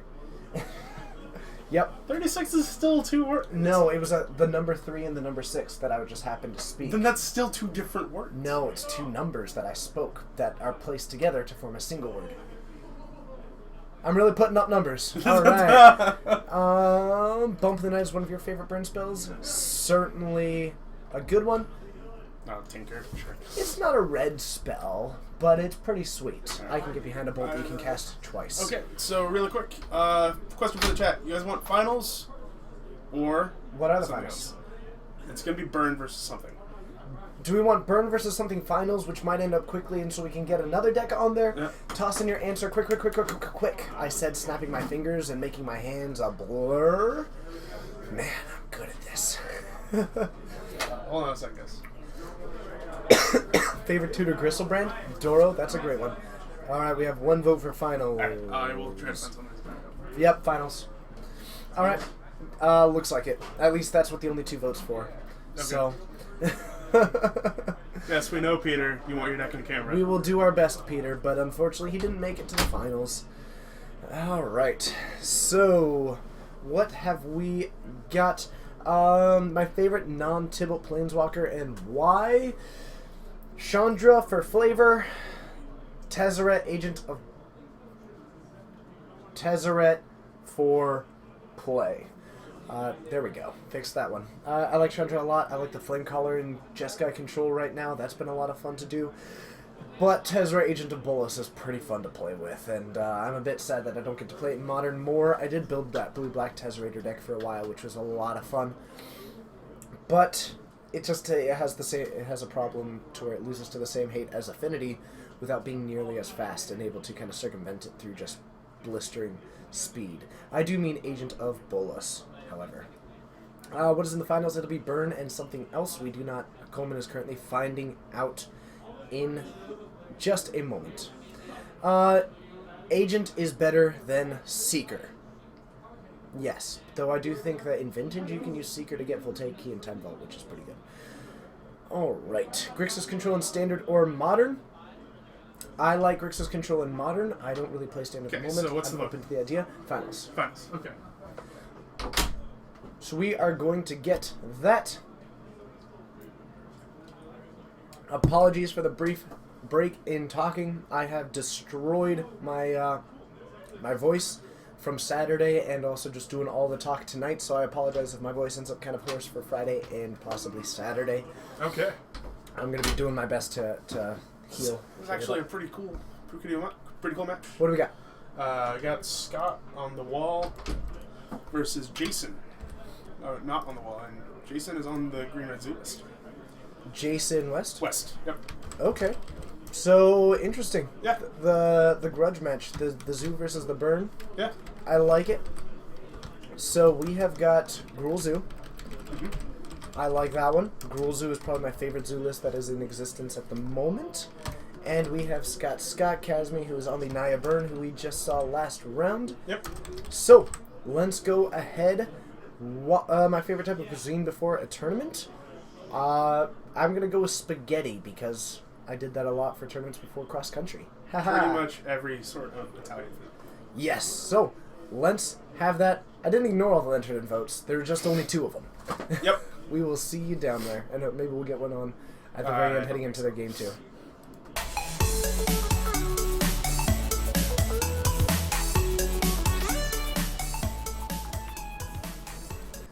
Alright, so both players getting ready here. I will eliminate that game win there. Mom Spaghetti. Love it. Yeah. I don't believe that it's running Domri Raid. At least the versions that I prefer don't. I actually like Domri a lot. I like Domri, but I don't particularly like it in this I like this list. I like it Oh, to be a that lot is more. multiple burning trees. And a Vexing Devil. This is glorious. That is a sweet hand. If he leads off with something like depending on who's on the play, if he draws into something like an Experiment 1, Yep. that could be an insanely good hand. But it That's looks true. like he's on the play and just going to be leading off with the Vexing Devil itself. I wouldn't be surprised if Scott just says sure. So it looks like taking the 4. I think that is... It's interesting, because that's at least tells me that there's no Searing Blaze in hand. Yeah. Not a whole lot more, and I think it might just do more to reveal the fact that he has all of these creatures Yep. in the hand, which the Vexing Gorkland Devil... Rampager's a good one. Ooh, that's going to work out really nicely, I could too. actually see him casting Gorkland Rampager at some point in this game. Definitely a possibility. Depending on where they are in their games, I'm open to the idea of getting Lantern on. I'm open to the idea. I will talk about it. I will talk about the deck. I think it is just in... Ooh. Interesting. So saving that... Oh, it's interesting that he's saving the second emissary. Yeah, so only has 2 of them, and it does throw me a little bit that he might be waiting for those. I think he's probably waiting for something like Reckless Bushwhacker. Okay, so that he can make sure that he gets that second spell in. Okay, that makes sense. The funny thing that I keep coming back to about the Lantern today, is all of them just wanted to play the Lantern Mirror. That is the only reason why they did this, and then none of them played the Lantern Mirror. I did tell them that it's miserable. None of them have actually done the Lantern Mirror before, and I tried to warn them. Yeah, that's the thing. 2 of them just love miserable games of Magic. So, Yay, Michael. yeah, it's not that surprising. All right. So a basic mountain being joined by a Sacred Foundry. Lining up the white mana before the green mana. Normally, it seems like an interesting choice, especially in the main board, when you're running things like Wild Mikado as well as a Tarkus Command. It looks like he just has a bunch of red spells. Where the main thing that he has in white is pretty much just Boros Charm. So it seems a little bit unusual that he prioritized the white mana more, especially without having that in hand. So maybe just deciding that Boros Charm will be more relevant in this matchup, but I'm not convinced that I agree with that. It's possible. But are your knees weak? Palms are sweaty?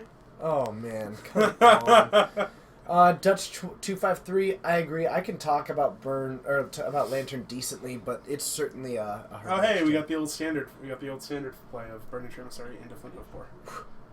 Classic. So going down to 10 for this fetch in a pretty dangerous position against Burn, especially having so many cards in hand. With 5 cards in hand and going down to Den is pretty dangerous. All Yeah. things. He is putting up not a unreasonable clock though. It is going to be 10 apiece. And he basically is representing this Rampager as 4 extra points of damage. True, and hopefully Scott does remember that because that is presenting near lethal next turn. Yeah. So. And hopefully he doesn't go for the play of let him go into combat then bolt, because that's not going to work out well for him. I have to agree. So it looks like we might see... Okay, so taking down beforehand to get the prowess trigger to be able to swing through that Burning Tree Emissary. That's a swing for 2, knocking down to 8, and I think what we're going to see is Jason possibly just go for that swing for 6 with him tapped out, put him down to 4, which is a pretty vulnerable Funny position. enough, if he draws a... I was going to say Vexing Devil, could probably just win this game right now. Oh, man. And then Scott's at 4. Down to 4 now with Jason at 8. Scott can actually put up pretty close to clock. He could just drop down this Goblin Guide and the Wild Mikado. He does have the Atarkus Command for down the line, so I might just develop my board with this Gruul Zoo being so low on cards at the I moment. think I would too. Develop the board. Next turn, you will likely have enough burn just to close out the game in addition to whatever attackers that you have. So playing out the Goblin Guide, and I'd like... Oh, actually can't play the Wild Mikado. I'm sorry, it doesn't have the green mana. It would just be a 2/2. So might just pass the turn right now. Also, to Hike Pie? Yeah, High QT Pie? Whoa! I think that's what it says. Man, that's hilarious. Oh, man. So, anyway, thanks for joining. I'm not sure if I've seen you in our chat before, but we appreciate you. So using the bolt to take that down and then going for the... So he goes to 4. because of the Prowess trigger. Yeah, I got it Pretty right. interesting. And actually, I like that play because I think right now the best that he can do is put Scott down to 1 with a Flint and Hoof Boar with haste. Yeah. Well, I mean, Jason actually has an Atarkus command. But without any kind of haste, I mean, Yeah. he can deal 3 damage. And Not just, even going to go to an attack. whoa, man. I think Jason drew a Vines of Fastwood, which would have been great Would have been last turn. excellent. Well, man, that is a Hi Kitty Pie. That is a hilarious. That is a great name. That is Thank you for joining. I'm glad that it is that you discovered us. Hopefully, do hit that follow button and join us in the future. It's a lot of fun. Then you can hear TJ mispronounce your name again. Yeah, Yeah, you nailed it on that one. I was not prepared for that kind of clever. it's a blessing and a curse. It's a blessing and a curse. Mostly a curse. From the man himself. Yep. Alright. You start noticing things when they really didn't mean to be that clever. That's pretty much how just I operate. Yeah. Yeah, I just say things and then Those people are like, punishing that was fires clever. And I'm outta like, here. yes, it was. Yes, it was. Get those punishing fires out of here. You can't play that card. Alright, I think I'm going to go take a look around the room, see if I can Get something going on? possibly just take a look at what we've got out there. Sure, So that's fine. I'll be right back. Oh I'm no, gonna I'm all disappear. by myself. If you want to jump over, you're more than welcome to. Sure. And I believe in you, Coleman. Ah! Whoa, it's weird being on this side of the camera. Right? I know. Ah. What's up, guys? Huh. So it looks like, I assume Scott's going to be boarding out most of the targeted, the non-creature targets, like Lava Spike. Maybe Boros Charm. Could be boarding in more... Oh, yeah, boarding in the Molten Rains, that's fair. It's like boarding out all the Rift Bolts, which is not what I thought he would board out. Yep, all by myself. Cue the song. Looks like he's also boarding in the Core Firewalker again, which I guess makes sense. You've seen Burning Emissary, Lightning Bolt, Gore-Clan Rampager, although that's not really casting a spell. You didn't see a Tarkus command, which would also be a reason to board it in.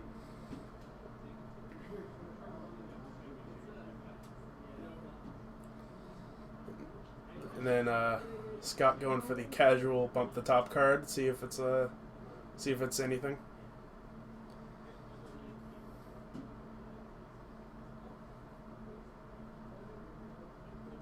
Oh, Blue-White Control is actually really cool. A friend of mine actually built that list, or built similar lists to it, and he's been crushing it in some local tournaments. He's on the 4X Ghost Quarter variant with Crucible of Worlds. So the Stomping Ground into a Vexing Devil. So it looks somewhat of a reprint of the last game, and it just went straight up for the 4 damage. So looks like Vexing Devil is somewhat of a better Lava Spike. Goblin Guide revealing a Bolt, which is not the worst thing in the world for Jason. I can't quite get all up around the. He might have brought in the Paths, which if I was in Scott's place, I would definitely board in Path to Exile, since you've seen more than enough creatures, especially and just for something that will have another response to a Gore-Clan Rampager. It's entirely possible he can't kill Firewalker. Yeah. So it looks like an attack revealing a Rampager, although it's kind of interesting that Jason's on the one basic planes in the deck. And I think he has a Scavenging Ooze. Which, yeah, Bolt, going for a Bolt now. Look at that. Nothing died. Nothing died at all? Nothing died. Interesting. And I was talking about the stream. Stream didn't die. Oh my goodness. I nice know. Job. Ah, That I is- was prepared for it. That is pretty impressive. Coleman's on the left. I'm sorry, do we need to switch back? I think we're good for now. Okay. You're liking it, aren't you? That's weird. It's Okay. different. Alright, what have we got here? Jason is not looking too hot. No, Jason down to 17. I think you so- just discovered the life Yeah, total change. yeah. Excellent. Hold on. Oh, look at that. Look at that. We're learning on the job here. Brilliant. You nailed it. Ah. Okay. Fear the 1/1. You're the 1-1. Doesn't even have a mountain. This is Wadnakata off of 2 copper. That's way too much work. I can't do that. I can't flip. I don't know anything. Alright. Now, are we at game 3? This is game 2 still. Okay, this is still game 2. Yeah. Okay. Excellent. So Toga, a 1-1 getting this job done. Yeah. Glorious right now. Looks like that was actually a experiment 1. Ooh, a Searing So Blood. there's a Searing Blood and Searing Blaze Mhm. in Jason's deck. I would have Which gone for the Searing Blaze sounds... first. I kind of like going for the Searing Blood right now. The most dangerous thing is that playing a land, because he needs to Yeah. draw land. So if he had the landfall, I could see that argument. But that's a because did he play a land that turn? I think he played a land that turn. Okay, so if he did, then Searing Blaze. Yeah. If he didn't, Searing Blood. Yeah. And there is the Experiment 1 going down to 5 for that, however, so we'll want to update the life totals for that. Yep. Yes. Yep. Look at that. Look at that. So much work. So much indeed. Otherwise, just a 1-1 Experiment 1 at the moment. That's Searing Blaze decent. Funny enough, Jason has to block or he's dead because Scott has an Atarkus command. Yeah, and Scott down to 13. Mm-hmm. Yes, he is. Yes, he is. It's a lot of work. Oh, man. It's a surprising amount of buttons that I push. Yeah, I did not expect this many buttons. I know. Wait until you hear my offer for you later today. Oh no. It's okay. It's okay. It's gonna be good. It's gonna be good. So Those stories are how you end up in Mexico when not remembering half of the day. So we have got Jason going for that. Now he's going to have the landfall trigger, and Yep. that's mostly why we're getting this fetch right now. Yep. Even though he could have just played the land and possibly saved it, Mm-hmm. I actually might have been advocated for him. I think he's gonna try to. Is he gonna cast a Gorkland Rampager? Wow. Well, that's actually not that bad. Okay. Because I actually could have seen him keeping that fetch and then maybe trying to double Searing Blaze Scott if he ends up playing down a creature. The only He's gonna problem go with for this, the. Boros turn? and just going to reveal the win, and Alright. going to take the win that way. And I guess this puts me in the position of trying to... Do you want me to make all the changes first? Yes, please. So let's go ahead and make the changes. Are you going to be able to say hi to people, let them know what's going on? And all that I stuff? will do my best. He will do his best. Yeah. We're doing some on-the-job training at the moment. So Coleman, I'm going to do some fun stuff while I run out there and see if I can find us another match. Look at We that. will see you all back in the booth. Well, he will. I will.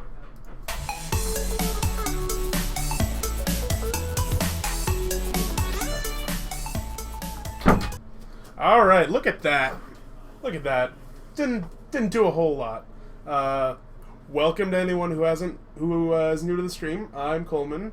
TJ is going to find us another match. While we're waiting, anyone want to do 6 words with just me? Okay. So what's up to everyone? Well, I'm pretty sure all the Lantern matches are still in Game 2. At least from the ones I saw. There was one against Rally Fenza. I think the Lantern won the first game. Wouldn't surprise me. Access to a lot of needles in Grafdigger's Cage. I think he was playing at main. Yeah, that doesn't... Yep. Think play... Well, I mean, when Michael's one of them, he's going to take forever to play it, which is entirely his prerogative as long as he doesn't actually slow play. Although, the game with Michael I saw, it was Eric, and apparently Eric had taken more time off the round than Michael. This is actually modern. Also, welcome, Wrath of Magic. You're new to the stream, hit the follow button. It's somewhere around here. I think it's over there. Alright, it's time for you to do some data entry. Ooh, data entry. On the left. Is this one? Yep. We have got John Todd. John Todd. Yep, TODD. Okay. And he is playing Infect. Okay. And what we have got on the right is Bryce Shadotavo, and he is on that Jeskai control. Ooh. Okay. And they are heading into game 3. All right. I believe Bryce just took game 2. Okay. Oh, man. How's Coleman doing? Let me know how he's Yeah, doing. please. We're- I'm almost there. And he hit update before we transferred, so let's Sorry. go ahead and go to him to game 3, and then that will be right.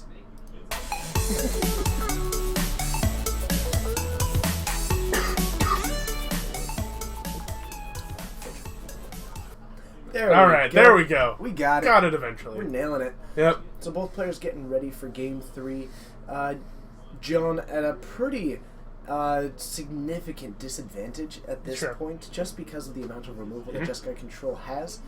But one thing that he does have going for him is just the blistering speed that can come out of Infect. So Bryce almost has to be cautious constantly. Yeah, definitely. Also, having access to your own spell skites will prevent a lot of the lightning bolts.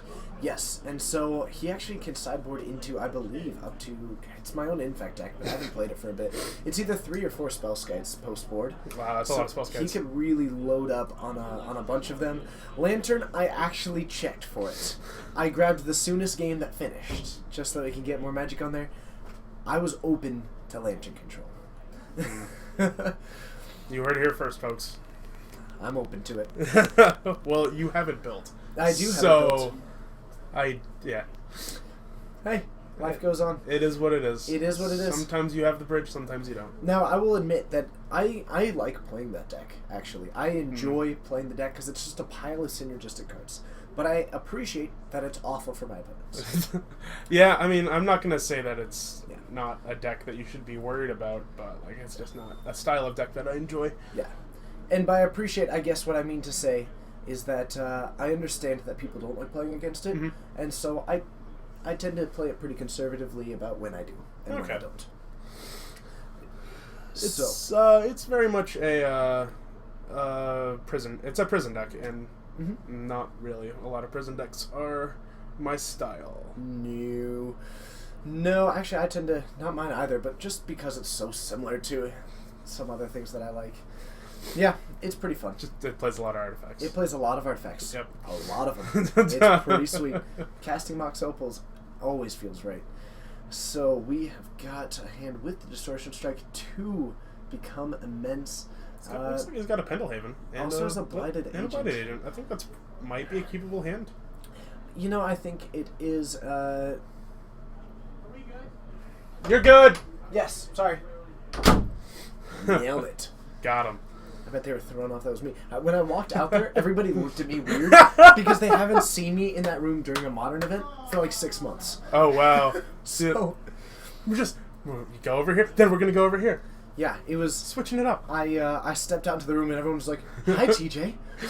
What did we do wrong? This is So interesting John, that he's doing going a- for this right now. Doing a fetch shock and putting himself down to... Oh, okay, just going for it tapped, actually. Okay, I was a little confused.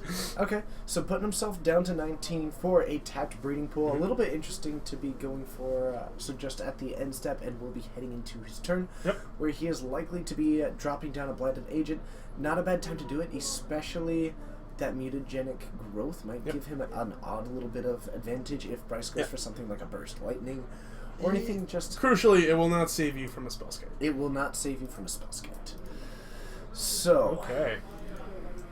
So this is probably going to go for either a Steam Vents. It's probably a Steam Vents.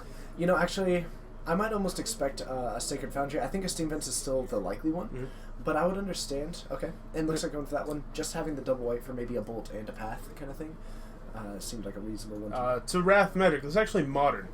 It's not extended. It's a little bit older than extended. It's from 8th edition forward. Wrath Magic, it is great to have you. Yeah. You see, I think you knew. I don't think we've seen you before, so thanks for joining us. Yeah. Okay, so, but yeah, modern is basically what extended became. Yeah. So a bolt on that, unfortunately the mutagenic growth not going to save it from that. Yep. And a pass back to John, and actually got the Noble Hierarch. No Wire, it's not a bad one. The Noble Hierarch is definitely not bad.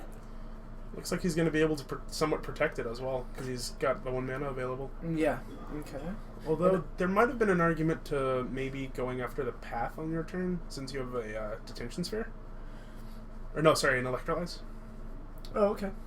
So now a Dispel in John's hand has a decently protected hand. Yeah, And just to get in there. Yeah. I like this. Getting aggressive, Mhm. has the ways to disrupt some of that removal. And I Yep. think we might actually see this Electrize here where Bryce is going to be able to take it down. I think so. That way you do it after after combat. That way none of the pump spells really get you. Mm-hmm. Okay. So we... Going for it tapped. Okay, that's also probably fine. The only way that the electrolyze line is punished is if he has something and you don't have anything to follow it up. Mm-hmm. So he might want to just try to wait until he has anything to follow it up, like maybe a PN Kieran Nalaar, maybe a Restoration Angel. Especially if it ends up not working out because of this Dispel. Yeah. Wall of Omens is actually a pretty good draw here. Wall of Omens is decent, not fantastic. That Wear and Tear mostly brought in to be able to take down Inkmoth Nexus and Yeah. also occasionally Rancor. At least it'll work against it. It's Nah, not. that also kills Spellskite. Mhm. Now this is a pretty interesting choice, going for the Wall of Omens here, and then also the pass back. At least the Noble Hierarchy, now he does have the capability to go for, say, this Distortion Strike, Yeah. which is, you know, there's definitely an argument to just start getting in there because Bryce is at 15, which, Yeah.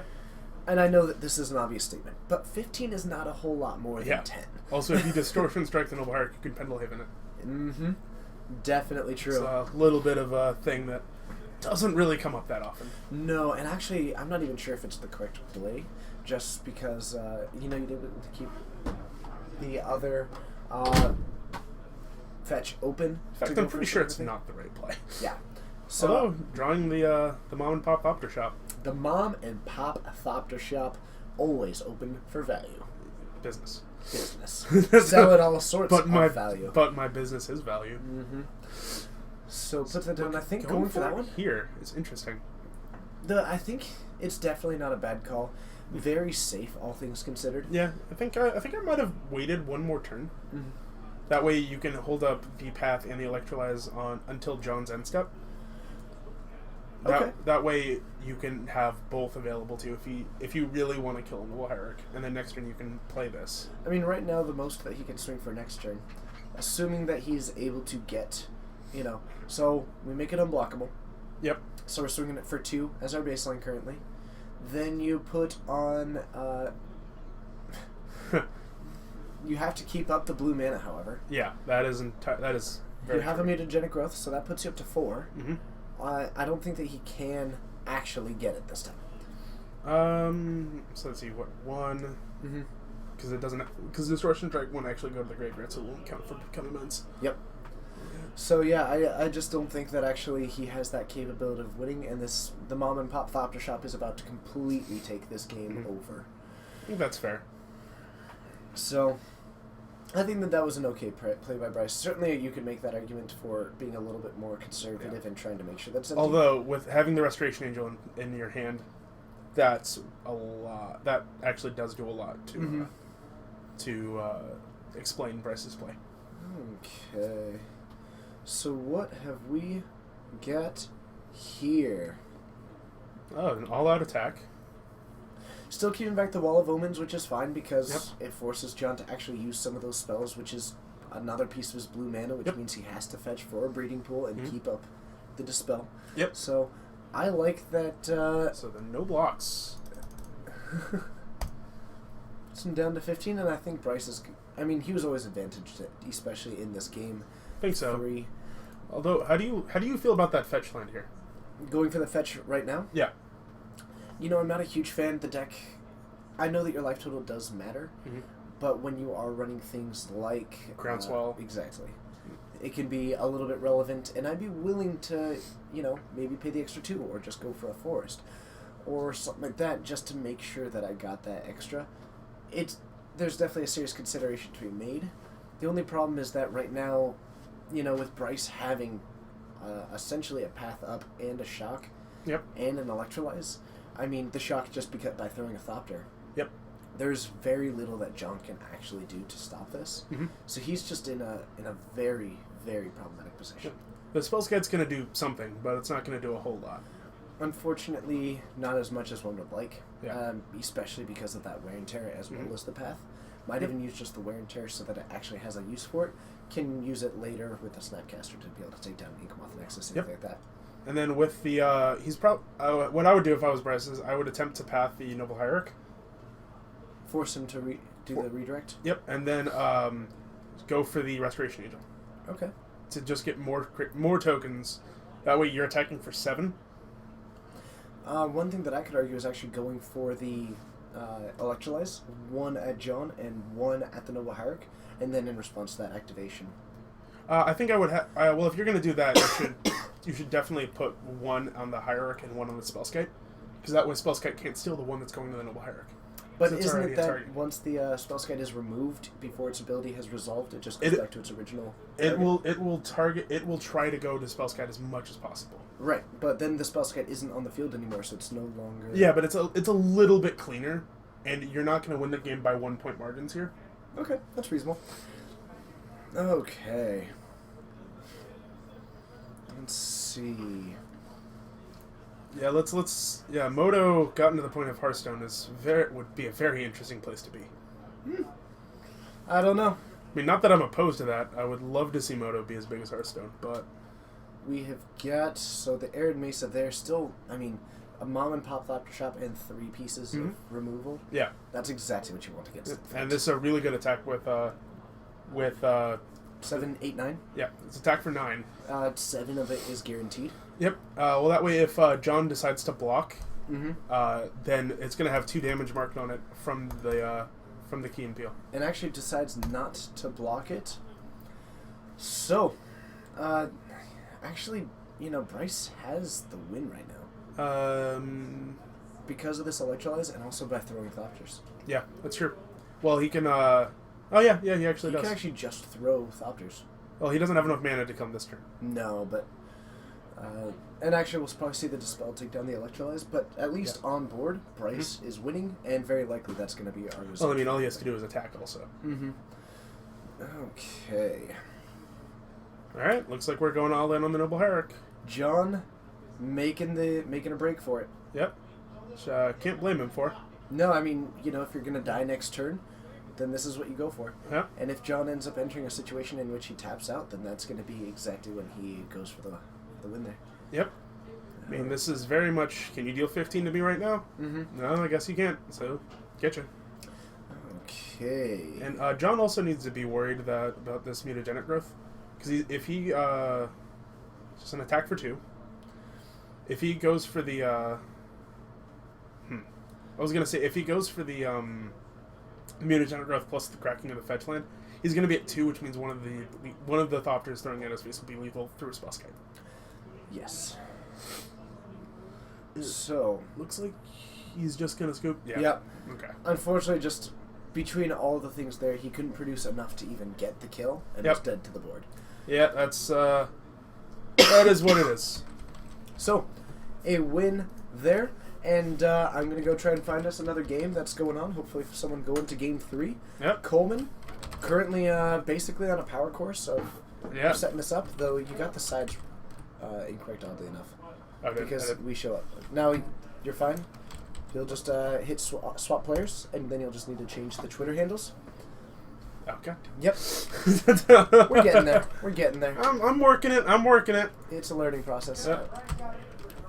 Excellent. All right. So we are going to head back to the booth. He will say hi a little bit, and I'm going to try and find us some more magic.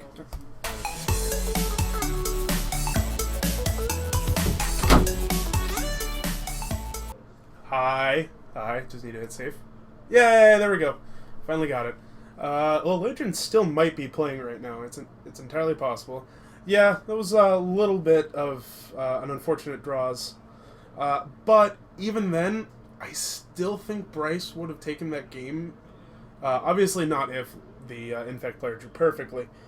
But with as much mana as he had and the ability to kill the Spellskite whenever he wanted to with the wear and tear, I definitely think that one Noble Herrick was not going to deal 15 points of damage that turn. Even, although if there was enough Becomamenses, maybe. This is the first time that I've got to do this. Pop in from the side like that. Yeah, it's all pretty cool. sly, like, pretty sweet. It's not bad. Yeah, definitely. Now, that actually was the end of our tournament. Now, I believe that we are going to be sticking around a little bit, having some fun, answering some questions, fun things like that. So if you have anything, especially if one of those mods who are ever so amazing want to toss in the 6 words command, let people know. Yeah. But we're able to say who we are and all those fun things. Yeah. Excellent. If you are brand new, welcome. It's great having you. Yep. And hopefully we've got a lot more to go. I Yeah, mean, hopefully. as far as the actual timeline goes, maybe tonight, maybe not a ton. Yeah, maybe sleep is maybe at important. some point. Yeah, Sleep is very important. sleep is very important. You don't know how important it is until you don't get it. So Burn taking the win. Now I am going to take myself a little bit of a notch there because someone came in and said, so what's going to win tonight? And knowing only the knowledge of the 3 Lantern Control players, I said probably Burn. So Yeah, well, I mean, Burn's a popular choice to win any tournament. absolutely. So it definitely worked out well there. What else have we got? Like a dating sim character? Oh, where they go? Hey, So, is that how they sound? I have Simis? no idea. Oh, there's like Simis, or they Okay. speak their own language, and it's like well, actually, it may not be complete gibberish. I don't know what it is. Huh. It's Simis, and then they show like little images above their head, and it's all kinds of fun things like that. I was not that type of gamer growing up. Neither was I. Huh. But I had friends who played. I became aware of the game. Aware of the game. Much like Neo in The Matrix. Yeah. Oh, man. You're going right down that rabbit hole. Right down it. So I'm gonna go straight through both sequels. Oh, it's Japanese? Is it really? Huh. I had no idea. Rolly 25, that is very cool. Yeah. So I had no idea. That is excellent and very cool. 6 words. Is Reanimator going to take over standard when Shadows rotates? With what? What reanimator I cards? haven't seen any reanimation spell yet. I mean, there are some, but Okay, any good one? yeah, probably not. Standard tends to correct. Yeah. Yeah, I think that's fair. But, Fireball, thanks for starting that up. Start a game of 6 words. I love a good old game Yeah. of 6 words. 6 words. Here's my 6 words to them. Are you ready for it? I am ready for it. All right. What is going to win Friday Night Legacy? Ooh, that's a good one. In 6 words. Yeah, Ever After is cool. Don't know if it's quite good enough to make the cut, though. Ever After. Is that the 6-mana one? I think so. Yeah, that's part of that cycle of 6-mana spells. Yeah. I don't know. 6 mana is huge. I mean, I guess in standard it's not nearly so much, but and I guess you do have so. I guess maybe Reanimator could be good, but Yeah, I mean it is 2 targets, all right. and it. Yeah, I don't know. Nick Fit will come out of it. I'll tell you what. My mono red Blaze of Glory will be keeping the Reanimator players in check. Is Blaze of Glory a real card? No. That's lame. Yeah, I know, right? I mean, Blaze is a real card. Blaze is a real card. Huh. I feel like there should be Blaze of Glory. I'm pretty sure that Like- there's not. Like X, probably triple red, Okay. and target creature gets plus X plus O till end of turn to end of turn, sacrifice it. Uh-huh. Captain Harris, unfortunately, that is the end of our matches for the night. We'll be sticking around a bit doing some questions. If you are going to be Maybe taking off, give make it sure a, you hit that follow button before you go. and Maybe I'm give gonna it find like out double damage who's until not. then. Excellent. Number 4 of the multiple decks that I went out tonight. Hooray! Yep. No. Oh, is There there? is a Blaze of Glory. Oh, yes. Wait, is it good? It's white? That Oh, doesn't no. sound right. No, don't want it. Don't want that. You know, you can... I'm going here. This is what I know. Okay. Man, that is super Oh, unfortunate. So, Fair enough. yeah, if you are going to be taking off, be sure to hit that follow wow. button before you go. That way you can find us next time. We'll be doing the Legacy. What else have we got? One person did say that Nick Fit will come out of nowhere. Someone that said that Stifle Wasteland. Huh. Days will win Legacy. I like it. Nice appropriate use of the 6 words. A Yeah, bunch fair. of little green dudes. Hey, that's Hey, you, there man. we go. That's you. So I might be playing something different tomorrow. Just have to tune in to find out. It's that seat. It's really easy to cough in that seat. It's just I've destroyed my, Yeah. my talking voice is pretty much destroyed right now. Okay. Sorry, Anyway, I'm just reading Blaze of Glory really quickly. so what do we got here? You can only cast it during combat, but before Before blockers are declared. Target creature defending player controls can block any number of creatures this turn, and it blocks each attacking creature this turn if able. Huh. So you can either make your creature block all of them. If you're defending player. Exactly. Huh. Interesting. It's really cool art. It is very cool art, very classic looking. Huh. I didn't even realize that was a card. Yeah. Interesting. The old Blazagori Basilisk combo. I don't remember that. I did not play Basilisk. I actually started playing in around original Innistrad, so I definitely don't remember. Yeah, I did not play when ABU just came out. ABU. Yep. Alpha Beta on the moon. Yes. Yeah. But somewhere along the line, they just got the alphabet messed up. Oh yeah. I mean- because then see, it goes Alpha Beta Unlimited then Collector's Edition. Right? It's Just super should've swept them. unfortunate. Super unfortunate. Yep. Okay. Yep. Oh, people just doing that. Man, Dora's such a great mod. I Yeah. can't handle it. Yeah, it's actually just insane. Quick note, Doro, you make our lives better. Yep. So, people don't seem to be that questioning. So at the moment, let's have a discussion about something. And let's have a Sure. discussion about something interesting. So, as one reasonably would. Yeah, obviously. So let's talk about. Interesting things are more better to talk about than uninteresting things.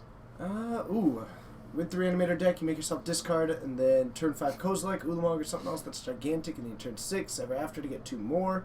Played against it on X-Mage. It's sturdy if you don't have anything to respond. That is... okay. The intentional draws in the concessions at competitive Oh! REL. Okay.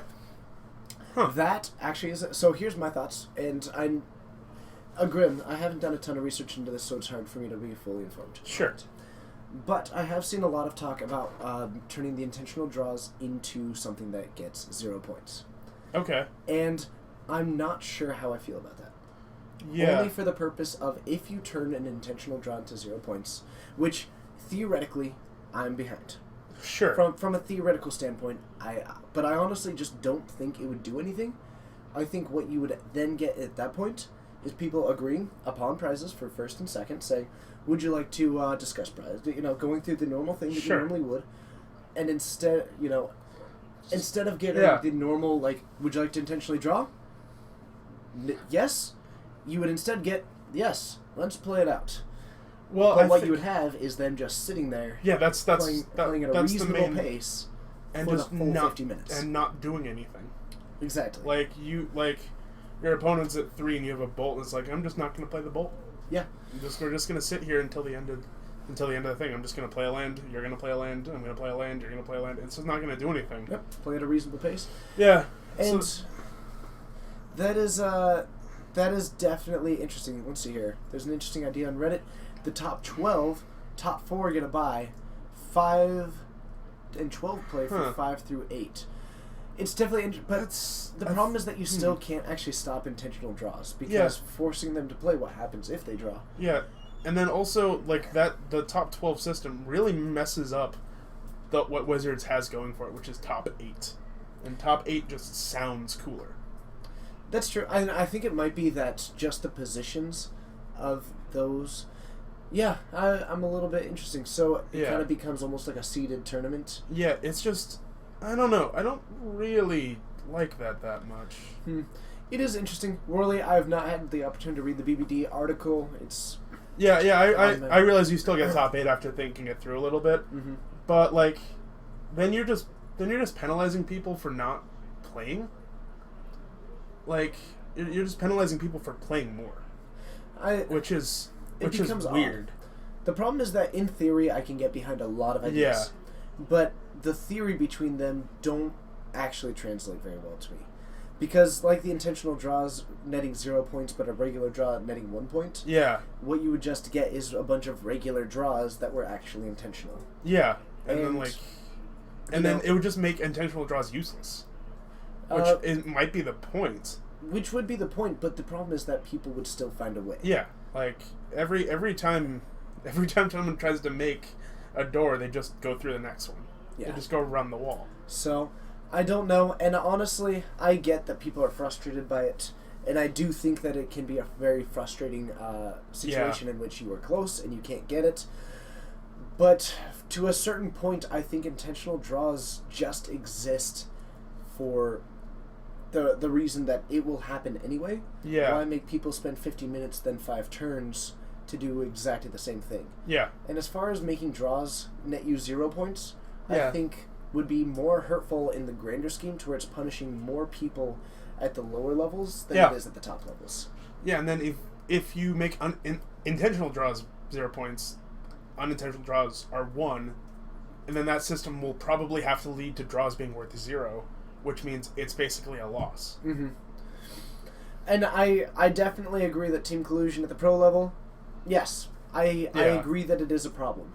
Yeah. The only issue is that I don't think that there are any simple solutions for eliminating that. Because if you maintain anything that, it's hard to punish that without actually punishing a much larger group of people below them. So, forcefully trial these ideas for a season so Wizards has data, although it would never happen. I mean, you could probably try it on Moto or something for one of the larger events on Moto.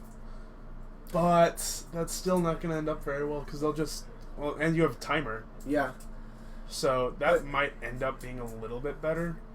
But then it's just going to come down to, well, this clock isn't actually accurate. And you get that old gripe again. Yeah, and definitely the timer is not something that you can really apply to Yeah. regular, or at least paper Magic. Yeah. So it's really it's hard for me to have a really defined attitude because I agree that it's really unfortunate, but Yeah. for the most part they've existed because they're the cleanest solution to a problem that almost by the definition of a competitive game will exist. Yeah. And in a competitive game where you can have draws. Yeah, and just has that, like, when you would make the argument that pro teams don't do that, yes, but they're also prepared to go 2 hours after because there's only one team competing. Yeah. And we know when you have a logistical situation in which another hour of a game would end up delaying another 2,000 people, Yeah. it just becomes a huge logistical issue in which you can't actually guarantee any kind of time frame for a tournament. Yeah. I mean, that's why sealed tournaments take forever, is because there's more time. And why no one really wants to go to a sealed Grand Prix. I mean, we did, but... Yeah, and I did well at it, but I still, if you had given me the choice of, in the same, general area, sealed versus constructed, I would go to constructed every time. Because I know that tournament's going to end at a reasonable time, and not 11 at night. Absolutely. So, I don't know. It's really hard to punish that team collusion, or whatever you want to call it, because... Yeah. If it was actually collusion, then it would be punished, and it's technically not, and Yeah. blah, blah, blah, blah, blah. The fighting games community uses it often, just makes the long tournaments easier. The game's played out, but competing that long is hard. I'm assuming that you are referring to just the make them keep going. Yeah. Yes, but when you have such a grand prix, something Yeah. like that just has so many numbers, from the point of a single rule made to eliminate a select few, Yep. I think you would end up punishing a much larger group of people. Yeah. Almost, I don't want to say unnecessarily, but to a point to where they would end up paying much more than the others would. Yeah, I think the fighting community works for communities of maybe and if I'm wrong on these numbers, feel free to let me know. Maybe 20 or 30. Mm-hmm. I don't think that system would work for something like upwards of 1,000. Mm-hmm. Because then the problem that you have in those 20 people where it's, they could finish early. They could just say, you know what, screw it, we just don't want the draw. It's just going to take forever. Uh-huh. Over 1,000 people, that's not going to work. Yeah.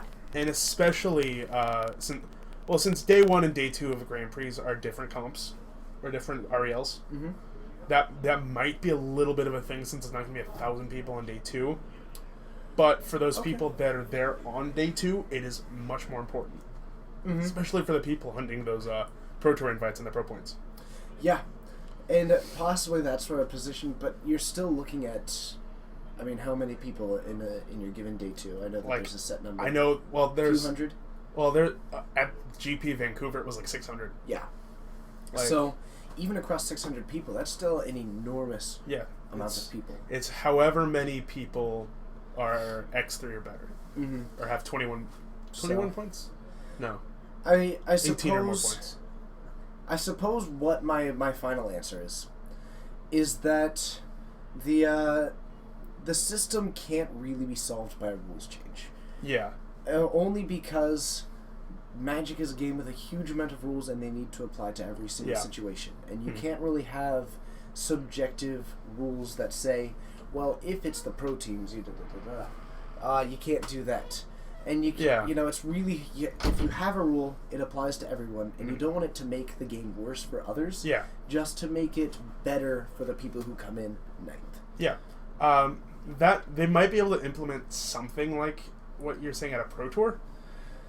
Maybe, since it's a typically much smaller tournament. But I'd be a lot less... it's still kind of a gray area. And you've still got a few hundred people for something that large as well. And you've got new people who are pretty new to the scene who don't really know how Pro Tours work. Yeah. So I think the change in that mentality is much more likely to come from the community as a whole, kind of stating their disinterest and expressing that dislike of it, because it's something that, I think the system as it functions is probably our best viable one. Yeah. So any kind of change in that, and it's almost in the way that people abuse the rules than use the rules. Yeah, I think that's just going to happen with anything, though. So...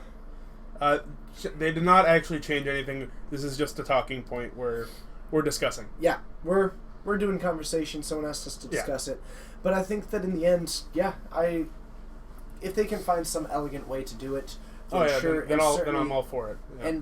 And Matt Tabak is certainly someone who interacts with those rules much more than I do, who might be able to discover that. But I think that... Yeah, I think you kind of just have to go with the devil you know. Yeah, and I think that kind of situation will change much more quickly and much more cleanly from pressuring of the community. I think this is going on throughout basically all esports right now. It wouldn't surprise me. Because, collusion is a big deal. Right. And I think, at least online, it's a lot easier to prevent it. Because it's hard to do, if you say, great, do an intentional draw, well, when you have that timer and eventually someone... Yeah. It'll just happen. Like, on Moda, you can't actually draw with anything. Exactly. You have to concede. So, but as far as in Paper Magic, which I think is still going to be the major form of Magic for a long time. Yeah, I think so. And I think more likely we'll see the game move to almost digital cards in front of us. Yeah. And we will see a full switch onto the digital thing because that interaction is such a huge part of the experience for them. And also, Modo isn't the greatest program in the world. I think that it comes down to the community has a much larger power base than they often realize, and especially when those companies generate their revenue from us. Yeah. The players, you don't make money as a Magic player unless you are extremely, extremely, extremely good. Yeah. That's those people who are getting up to that point very much are in a situation in which they make money producing content. And I don't fully... I'm not sure... I'm still not sure how I feel about it entirely, but I think that if that change were to come about, it would be from people making a statement in how they... to the people actually making these actions themselves, than to the people who oversee the rules that currently allow it, because I think that that's probably the best situation, unfortunately. Probably for the best. Just intentional draws. Without intentional draws, I think the system would be significantly worse. Yeah. And as much as... And if you take away and make intentional draws less viable than a regular draw, then you essentially don't have them, which puts us in that worse situation again. So, In conclusion, it's weird. Yeah. In conclusion, I haven't quite nailed down my opinion yet, but it feels kind of wrong I developed to my not opinion. have intentional draws. I developed that opinion over that monologue, actually. Oh, okay. Yeah. That was pretty much on the fly. Yeah. Though I'm a little bit pleased with where it turned out. Yeah, that's not bad. Yeah. I No, think now 6 words it. now 6 words it. Don't tell wizards. Tell the collusioners. Collusioners? That's fair. It's 6 words. I make things Yeah. up. Basically, I think my 6 words would be kind of complicated. Go with the system now. Yeah. Definitely. Yeah. I don't know. It is certainly an interesting situation and unfortunate. That's probably better. Yeah. Polluters is probably better. But collusioners was so... I got to put a giant word as my 6th word, which is always nice. It's really maximizing my value, much like the mom and pop Thopter shop. You get a more syllable per word. Yeah. Yep. Yeah, value is important. 2-for-1s, things like that. Yep. They're very important. Mhm. So, hopefully that was a slightly decent answer. I honestly couldn't tell you. Triple word score. Yep. True. Well, that's what we should do. 6 words with Scrabble. Scrabble? Yes, 6-word Scrabble. Does that even work? Probably not. I don't think so. I'd end up like tossing the word xylophone in. Syllabro. I heard him say Candor. syllabro too. I liked it though. Always candor. All right. Best word to finish 6 words. The best word. The right word. Yes, nailed it. Come on, power through. Power through. Well, the answer is always onomatopoeia. Well. Well. Excellent. Well, we're not getting a whole lot of questions. Nope. So, I am, I think I might just call it a night. How about That's you? fair. Yep. Okay. Go get some food. Exactly. Yo, yo, yo, yo, yo. Yo, yo, yo, yo, yo. That is... Actually, we do stop on yo a decent amount, only Yo. because it's like we find a filler word and we just toss that in. Yeah. Actually, what is my single favorite word? Go. That's a difficult one, and I have a hard time at really deciding if I have one Well, it these depends days. on what you define as a single word. Fantastic. Awesome. Brilliant. Ooh, I've been liking brilliant a That's a lot good one. lately. Fire. Fire, I'm a big fan of. Spitting hot fire. Pyromancy is a lot of fun, It's a good one. but it's Sylvan. mostly positive words have been Yeah. my favorite. Though in the past, my favorite one was bubble because it was so much fun to say. You could just say bubble, bubble, bubble, bubble, bubble, bubble, bubbly, bubbly, bubbly, bubbly, bubbly, bubbly, bubbly, bubbly, bubbly, bubbly, bubbly, bubbly, bubbly, bubbly, bubbly. I think Doctor.